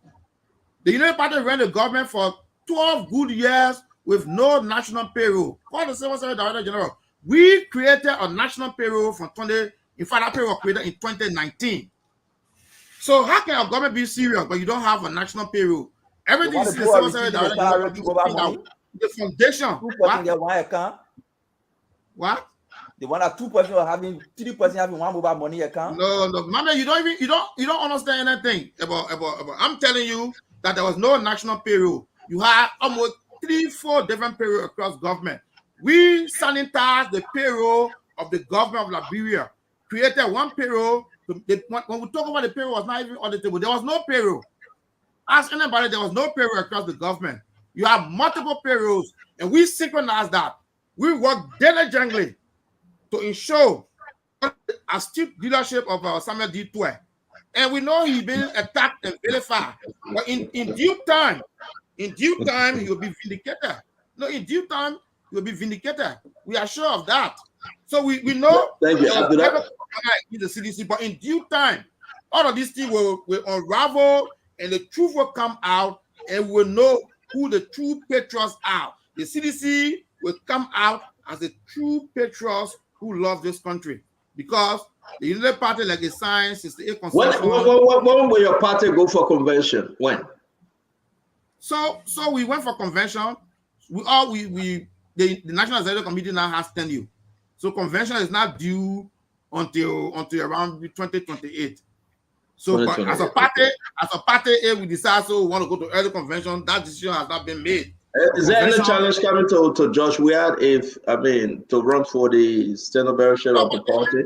It's a democratic party, so if other partisans decide to contest the Senate membership, of course, of course, the That's all right. CDC will be, yeah, CDC will be open to that. So we Gentlemen, when you ask him, can you get chip in whether he read Samuel Twelve's statement and how it sync in with the party position? Yeah, I can give my time. Mommy can ask that question.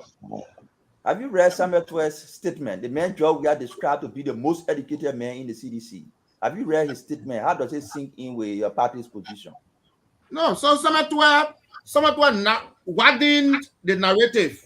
He doesn't fundamentally disagree with our position. He just gave other perspectives. So we not in fundamental disagreement what he said. He gave other perspective. He said the food for thought and other things. But we fundamentally disagree with the blanket accusation without empirical evidence against the United States. That's what we're saying. This is what Samuel 12 said. Stand on 30 seconds. One piece of what Samuel 12 said. This is what he said. Before you say he gave bro. He said Rappel has said what almost unanimously every Liberia statement or politician ardently believe. So people believe that because the people who believe that maybe they don't want to take responsibility. But in my opinion, I grew up in Liberia. I went to school in Liberia, so I understand Liberian politics. And I'm not going to be one of those leaders that are going to say, "Oh, there's illiteracy in Liberia because of America." No, so I would disagree with that. Leaders in Liberia will have to take responsibility that they have got the responsibility to advance this country. Not the United States. The United States is a friend that will render you assistance, but they have got no legal obligation to you. But nobody said that. Nobody said that. They have got no legal obligation to you. So you have to take the leadership of the country serious and change the country, change the life of the poor in Nequay, change the life of the poor in West Point, change the life of the poor in Dole community, change the lives of the poor all around the country. That's what national leadership is about. A country cannot be 200 years old. So now, Jaga, do you still want to hold on to this position as chairman for the party, or are you going to relinquish it? You just stay acting for now. Well, what I can say is that I ascended to the position because I was vice chair for legal and governmental affairs. I ascended to the position, so I'm acting chairman until the foreseeable future. So, yeah. Senator, I think I want to join the party and challenge Jaga at the convention. I'm thinking about that, to challenge Jaga at the convention. The party is open. The party is open. I want our position. Yeah, what they all CDC, getting it over from the They don't trust you, Ketema. They don't trust you. The party is open. The party is open. We welcome people like Katamba. Yeah, we welcome you. Because definitely we are the grassroots movement of this country, and we know the issues. So we know. You could have go out like you like or radio station. Here's what I want to say, Jaga. You're coming from a setback to a comeback. Of course, your greatest comeback was rejected. Your policies, people rejected your policies. You say you take 1 million people from poverty. No number provided how many people are taken out of poverty. So massive repudiation, all of your policies. Harmonization led to massive rejection. So what are you coming back with? Are you coming back with same failed policy, same rejected policy, same rejected players, same rejected idea, same rejected policy, or are you coming back with something new? What is new about the new CDC? The new refurbished, revived, rebranded CDC. What is new? Tell me. Two things that are different from the old CDC that was rejected. So that rejected CDC, I come in, got a rejected CDC and a rebranded CDC. What is different between the rejected CDC and the rebranded CDC? So for instance, you talk about the harmonization policy. If the policy was bad, why has the Unity Party government not reversed it? Why have they not reversed it? Because they campaign because harmonization was a tough national decision that had to be made, and it was made in the national interest. So if this government is sincere, and if it is true to its campaign promises, but now 6 months civil servants should have reverted to their pre-harmonization salary, but because the government is hypocritical, the government will reverse the harmonization. No, they should have gone back to pre-harmonization salary. You don't expect the government to go back to within the first 6 months. I mean, they should have, because that's why the campaign. That's why the campaign is on. What are you bringing new? What is new? What is new? Are you bringing? So we're going to come out with a rebranded pro agenda for prosperity and development. We're going to take off. The first will fail. The first will fail. No, they didn't fail. You got it, man. You finished. No. Kept laughing. You finished. Once you said you're going to come back with a rebrander, the first one failed. You done. No, they didn't fail. The first one failed, and that's why personally we have failed, because the first one failed. Okay, so if you come back, you got to bring something new. No, we can't rebrander PAPD. So what is a new rebranded PAPD? What is in it different? What is different in it?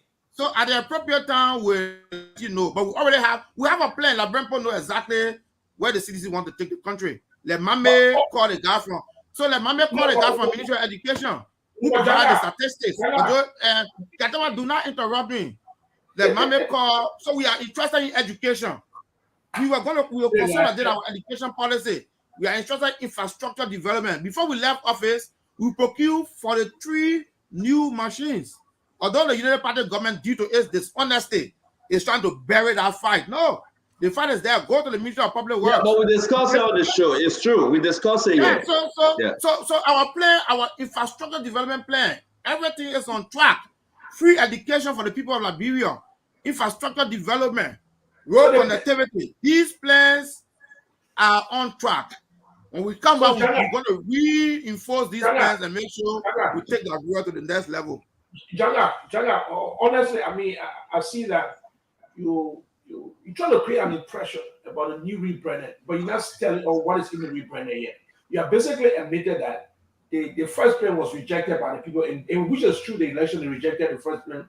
So the rejected CDC is coming with a new, potentially acceptable CDC, but they're not telling what is in the CDC. Are the same player there? Are the same men who did the idea? No. So nothing is new. So Katama, the new CDC is going to evolve, and you will see the evolution. The evolution is already on. So who's the face of the new CDC? What are different players? I see players in the old CDC to come to the new CDC.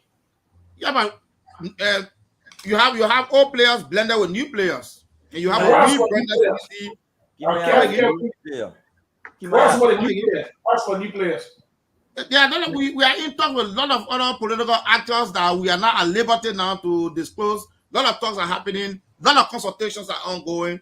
The CDC is clearly known. And like Kev told you, if you take off Nima was an outlier. Statistically, was an outlier. If you take off Nima, it tells you the actual performance of the various political actors. So that's why we are confident.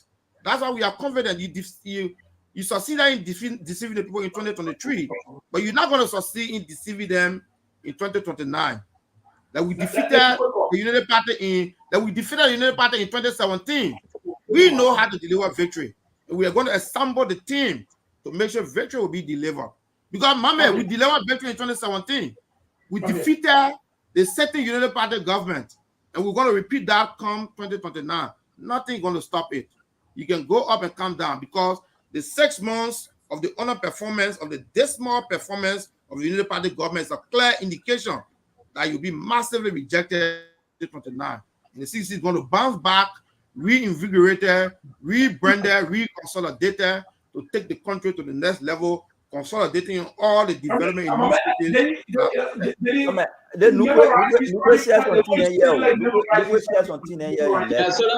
let's go to the phone line, right? Yeah, quick. Yeah. So people are calling. Let me get some calls already. Okay. Okay, well, I got a call. You ready? Dama, can you come on? Let's go to the phone line, please. Can I put it out for you yet? Okay, yeah, go ahead. If you're listening, go ahead. You gotta bring it closer, though. We're not hearing you. Oh, no, not hearing you. You gotta speak up. I can't hear you.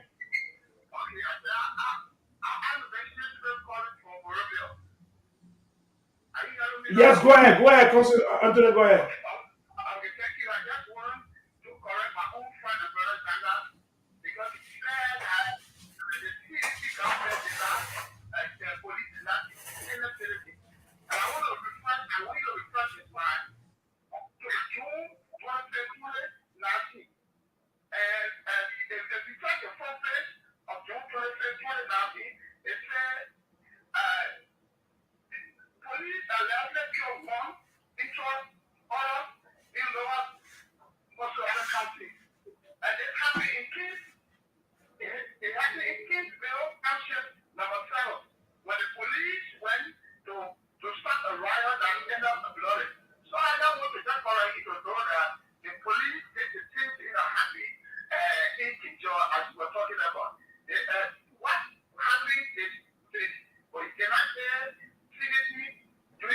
All right, we got to go, Katema. Let me just make it short, please.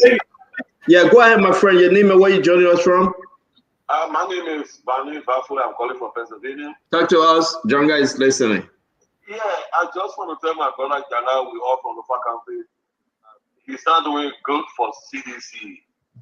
The explanation, his long explanation, the platform today, along with guests adding up.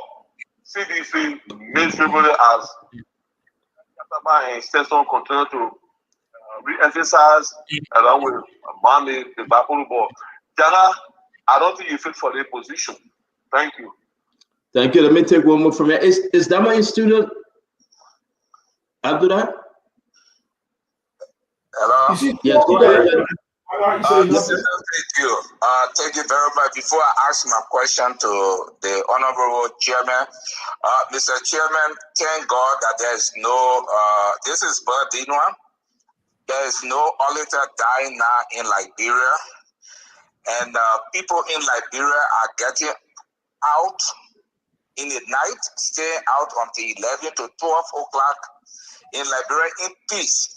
But Mr. Chairman, let me ask you, why you didn't do in 6 years? President Baga have done it in 6 months. What will you talk about facing the road from Bon County to Minikuma, and from Nima County to Grand Julia, and from Bassa to Sano? Can you answer that, please? Thank you. Let me take another one. Your name and where you joining us from? Yes. Is this Spoon? Spoon, go ahead. Make your point. How you doing, man? This Benedict Stewart. I'm calling from South Dakota.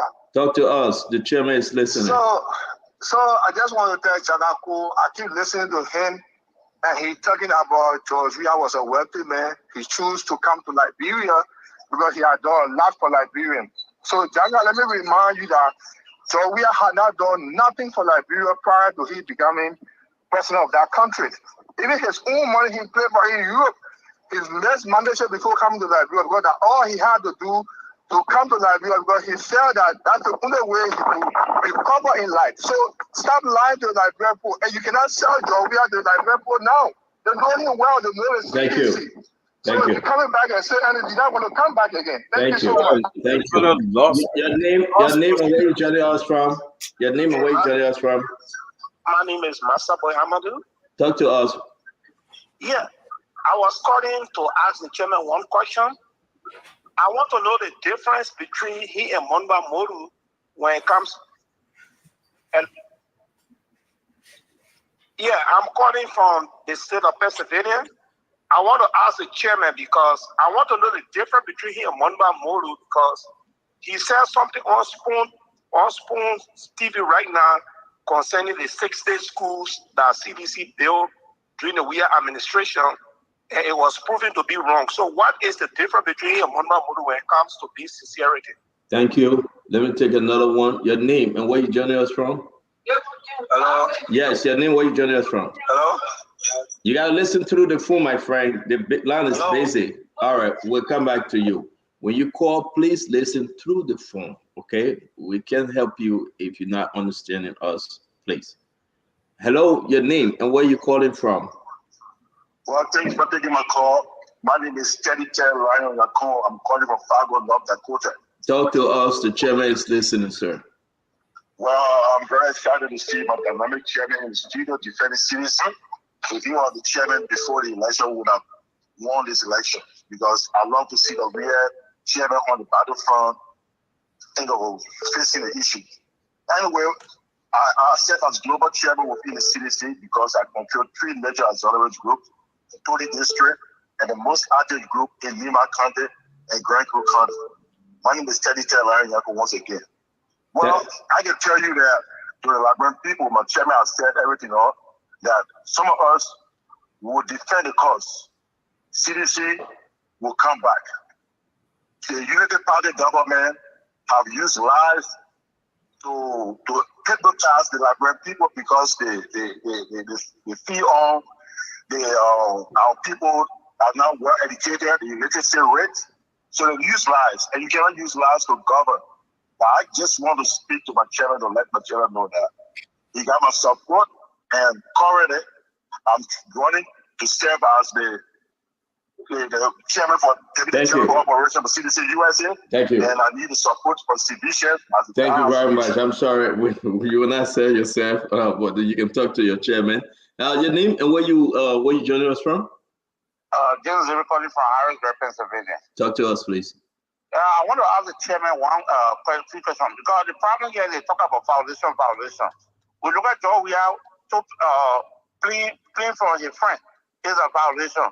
We saw him go to Dubai to go see his son playing football game for over 30 days. It's a violation. Is that not a serious violation as a country too? Thank you very much. The chairman is taking note. We'll take all the diaspora question, and then we'll go to Liberia and take 10 questions quick. Your name and where you joining us from? Good afternoon, Stanton. My name is Komadi Keita, and I call you from Minnesota, where they are linked to be Pacific editors. Thank you. Talk to us. Thank you, Chairman.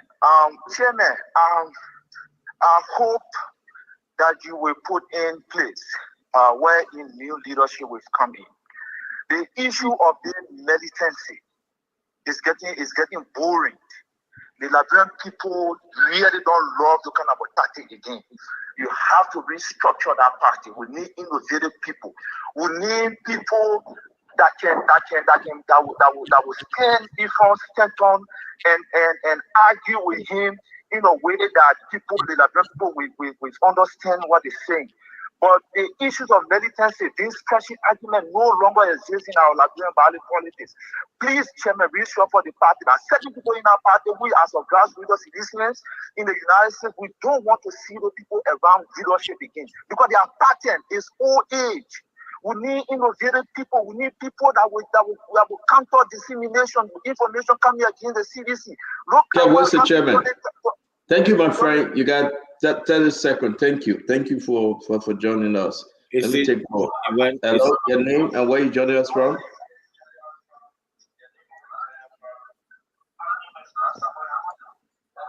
All right. You cannot be answering like that, my friend. What happened? Hello, your name and where you joining us from?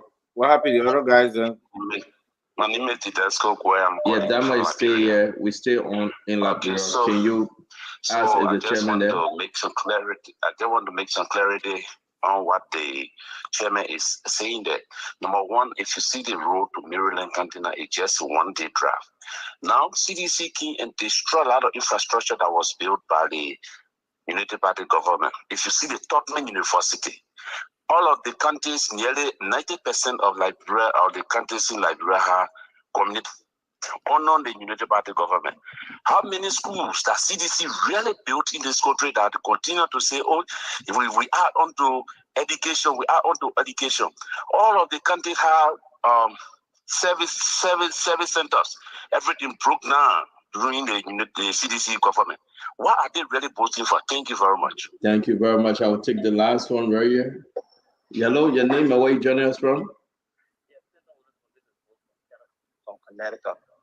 I think your network is a big network in Liberia, and beginning of the show you said this network for all Liberian. You don't take side, and you for everybody. And I think you said you preach the truth. But Abdullah Ketama spilled out something that was it was lie, it was ridiculous. Abdullah Ketama said, George, we are president, we are built 49 condominium.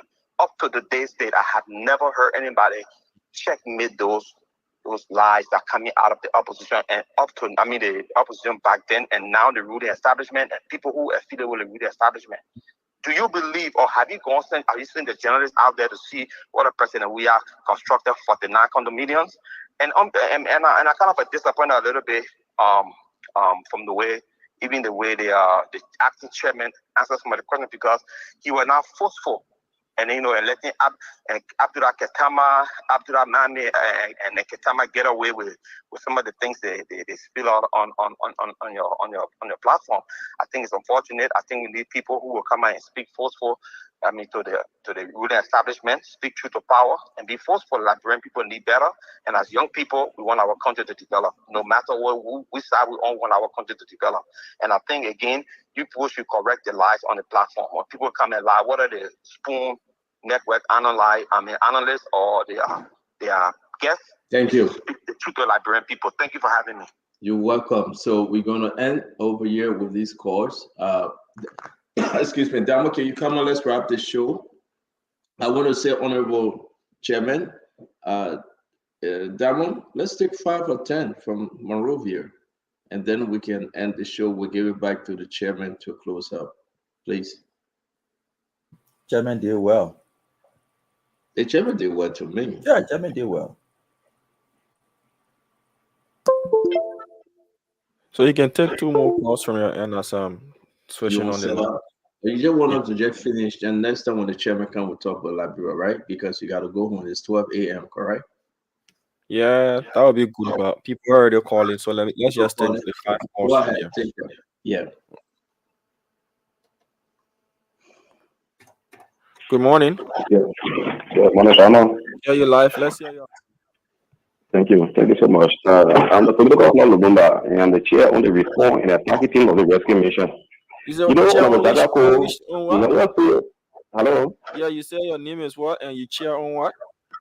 I'm the chair on the reform and the attacking team of the rescue mission to de-unify lives from the CDC angle.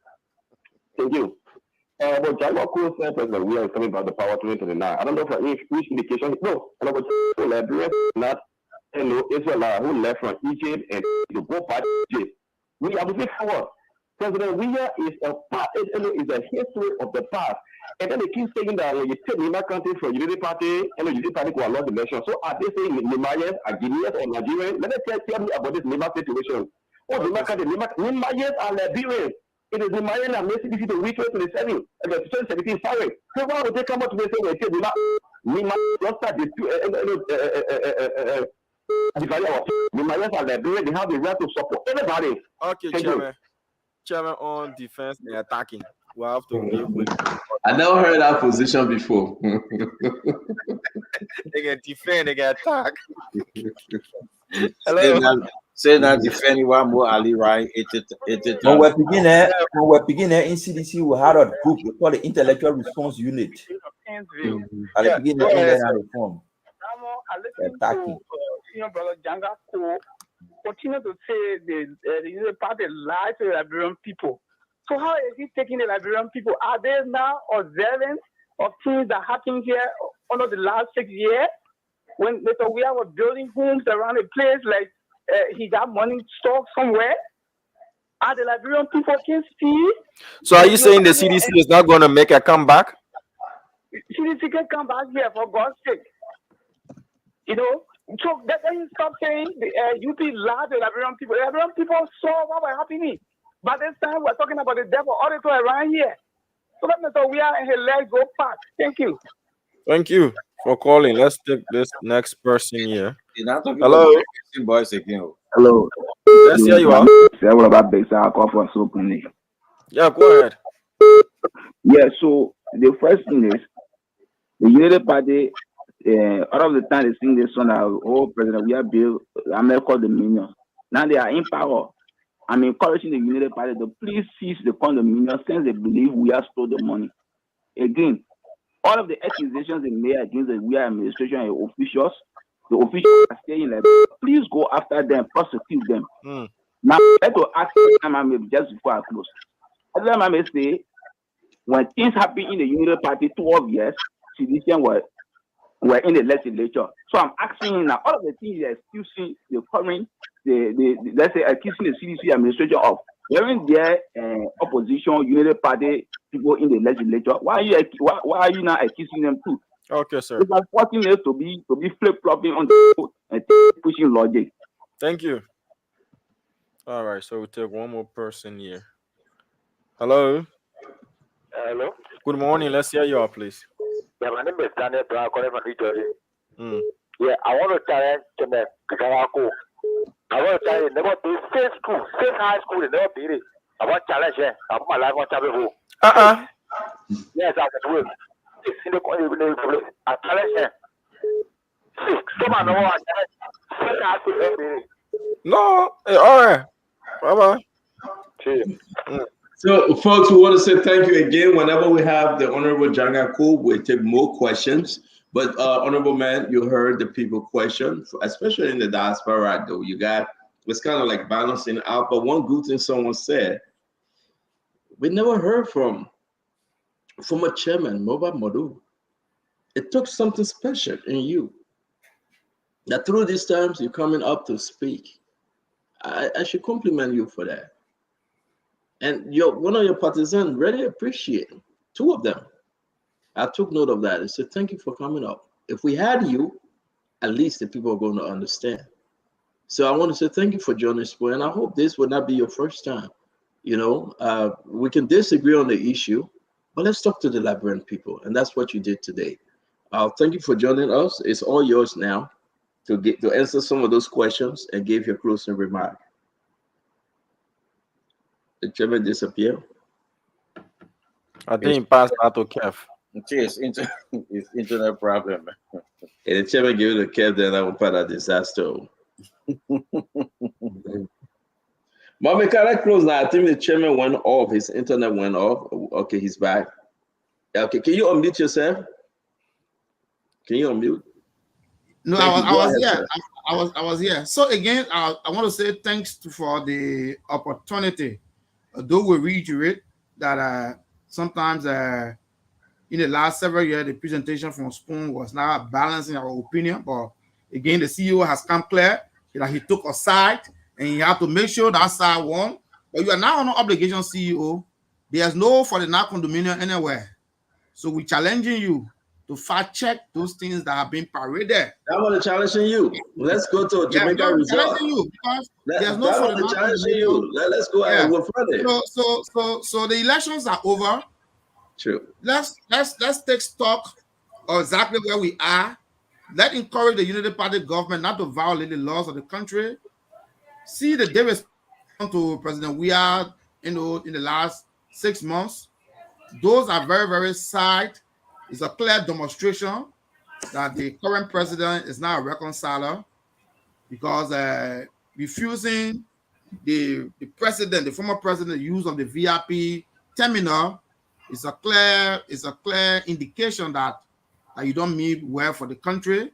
The deployment of the army at the airport during the arrival of the former president, totally unacceptable, unnecessary, intended to abuse and misuse the armed forces of Liberia, and several other violations. The lightening the list of violations in 6 months is so disheartening. It's inconceivable that the government will come to power and begin to violate all of the laws of the country. And we reiterate that the CDC has led this country for 6 years out of 177 years. We will debunk, we will reject, we will refute any attempt to say Liberia's problem today was caused by the CDC 6 years in the governance in the 177. To the contrary, the CDC has brought to the table, and the person who talking about the schools, Mame called the guy from Ministry of Education, he provided the number 3 plus 28 is 31 schools. Yes, I spoke over my head and said, yeah, it's 3 model school plus 28 schools that have been taken to high school. You call the guy from Ministry of Education, he provided that information, Mame, so it's not being made up. And you can call Professor Sonny here to tell you the achievement that we made in the education sector. So the CDC understands. President Weah understood the challenges of the country, and he tackled these issues. Yes, we may have had some issues, and those issues are what we are identifying in our SWOT analysis to see exactly what led to this. And when we come back, we are coming back stronger. We are coming back reinvigorated. We are coming back reinforced to make sure that we confront the challenges of the country. And we hope the Unity Party will not again go and give our Worogizi, Putu, and other places with our proper process, thereby tying the hands of all future governments. And we'll be watching and we'll be pointing out because the flagrant and open violation of the laws of the country and the manner in which the government is so unrepentant in violations of the Constitution, in the violation of the laws. See how Ambassador Maswa Kemea was treated. His constitutional right to work, he was offered a position by ECOWAS to go to Sierra Leone. the Liberian government, in flagrant disregard to the constitution that calls for citizens back to West, the government has interfered with that appointment. And these are things that are very bad for the country. They're respecting the former president, stopping him from using a terminal that he built, even though it's his entitlement. In 6 years, when citizens were in power, who knew whether Muhammad Sadi was leaving or coming back to the country? It was a non-issue. A trivial thing that using the VIP facility at the airport is a clear demonstration that this government is not serious about peace. Because deployment of the army in the return of the former president to the country is so sad. It is so sad. And it's a clear indication that the government does not mean well. The targeting of civil servants across the government means the government does not want peace. Killing protesters around the country is a clear demonstration that the government is not opting for peace.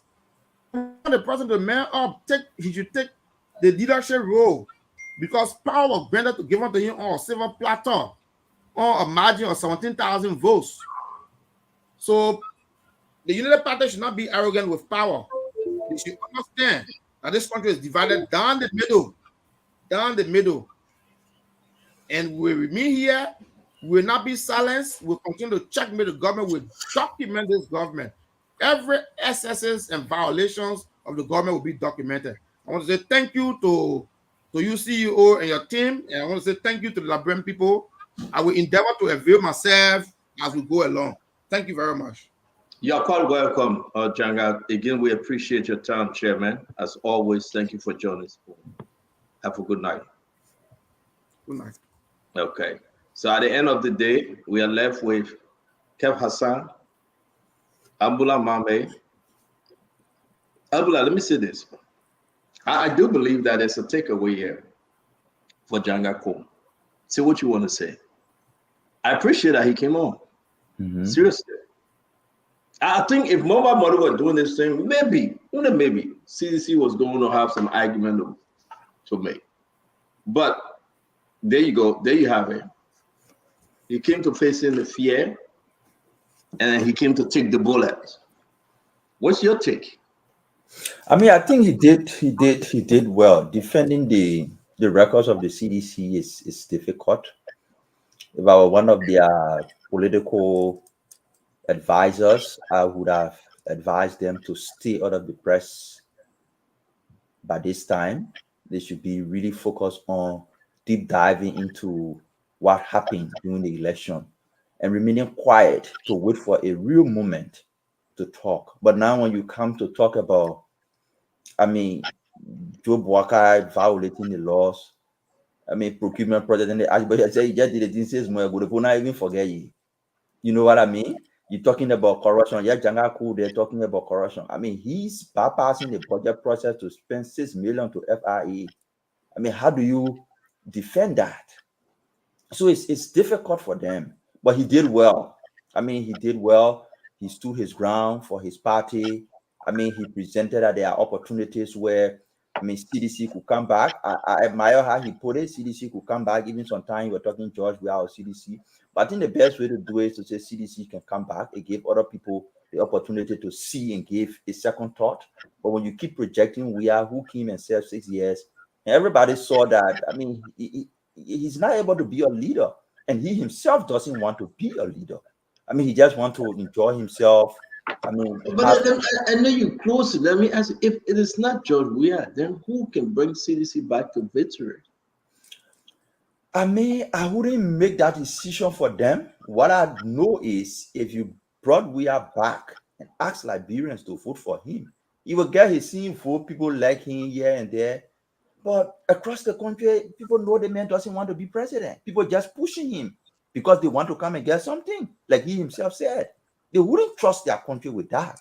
But you are looking at Liberia, you are looking at everybody. I know it's too early. But for CDC and only CDC, if it is not George Weah, then who?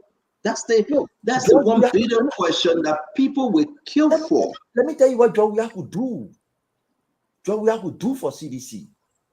George Weah could say, I've achieved everything in my life. I went to soccer, I got the highest honor. I came to politics, I got the highest seat. I'm retiring to be the kingmaker. I will lift hands. People will see that as a new beginning. Like he did when he conceded to Boubacar. Yeah. You know, you will see that as a new beginning, put new face from the party. People can see and say, yeah, this person wants to be a president. This person ready to bear the punch and sit and think and struggle about solutions. So let's try them. But we don't want to think hard. You don't want to suffer. He just want to enjoy. He doesn't want to be president. You bring him back, it will be the same old thing. Liberian will not trust it. Ah, well, let me bring in Kev. Kev, this is your party. Spencer, let's make this clear. And in 2005, not Joe Weah said, "Oh, I want to be president." He didn't say that. The people called for him. The people called for George Weah. 2011, the people called for George Weah. The same folks said, look, you shouldn't run. Let's put a new face. We put a new face. We're beaten with a new face. It's October now. Yes, we're beaten with a new face. The people say, no, we want you. 2017, they voted for him. This time, with a margin of error, with what happened in Nimba, you know the story what happened in Nimba due to disagreement, and you know the Nimba vote, how the Nimba vote go, and that's the way, normally, it go in Nimba. In the margin of error, they won.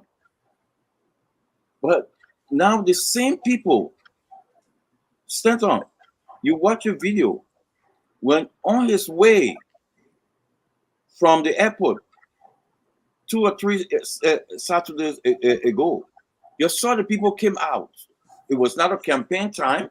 It was nothing. You saw the people came out, putting their lapa on the ground, dancing, calling him.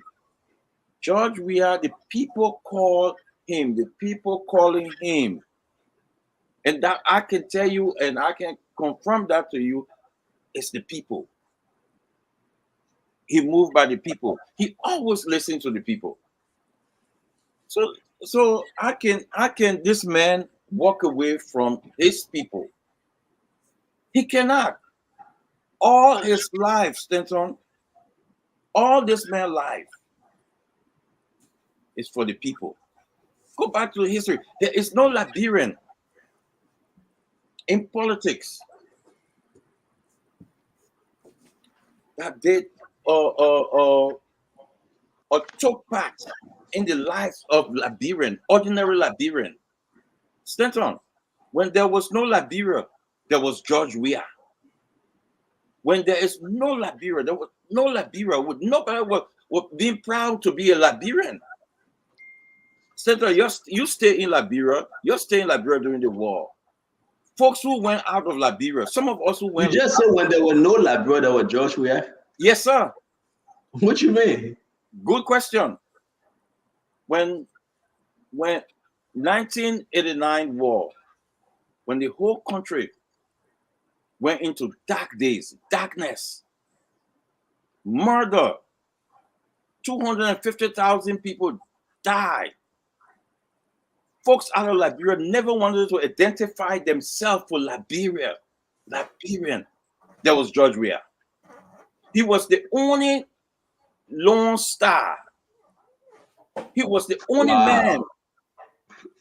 Remember, you hear this? He was the only man. He was the only Lone Star. He was the only. He was the only. Listen, Sandra, you live in. Sandra, let me say this to you. I want you open your line for at least for 5 calls and let it. We gotta go. Let it dispute what I'm about to say. When you leave Liberia, when you go to Guinea, Ghana, Ivory Coast, when you say you're Liberian, the first thing they identify you with, they say George Manawia. Nobody knew Liberia. Nobody wanted to identify themselves with Liberia. But he's the man. Keep coming, keep coming, keep coming. The only man who came down and disarm our, help to disarm our young people. People talking about young people today. Folks coming talking about our young people. Where was GMB? Where was GMB? When George Manawia came down and risked his life to disarm our young people, where was GMB? You know, some folks are ungrateful, but we okay. So let's close this. I really gotta go. And I just want to say, Mommy, you heard your friend Kev. He said Joey is the only lone star, that single star that. No, but Stanton, there's somebody debunk well doing all the those stories Keith, all those stories then used to work when Joey was not president. That those stories we used to use 2005, 2011. That those stories we used to use. Oh, Joey was the only face. He the one used to help people in refugee camp. But tell me your face. Okay, I give me names. Give me names. Those are the stories we used to use. Oh, the men are multi-millionaire. Oh, the men get water. The men will get water factory all around, supplying the World Cup with water. Those are the things we used to talk. The men get 350 cars in Ghana. Those are the things we used to talk 2005, 2011. We in 2024. They were president for 6 years. Mommy, you can't go back to job where you will be refugee again. Mommy. They put all the resources in the country. Yeah, they put all the resources in the country. They say job we are managed it for us 6 years. Where he left then? He in brought the Iboma, he brought Eton, he paid horses, he employed himself, he left them on supplementary payroll. Go by business. In the better shape than you can get everything. Hey, man. It was good to be on the show, man. Stan. Yeah, but I want to say thank you, Mama, again. I know you're going to call me. On a serious note, right? Yeah. You listen what Mama is saying, right? You want to start it? Listen now. No, on a serious note, listen. Well, people have documented footage out there. We can play. You can see things. We know that. Don't you see somebody who they dismiss that? What kind of nation? What kind of country? No, but I think, Kev, let me have the last word, Kev. Kev, I beg you to have the last word, right? Because we really have to go. Kev, we really have to go. Let me have the last word, please. Yes, and I think my argument, if that's what you guys want to run on again, you will lose. You cannot come back to the people. After certain Jowiah that he was the Lone Star, he went to all the refugee camp. He disarmed people, everything. They both say, okay, we hear you. Let me hear our president. The argument now is the performance of Joe Manawia as president of the Republic of Liberia. What the football refugee camp. The argument now, that's the argument you should be making. But to go back and say Jowiah just as if to say he Johnny just come. But Stanton, it would not work. Stanton, you asked the question. You said the people. Just one, I beg you, but I beg to have the last one. Let me just finish this. I beg you, Cap. We are looking at the record of the former president George Manawia. And that's why I kept on asking Janga Kowo, who is he coming with? And Mami, I can say this to you. That would change the argument. Two things we say here today. You said one. If Joe will say, I'm not running, I want to be the king's man, the peacemaker, put somebody hand up. People write it, some people write it around CDC. Because that new person will bring their own people, right? Now, but if Joe will say, I'm running, the fundamental question, who is he running with? I mean, people looking, they're waiting, they want to hear. Am I going to see another from the bundle? Am I going to see another Samuel Nequay? Am I going to see another Samora Wodokori? Am I going to see the people going to start naming people? Then they'll say no. Personally, we are. You, maybe, but all these people you get around you, I am not going to vote. You know how the people do Donald Trump here, right? All the nonsense Donald Trump said, they said, man, I mean it. They made a good president. People will vote in millions for Donald Trump. But let one of his people, his secretary, made a mistake. They will put that person down. That is the same thing with George Manawia. George Manawia come back is certain, but who is he coming back with? How is he coming back? Those are the questions CDC need to be ready to answer. And as much as I celebrate Janga Kowo for coming on Spoon Network, I do not think he saw George Manawia tonight, 100%. He still got to go back and recalibrate the measure in which to sell George Weah. The people say what they say. We used to say George Weah will bring football at Kelemi or Terry Henry, Ronaldinho. They will come to Liberia. They will improve football. Says yeah, our performance on FIFA ranking declined by over 7 points. 6 years on a George Weah. What the football at Kelemi he built. When he was becoming senator, he made some kind of big pronouncement from Africa. They call a group DR Group. They were coming to build academy. It's published. DR Group. He took picture. He bringing DR Group to open academy in the country. Fiasco. 6 years, nothing. So why you coming tell the people again? He will bring Terry Henry back. He will bring Didier Drogba. You see, he wouldn't bring out to come play football to enjoy himself on a birthday, on holiday. That's all. And now that he doesn't want to do a stint on, but he doesn't have what it takes to do it. Look at that Barry Allen. He got vision. You listen to him. What a vision! A beautiful player he had.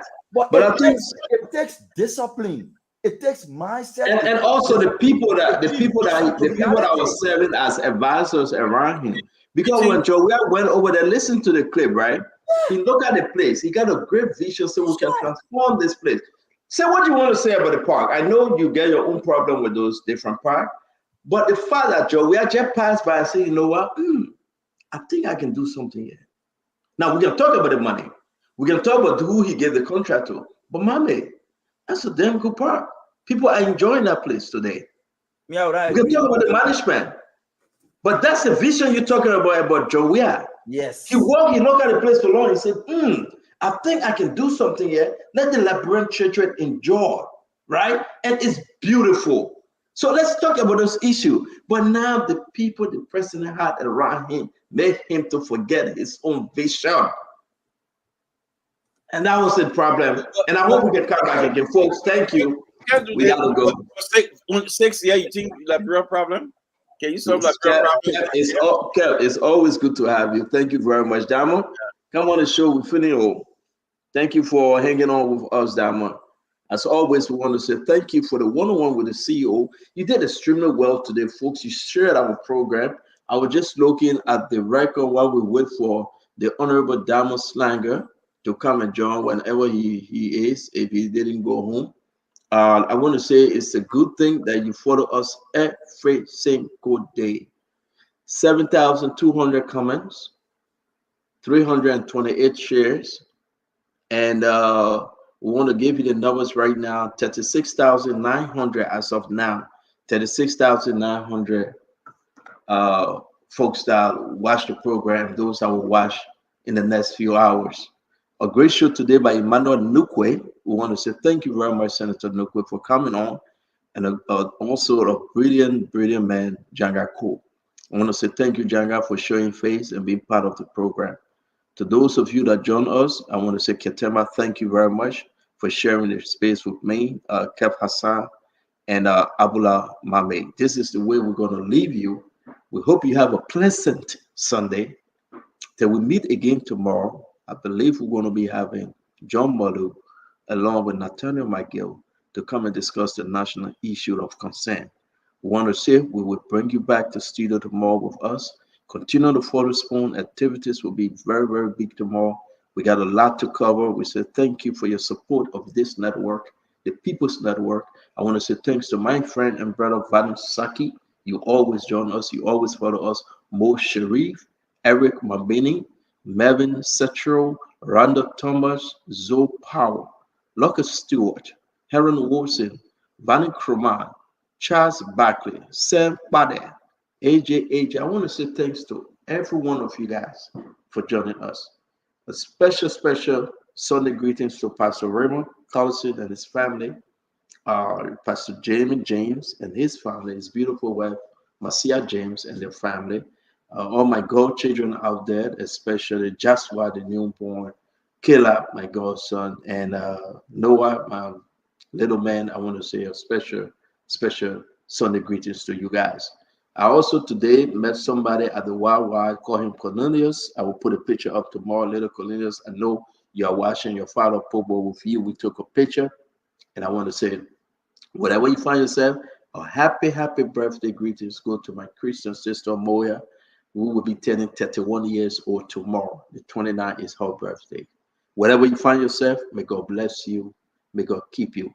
Tanji, please go water your flower. Your flower is dead. Do not post a dead flower up when you post it on Facebook. I want to say to all of you, may God bless you. May God keep you till we meet again tomorrow. Have yourself a wonderful evening and a good night. Bye-bye from my end. I'm going to close the show, I guess. And I want to say thank you very much. Am I closing the show, Magic? Play the music. You got it from there, right? Thank you. Yes, sir. A special one from the CEO, Stanton with the spoon. And your boy, Friday the Southern Band.